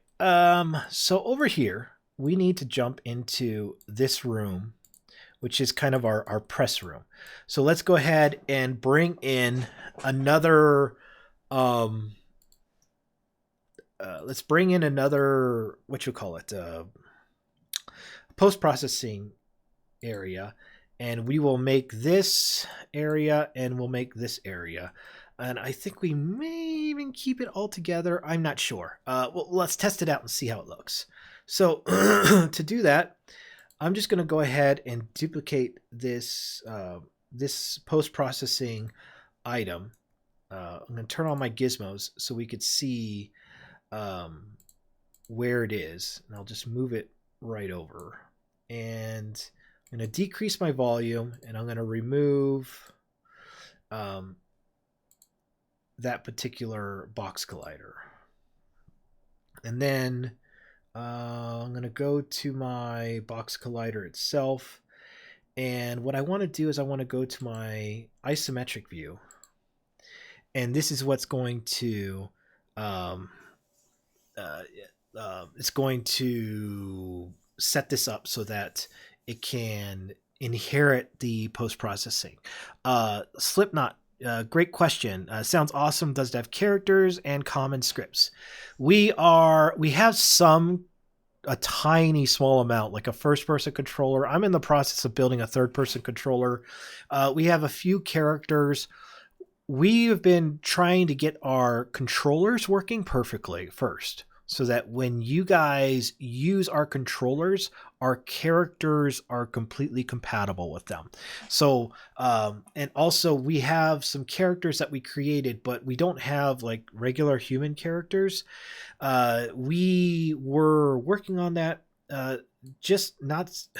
We were just working on that. I guess a couple days ago. I think last week we were trying to get this down.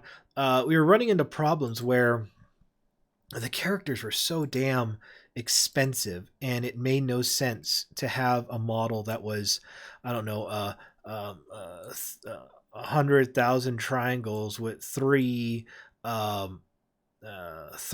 different material types. So we're reducing that down, and we started getting it down to where we only had 3 textures that went on to one character.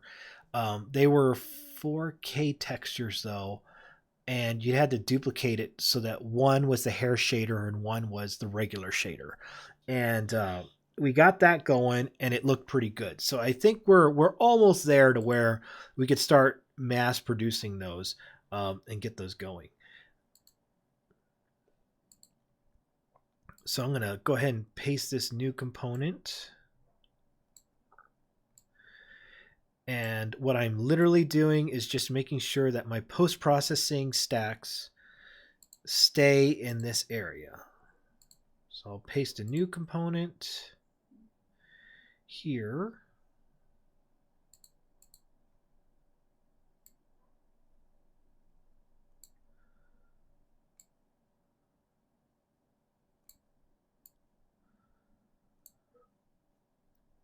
And I will paste the component as well, and I'll put that over here.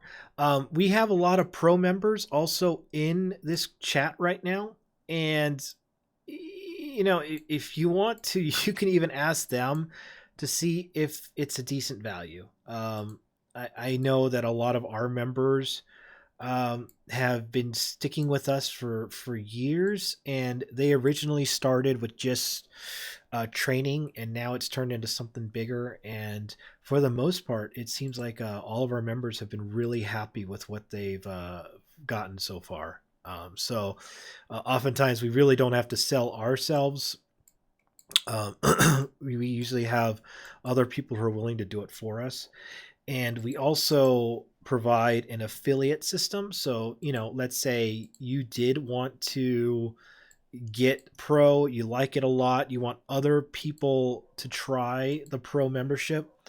We have an affiliate system as well. So when somebody else signs up for it, the person who did the sign up gets so if it's $100, they get $25 as an affiliate. Plus, for every year that they re-enlist, they get another bump of money as well. So, I mean, it's one of those things where, you know, we believe in it strongly. We know people like it, and we hope that everyone will one day buy into it, because I think this system could really change the way people build video games. I truly believe that. So let me make sure that this is still using that post-processing stack, and then this one is now using Hallway 4's post-processing stack. And if I turn on the lights, I can drop into my environment. Oh my god. Why do I even work anymore? Why do I even try? This is silly. This is stupid. Oh,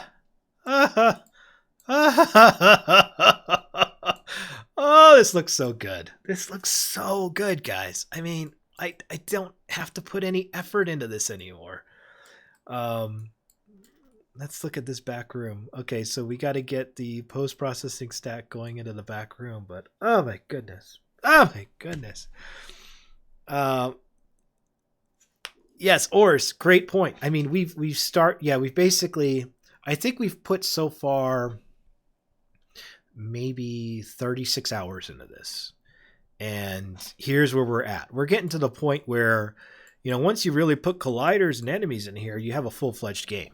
And this game looks better than I would say a lot of the games out there that you're going to find on the even on the market right now. I mean, this thing looks impressive. Um, so yeah, I mean, it's. I hope it's something that you'd be interested in. At least give it a shot. $100 is a lot of money, but it isn't, especially when it comes to game development.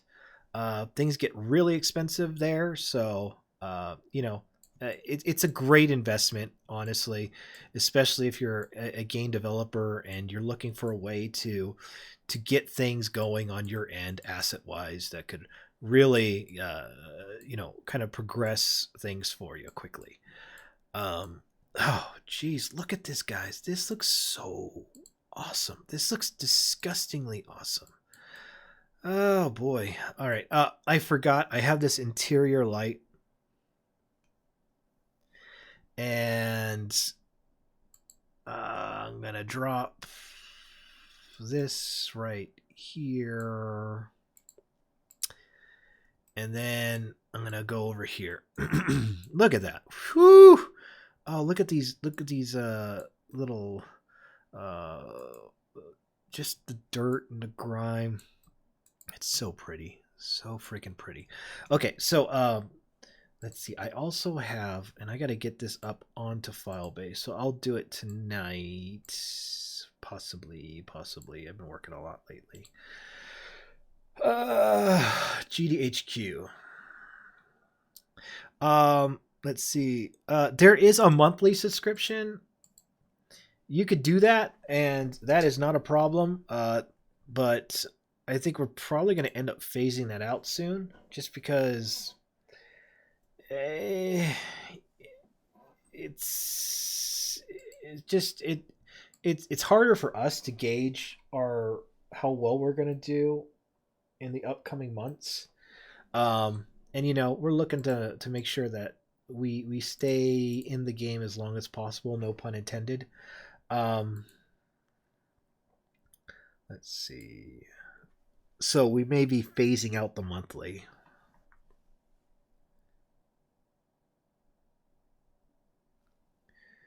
Let's see.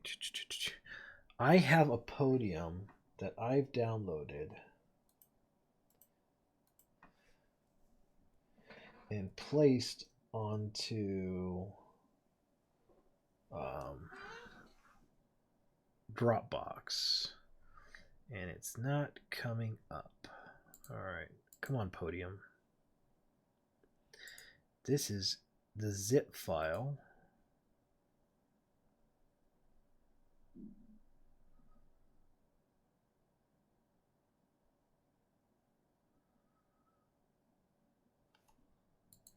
I guess I could use this. Close.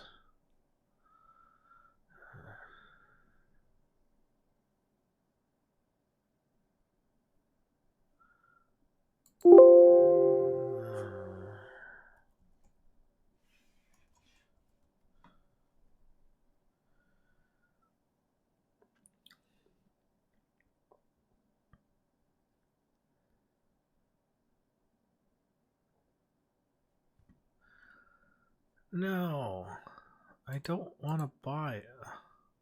I just want to extract. No, leave me alone. Ah! All right. Let's see. Can I compress this?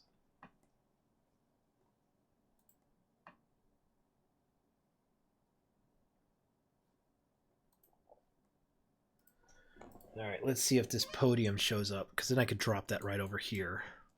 But while I'm waiting, I'm going to look at this side. Okay. So right here, nothing's showing up because these lights are just, they don't actually have lights to them. They're just models. So let's go ahead and right click on those lights, and we could even do a point light like we've been doing, and this will illuminate this area right here. And then what we could also do is we could drop that cookie point light right here, and this will adjust the way that the light shoots out So that's like one direction. Here's the other direction right here. And it's flashing out this way. I'm going to set these lumens to like 4. And we'll turn on our shadow maps. We'll set these low. And we're going to set our radius bigger to kind of chill out this like crazy glowing thing. And then the other thing I want to do is the fluorescent itself. This glow on this is insane. So if you click on the HDR, you can reduce the glow on this thing. So it's a little more tolerable. And then once you got that, we set the overrides and hit apply all. And that does it to both sides. So now we got this. Oh, look at this place. Ah, it is beautiful. So I go to my point lights. Let's change the color. It's a fluorescent, so we want to go to a cooler color. But yeah, so, oh boy, look at that. Look at that. Whew. All right. So here's the podium zip that I got. So I'm going to grab, let me just go ahead and put these outside. So I'll just create a folder called podium. And I'm going to drag 1 and 2 in.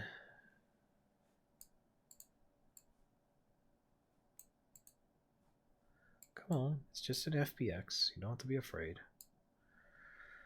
Do I have to...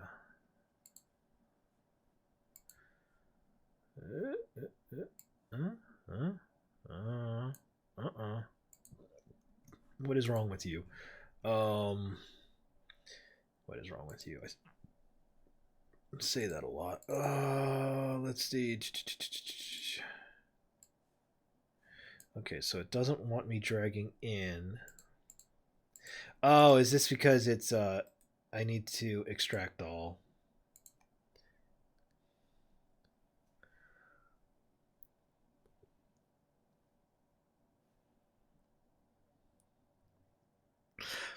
Still new to this PC thing. I've been a Mac guy for a very long time, so this is all still kind of like I gotta get used to this. But I can't build these on a PC or a Mac. It's too damn slow now. Okay, so now I could drop my podiums in. 1, 2. Let's go ahead and set that there. And then I'm going to drop in the podium textures. So let's see. All right.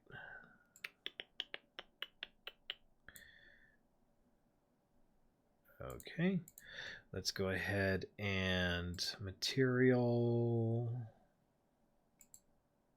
Okay, that's a little different. So got to make sure I fix that. Let's see, material. Okay, standard.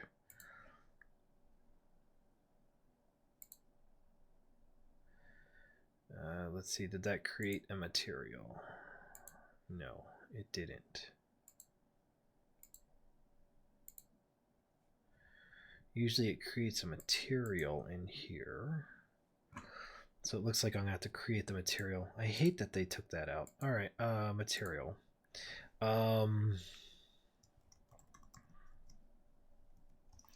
Podium 01, and this is podium 02.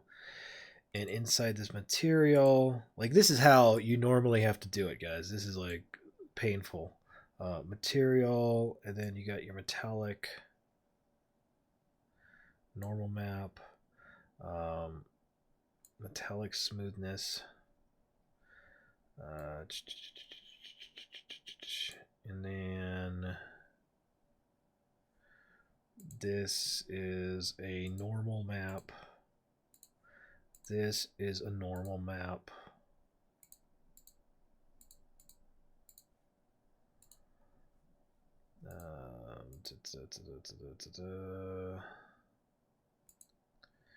Okay, and then if I grab my podium one, and I'm going to use this one right here, and I'm going to set this into my props area. Let's see.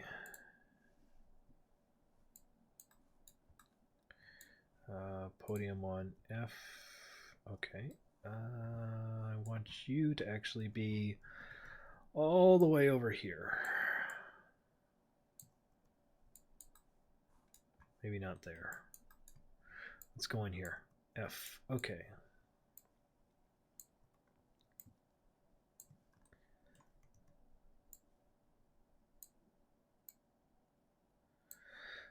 All right.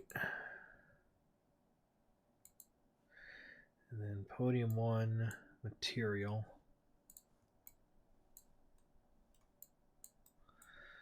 All right. And then this, let's see. The normal map is wrong. Oh, because it needs this normal. That's better. And the metallic is that one. And then I think that's it. Is this like uh-oh. I think we have a normal that's inverted here, which is why I could see through here. Let me double check. So right click on the podium, show an explorer. Let's take this over to 3D. Okay. We'll select all. Cancel. Yep. You are. Okay. So we just had to invert that normal. File, export, FBX. Save. Yes, replace. And now this should look good. Hey, look at that.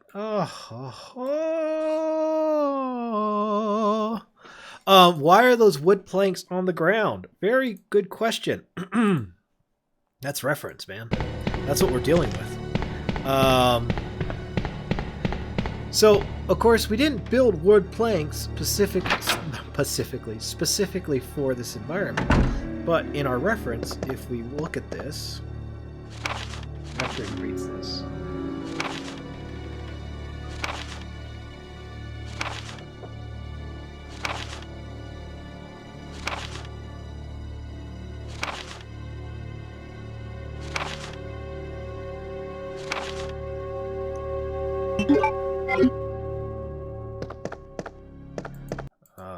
Right here. You could see that there's actually a wood plank right there. So we were just imitating the source material right there, which has gotten us to here. So that's why there's wood planks. Another question, Slipknot, a stylized scene tutorial. Way more a fan of BOTW or Firewatch. Firewatch, I know. BOTW. I don't know the name. I don't know this one. Stylized. Okay. You mean like this low poly look kind of thing? Like a Firewatch is like a low poly kind of look.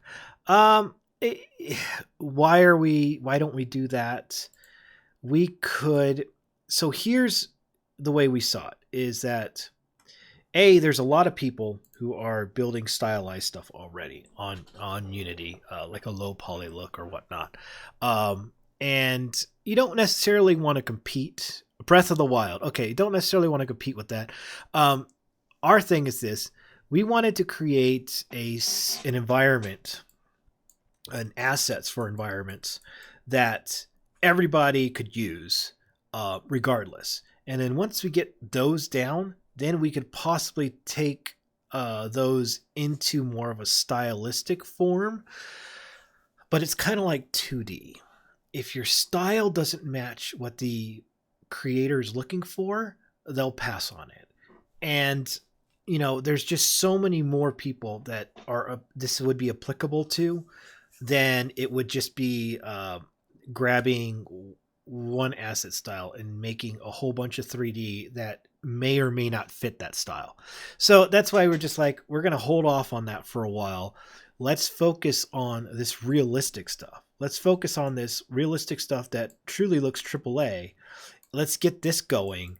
And then if we find the need, or we find that, hey, there's a demand for us to go to this direction, we'll go that other direction and get that going as well. So that's kind of what we've pushed to do at this point, is where we're just going to focus in on building these assets as a PBR, more realistic versus anything else at this point. I hope that answered the question. Now I'm curious. Does the emission look good?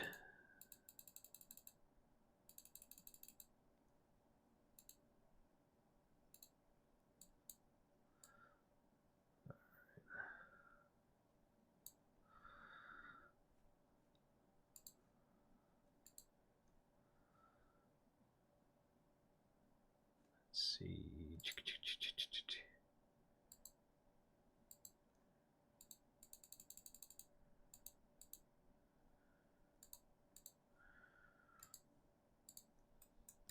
Yeah, I think we need to light up that cola machine. I don't know if it takes away, or should we just leave it dark? It's a big decision right here. These are life choices. Or do we still light it up and it's kind of like just subtle, like it's that lit, you know? But ooh. I mean, picture some zombies walking through this area. This is gonna be so good. It's gonna look so cool. Okay, so that's this area, and I think I'm gonna have enough in me to do one more section, and then I'm probably gonna call it for the rest of the day. Just because I'm starting to wear out a little bit. But before I do, I need to go freshen up. I need to grab a quick refresher of a beverage. But I know there was a couple questions about what is Filebase and what is it going on. I got this commercial here that it kind of explains it all for you. I'm going to go be right back, and you guys can take a look at this.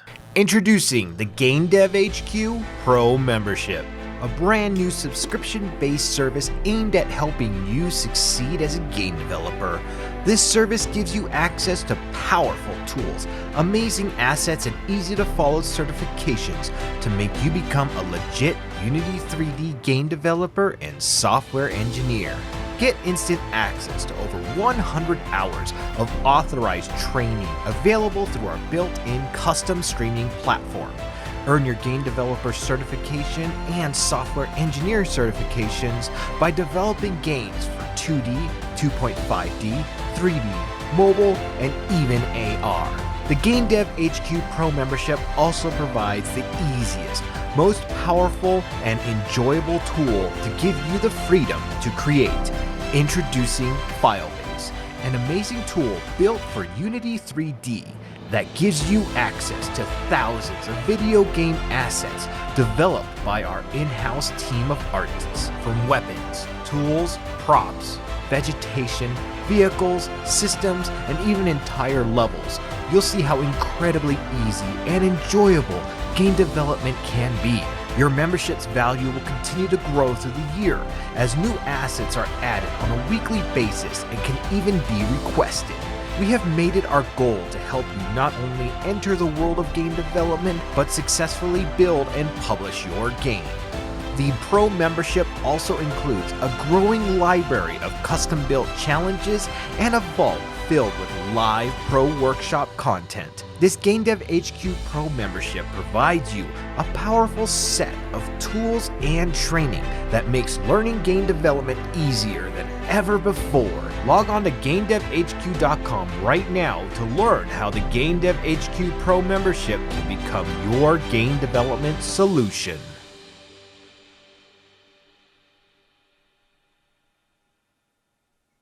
It's time to make 2020 your year with the Ultimate Game Jam by Game Dev HQ. You've taken the courses, you've built the levels, and you know how to make a game. And now it's time to show your stuff. The Game Jam starts today and ends on September 30th, 2020. Yes, that is a full 8 months to build your game. But there's a catch. Your game has to be completed and published. No levels, no EXEs, no work in progress. We're talking about a finished game from beginning, middle, and end. It has to also be monetizable, either through ads or DLC or a sales price. No free games. It needs to be published to a mass market delivery channel such as Steam, consoles, iOS, or Android. We will only play games we can buy or download through portals the average gamer can access. No exceptions. Finally, this game has to be built this year. If you want to pillage off of old games, that is fine, but no turning in a game that you've worked on for the past 5 years. You may ask why. Because the top 10 finishers will get an in-depth video promo advertising their game in November and December of 2020. The top 3 winners will earn the grand prize, 1 year of promotion by Game Dev HQ on the Best of Made with Unity videos. The first place will be featured on 2 of the 4 monthly videos, while the runner-ups will split the last 2 videos. We estimate over 2.5 million views in 2021, and every week you will have a chance to have your game featured as an ad for an entire year. This is why we need your game to be complete and monetizable. We're giving up thousands of dollars of potential ad revenue to market your game for free, and we are doing this to help you, the indie developers, succeed. There is no theme, there is no restriction of scope. The sky is the limit. Work by yourself, work as a team, or work with other groups. Stop dreaming about the game you hope to build one day and make 2020 the year that changes the rest of your life. If you've never built a game before, sign up for the Game Dev HQ Pro experience and jump over to our courses to learn how to build a 2D, a 2.5D, a 3D, a first-person shooter, or any other game. Need assets? Our Pro membership gives you access to thousands of game assets. Need assistance? Pro members can ask help on our Discord channel, and we may even dedicate one of our weekly workshops to help you figure out your problem. We will do our best to give you the tools, but you will have to be willing to put in the work for the next 8 months to change your life. Reach out, share ideas, and meet other team members on our Discord channel at GameDevHQ, and hashtag MadeWithUnity on Twitter to possibly be featured in one of our best ofs throughout the year so everyone can get excited about the amazing game you and your team are developing. Your clock starts now. Your deadline is September 30th. A new future for you can begin as early as next year as a published game developer, earning thousands of dollars doing what you love with the support from your buds at GameDevHQ.com. We cannot wait to see what you create and let the games begin, my friends.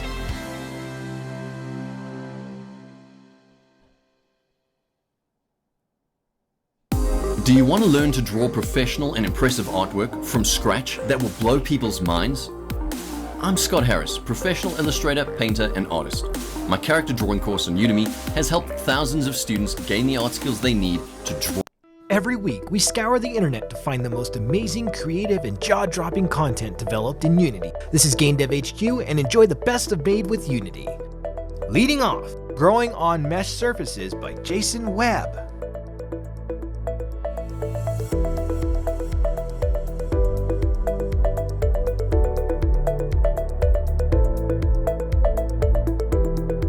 Experimenting with Portals by Sebastian League.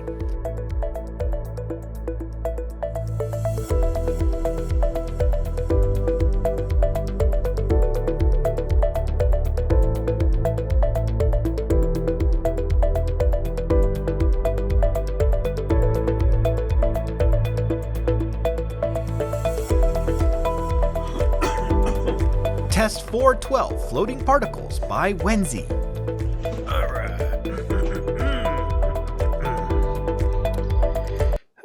Thank you guys. I needed that. Just a little bit of a break. A little bit of a moment.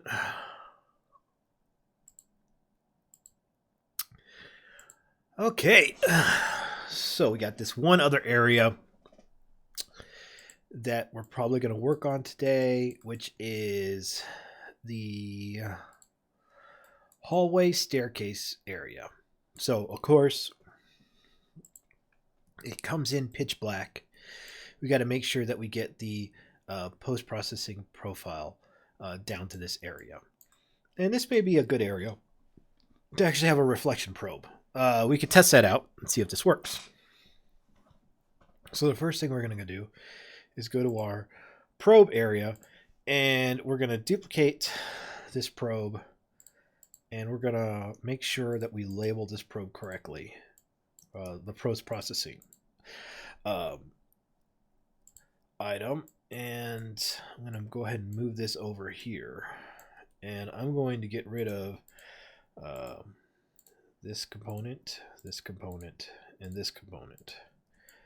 And now we just have this. Now I know that my player is never going to jump, so there's no need for me to make sure that it always the post-processing triggers on this side. So I'm going to go to this perspective, and if you click on this little edit collider button, the little 4 crosshairs come out, and you're able to edit the size of your collider simply by grabbing and dragging the trigger edge. And I'm going to go to this perspective. That should be good. I'm going to go ahead and duplicate. So I'll copy this component. I'll paste this component as new. And we're going to move this trigger for our post-processing over here. But this one is actually going to go up to cover the player as they go up the stairs. So let's see. So I'm going to make sure it covers this area. And then I will copy this component. Let's paste it as a new one. And I will click on this. Make sure I go to, let's see, where is this? Right here. So this is the bottom of the staircase right here. You can kind of see that right over here. And I'll go to my top view. And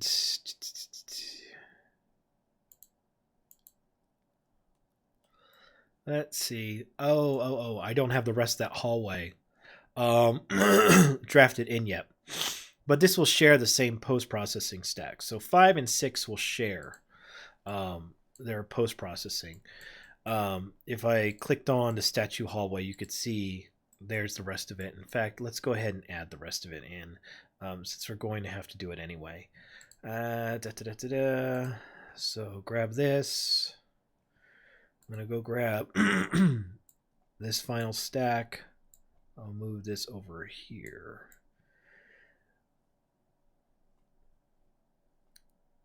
And let's see, I can grab, is it right there? Yeah, I think so. And place this right over here. Just like so. So now this collider is right over on this section.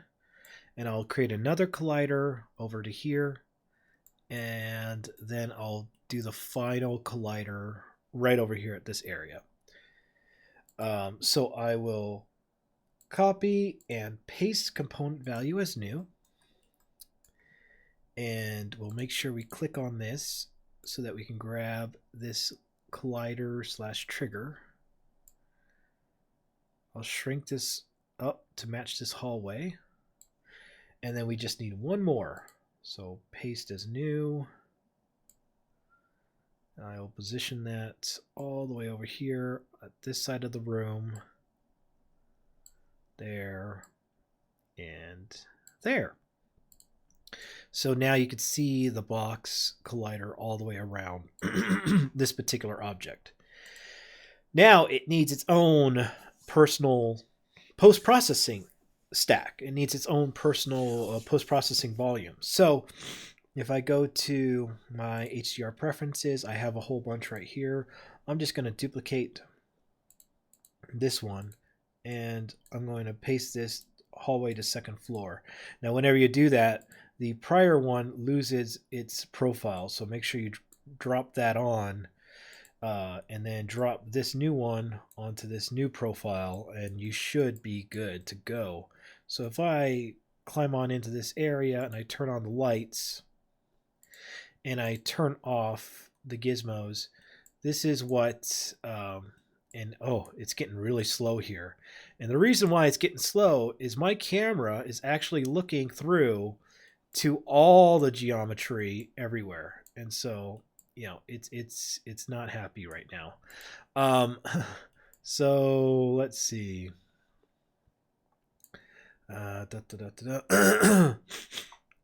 Let's see. So what I need to do is get these lights figured out.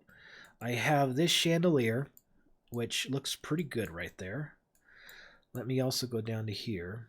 So these lights right here are good. I got this going here. That's good. If I go into this area, I don't know if these lights, I believe these are projecting a light. Let me turn on my gizmos, and I'm actually going to click off of, let's see, I don't want to see, there we go.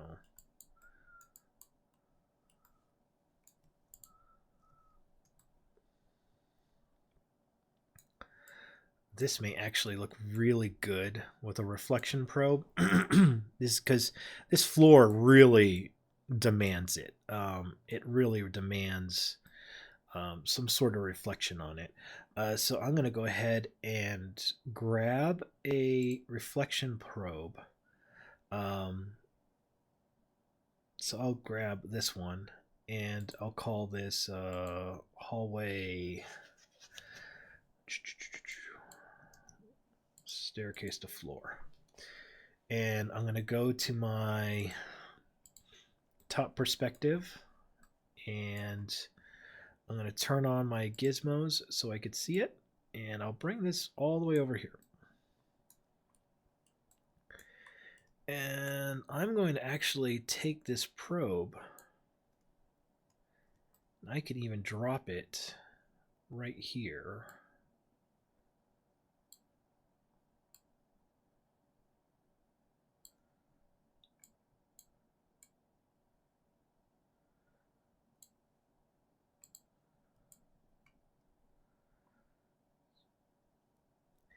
And we could even take this a little higher, like increase the Y value. And then I'll duplicate this, go to my top view, and make sure this takes in the rest of this hallway.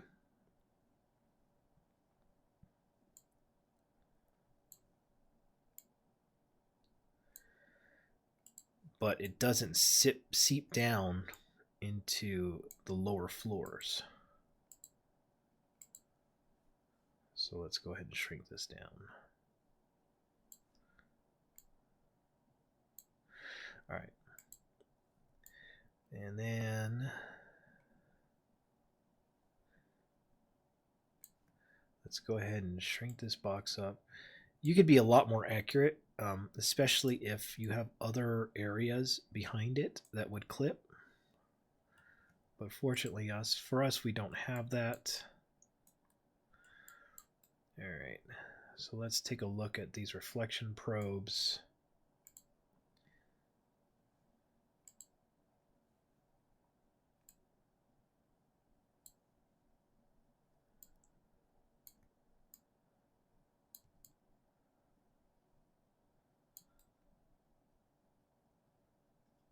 All right. Turn off gizmos.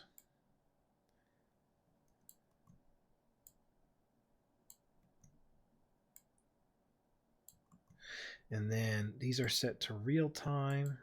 Let's see if custom changed it. I don't even see the reflection probe, honestly. And because I don't see it, that's a bad indication. It's a box projection.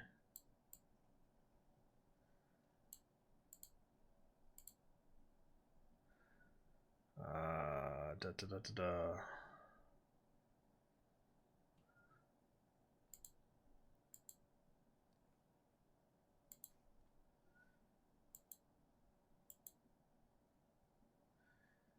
Let's see. I need to see this better because this is looking wrong. Okay.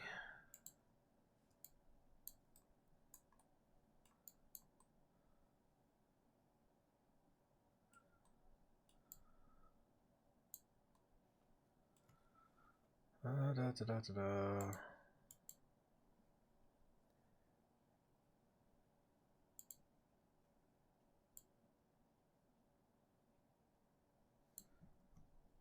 Okay, it's wide enough. Those three look good.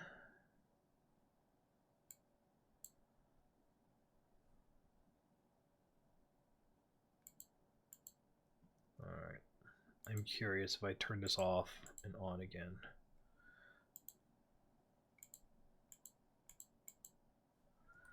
Now, where is my probe?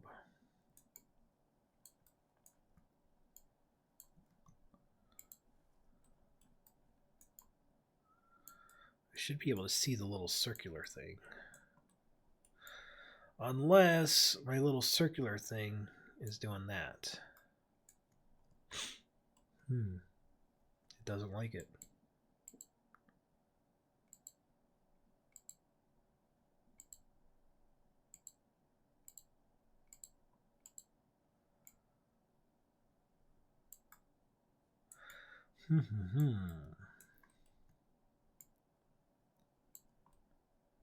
See, this is not good. When it's just pure white, that doesn't tell me anything right there.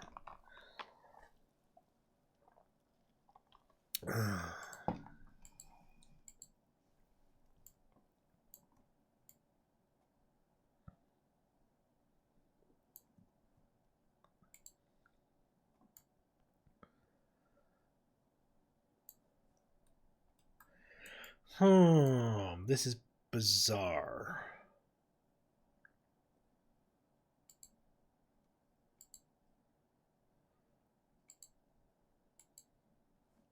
This is all not reflecting anything. I really think something funny happened. Here, I'm going to delete these two reflection probes. Something funny happened there, and it just doesn't like what I'm doing.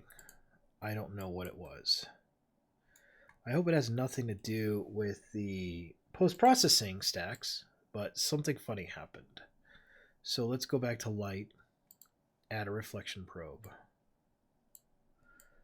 Now that I could see this. So I guess maybe duplicating it didn't work. All right. Here we go. This is correct. Okay. I'm going to turn my gizmos off. Or actually, I'm going to turn them on. I'm going to hide collider. No, not capsule collider. Box collider. I want to hide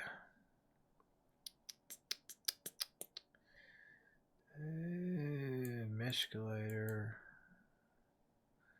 I want to hide this green thing. This is annoying.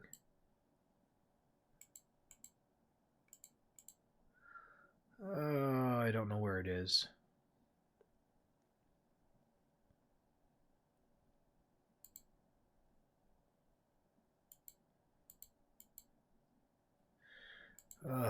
For right now, I'll just hide that. Okay. Yeah. I think I've been going too long now because everything is fighting me.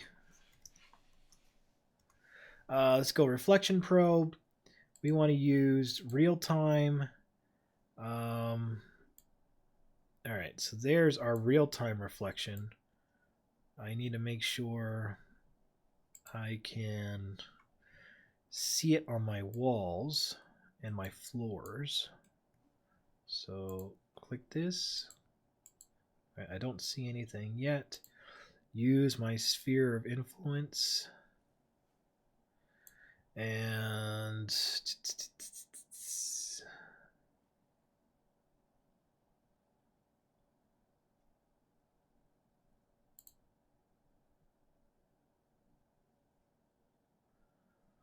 I think that's correct. Let's test this out.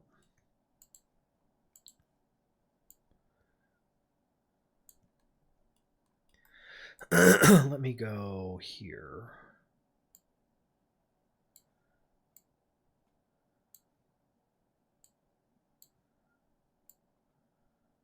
I should be able to see my chandelier from above. That will be the clue that tells us that we're doing this correctly.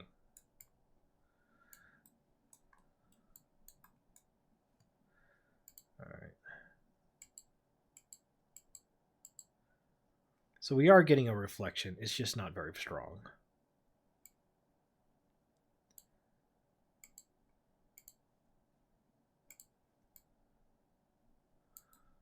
Okay.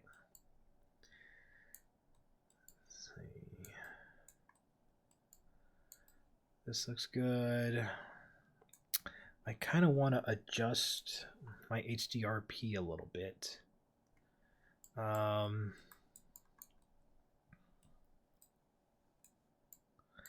I'll probably do that later because I am a little pooped. Da da da da da. Let's see. So let's adjust. I want to move down just a little bit. I'd like to see this hallway right here. Okay. So I'm going to adjust the gain.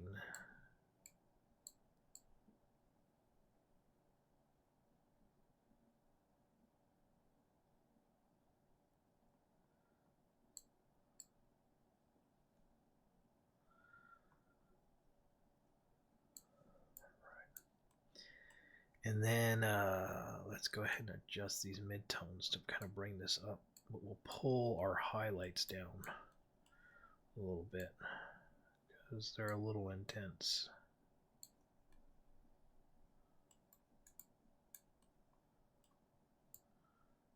And I can even go to this one particular chandelier and bring my intensity down.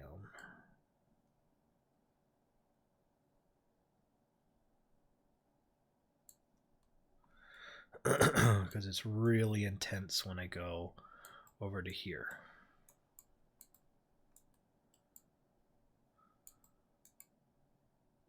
I think that's what was killing it, was my light intensity was so strong that I couldn't even see my reflection probe. But now that I've toned down that light intensity, things are starting to come back. So if I go ahead and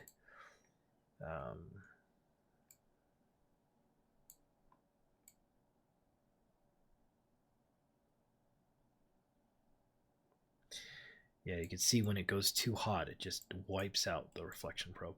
Okay, so I think you could even see the line that's right there that's divided, where that probe begins and ends.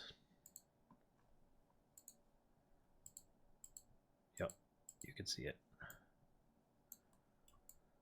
There we go. Nice.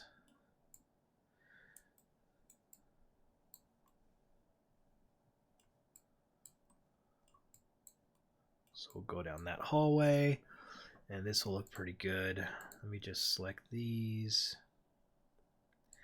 This point light is a little high, so we'll bring that down just a touch.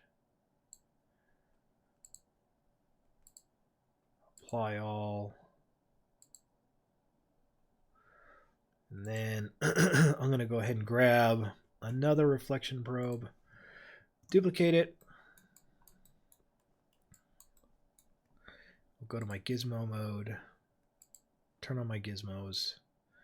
I'll bring it up to this hallway. And let's bring the height down. Bring this up. And we will kind of line this up so that our reflections, let's shrink up this blend distance. Our reflections really kind of pop out in this area. And then I'll shrink down, oops, not the Z, my Y. So let's duplicate this.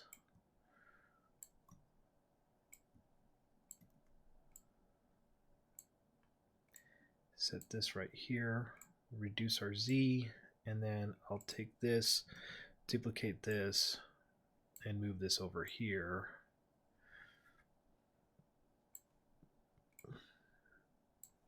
Oh, this actually goes all the way up here.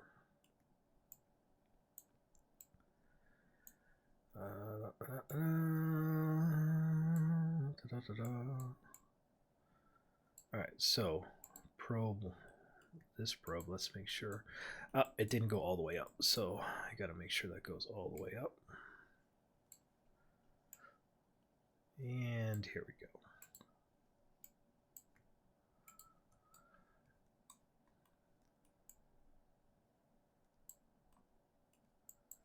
So let's see.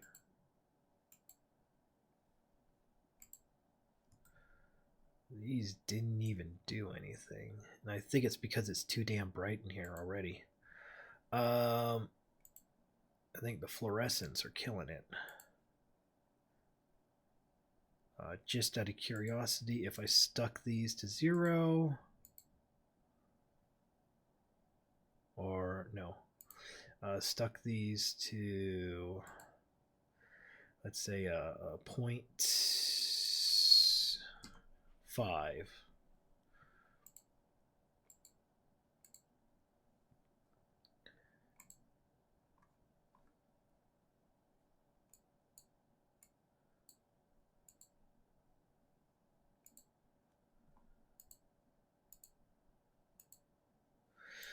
Still bright white.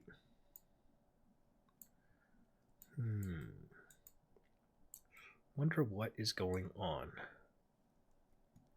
Master Davicious, yes I am. I am the guy who does that. I don't know, guys. This is a little trying right here. It shouldn't do it, but it is.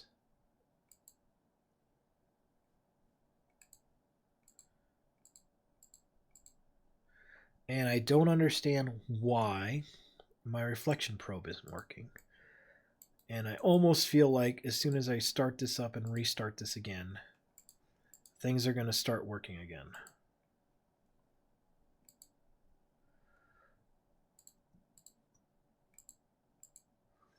But these probes definitely don't work. Oh, well, there they are. Are you kidding? I knew they worked. Ah, my gosh. So.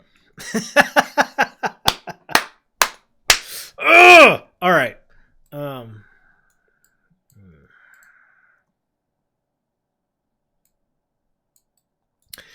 Yes, I do have a cold going on right now, but I will feel better in just a little while.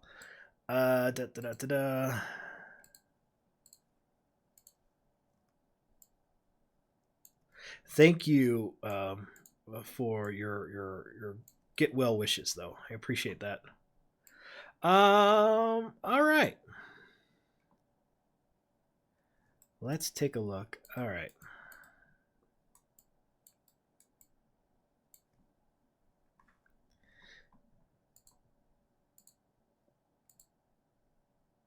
Yeah, you're totally right. It's like it's sometimes it comes in and out. I'm wondering if Unity is about to crash on me or something, and that's why this is happening. But because like the probe went out, I think over here. But yeah, guys, I think we got some pretty solid looking level going on right now. Um, like I'm pretty impressed by what we've done. So, just out of curiosity, I'm going to drop this main camera over here. I'm going to set this to 0.7. And I'll turn on my, uh, let's see, I'll turn on my FPS controller, give it a save, and let's see how broken this thing is. I don't think it's going to be that bad. I think it's going to look pretty good.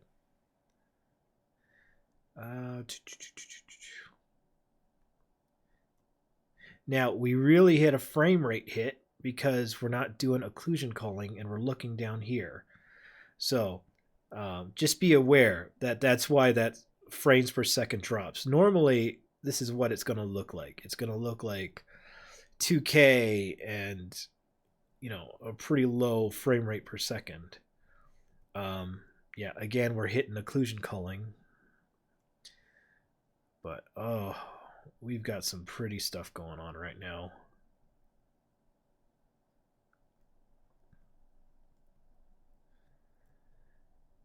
Yeah, there it is, right there. There's our death zone right there.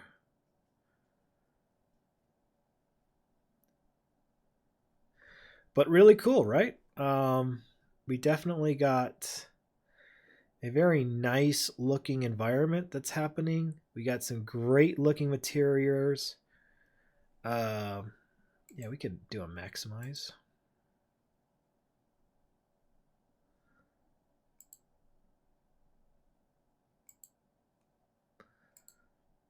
Let's hit play.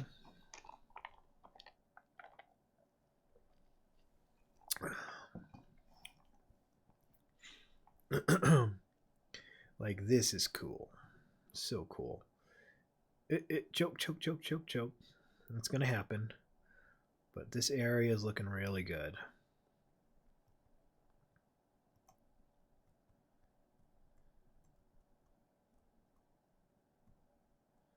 As you can see, I got no colliders, so I can walk through these elements right here.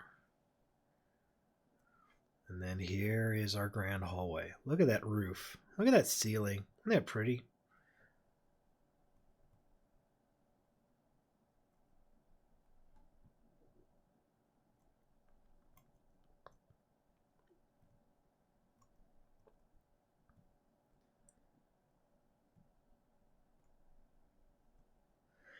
And then if we go to this scene, yeah, we'll set up occlusion culling later to reduce the polygon counts. Let's go to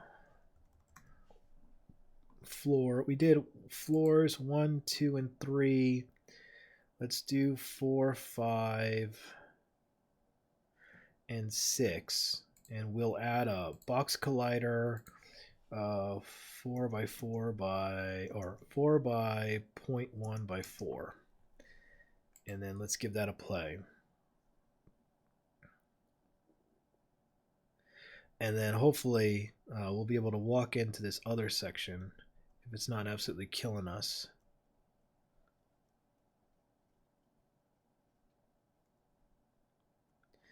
Oh, look at this hallway. Look at that.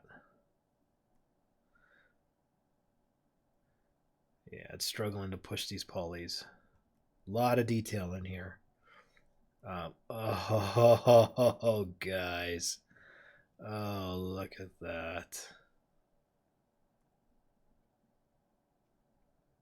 Look at you guys. Oh.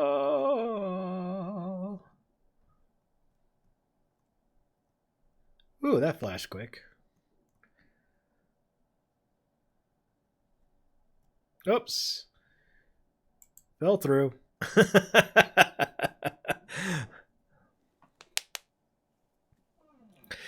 Yes, I think it's just the issue is Unity being Unity, in all honesty. So, uh, but if we just hide just these three entrances, if we turn those off, and I grab my first person controller, and let's position it right here, and hopefully this will run a lot smoother.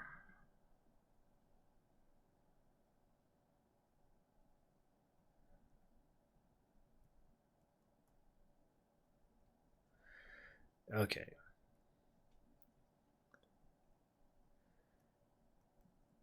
So, yeah, I mean, this is really cool looking. There's some of this funny clipping in and out. I think it's just because it's loading it in.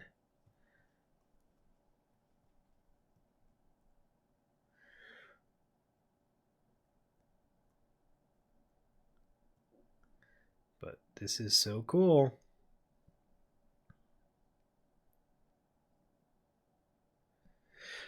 Okay, guys, I think that's going to be enough for me today. That was what was this 5.5 hour stream.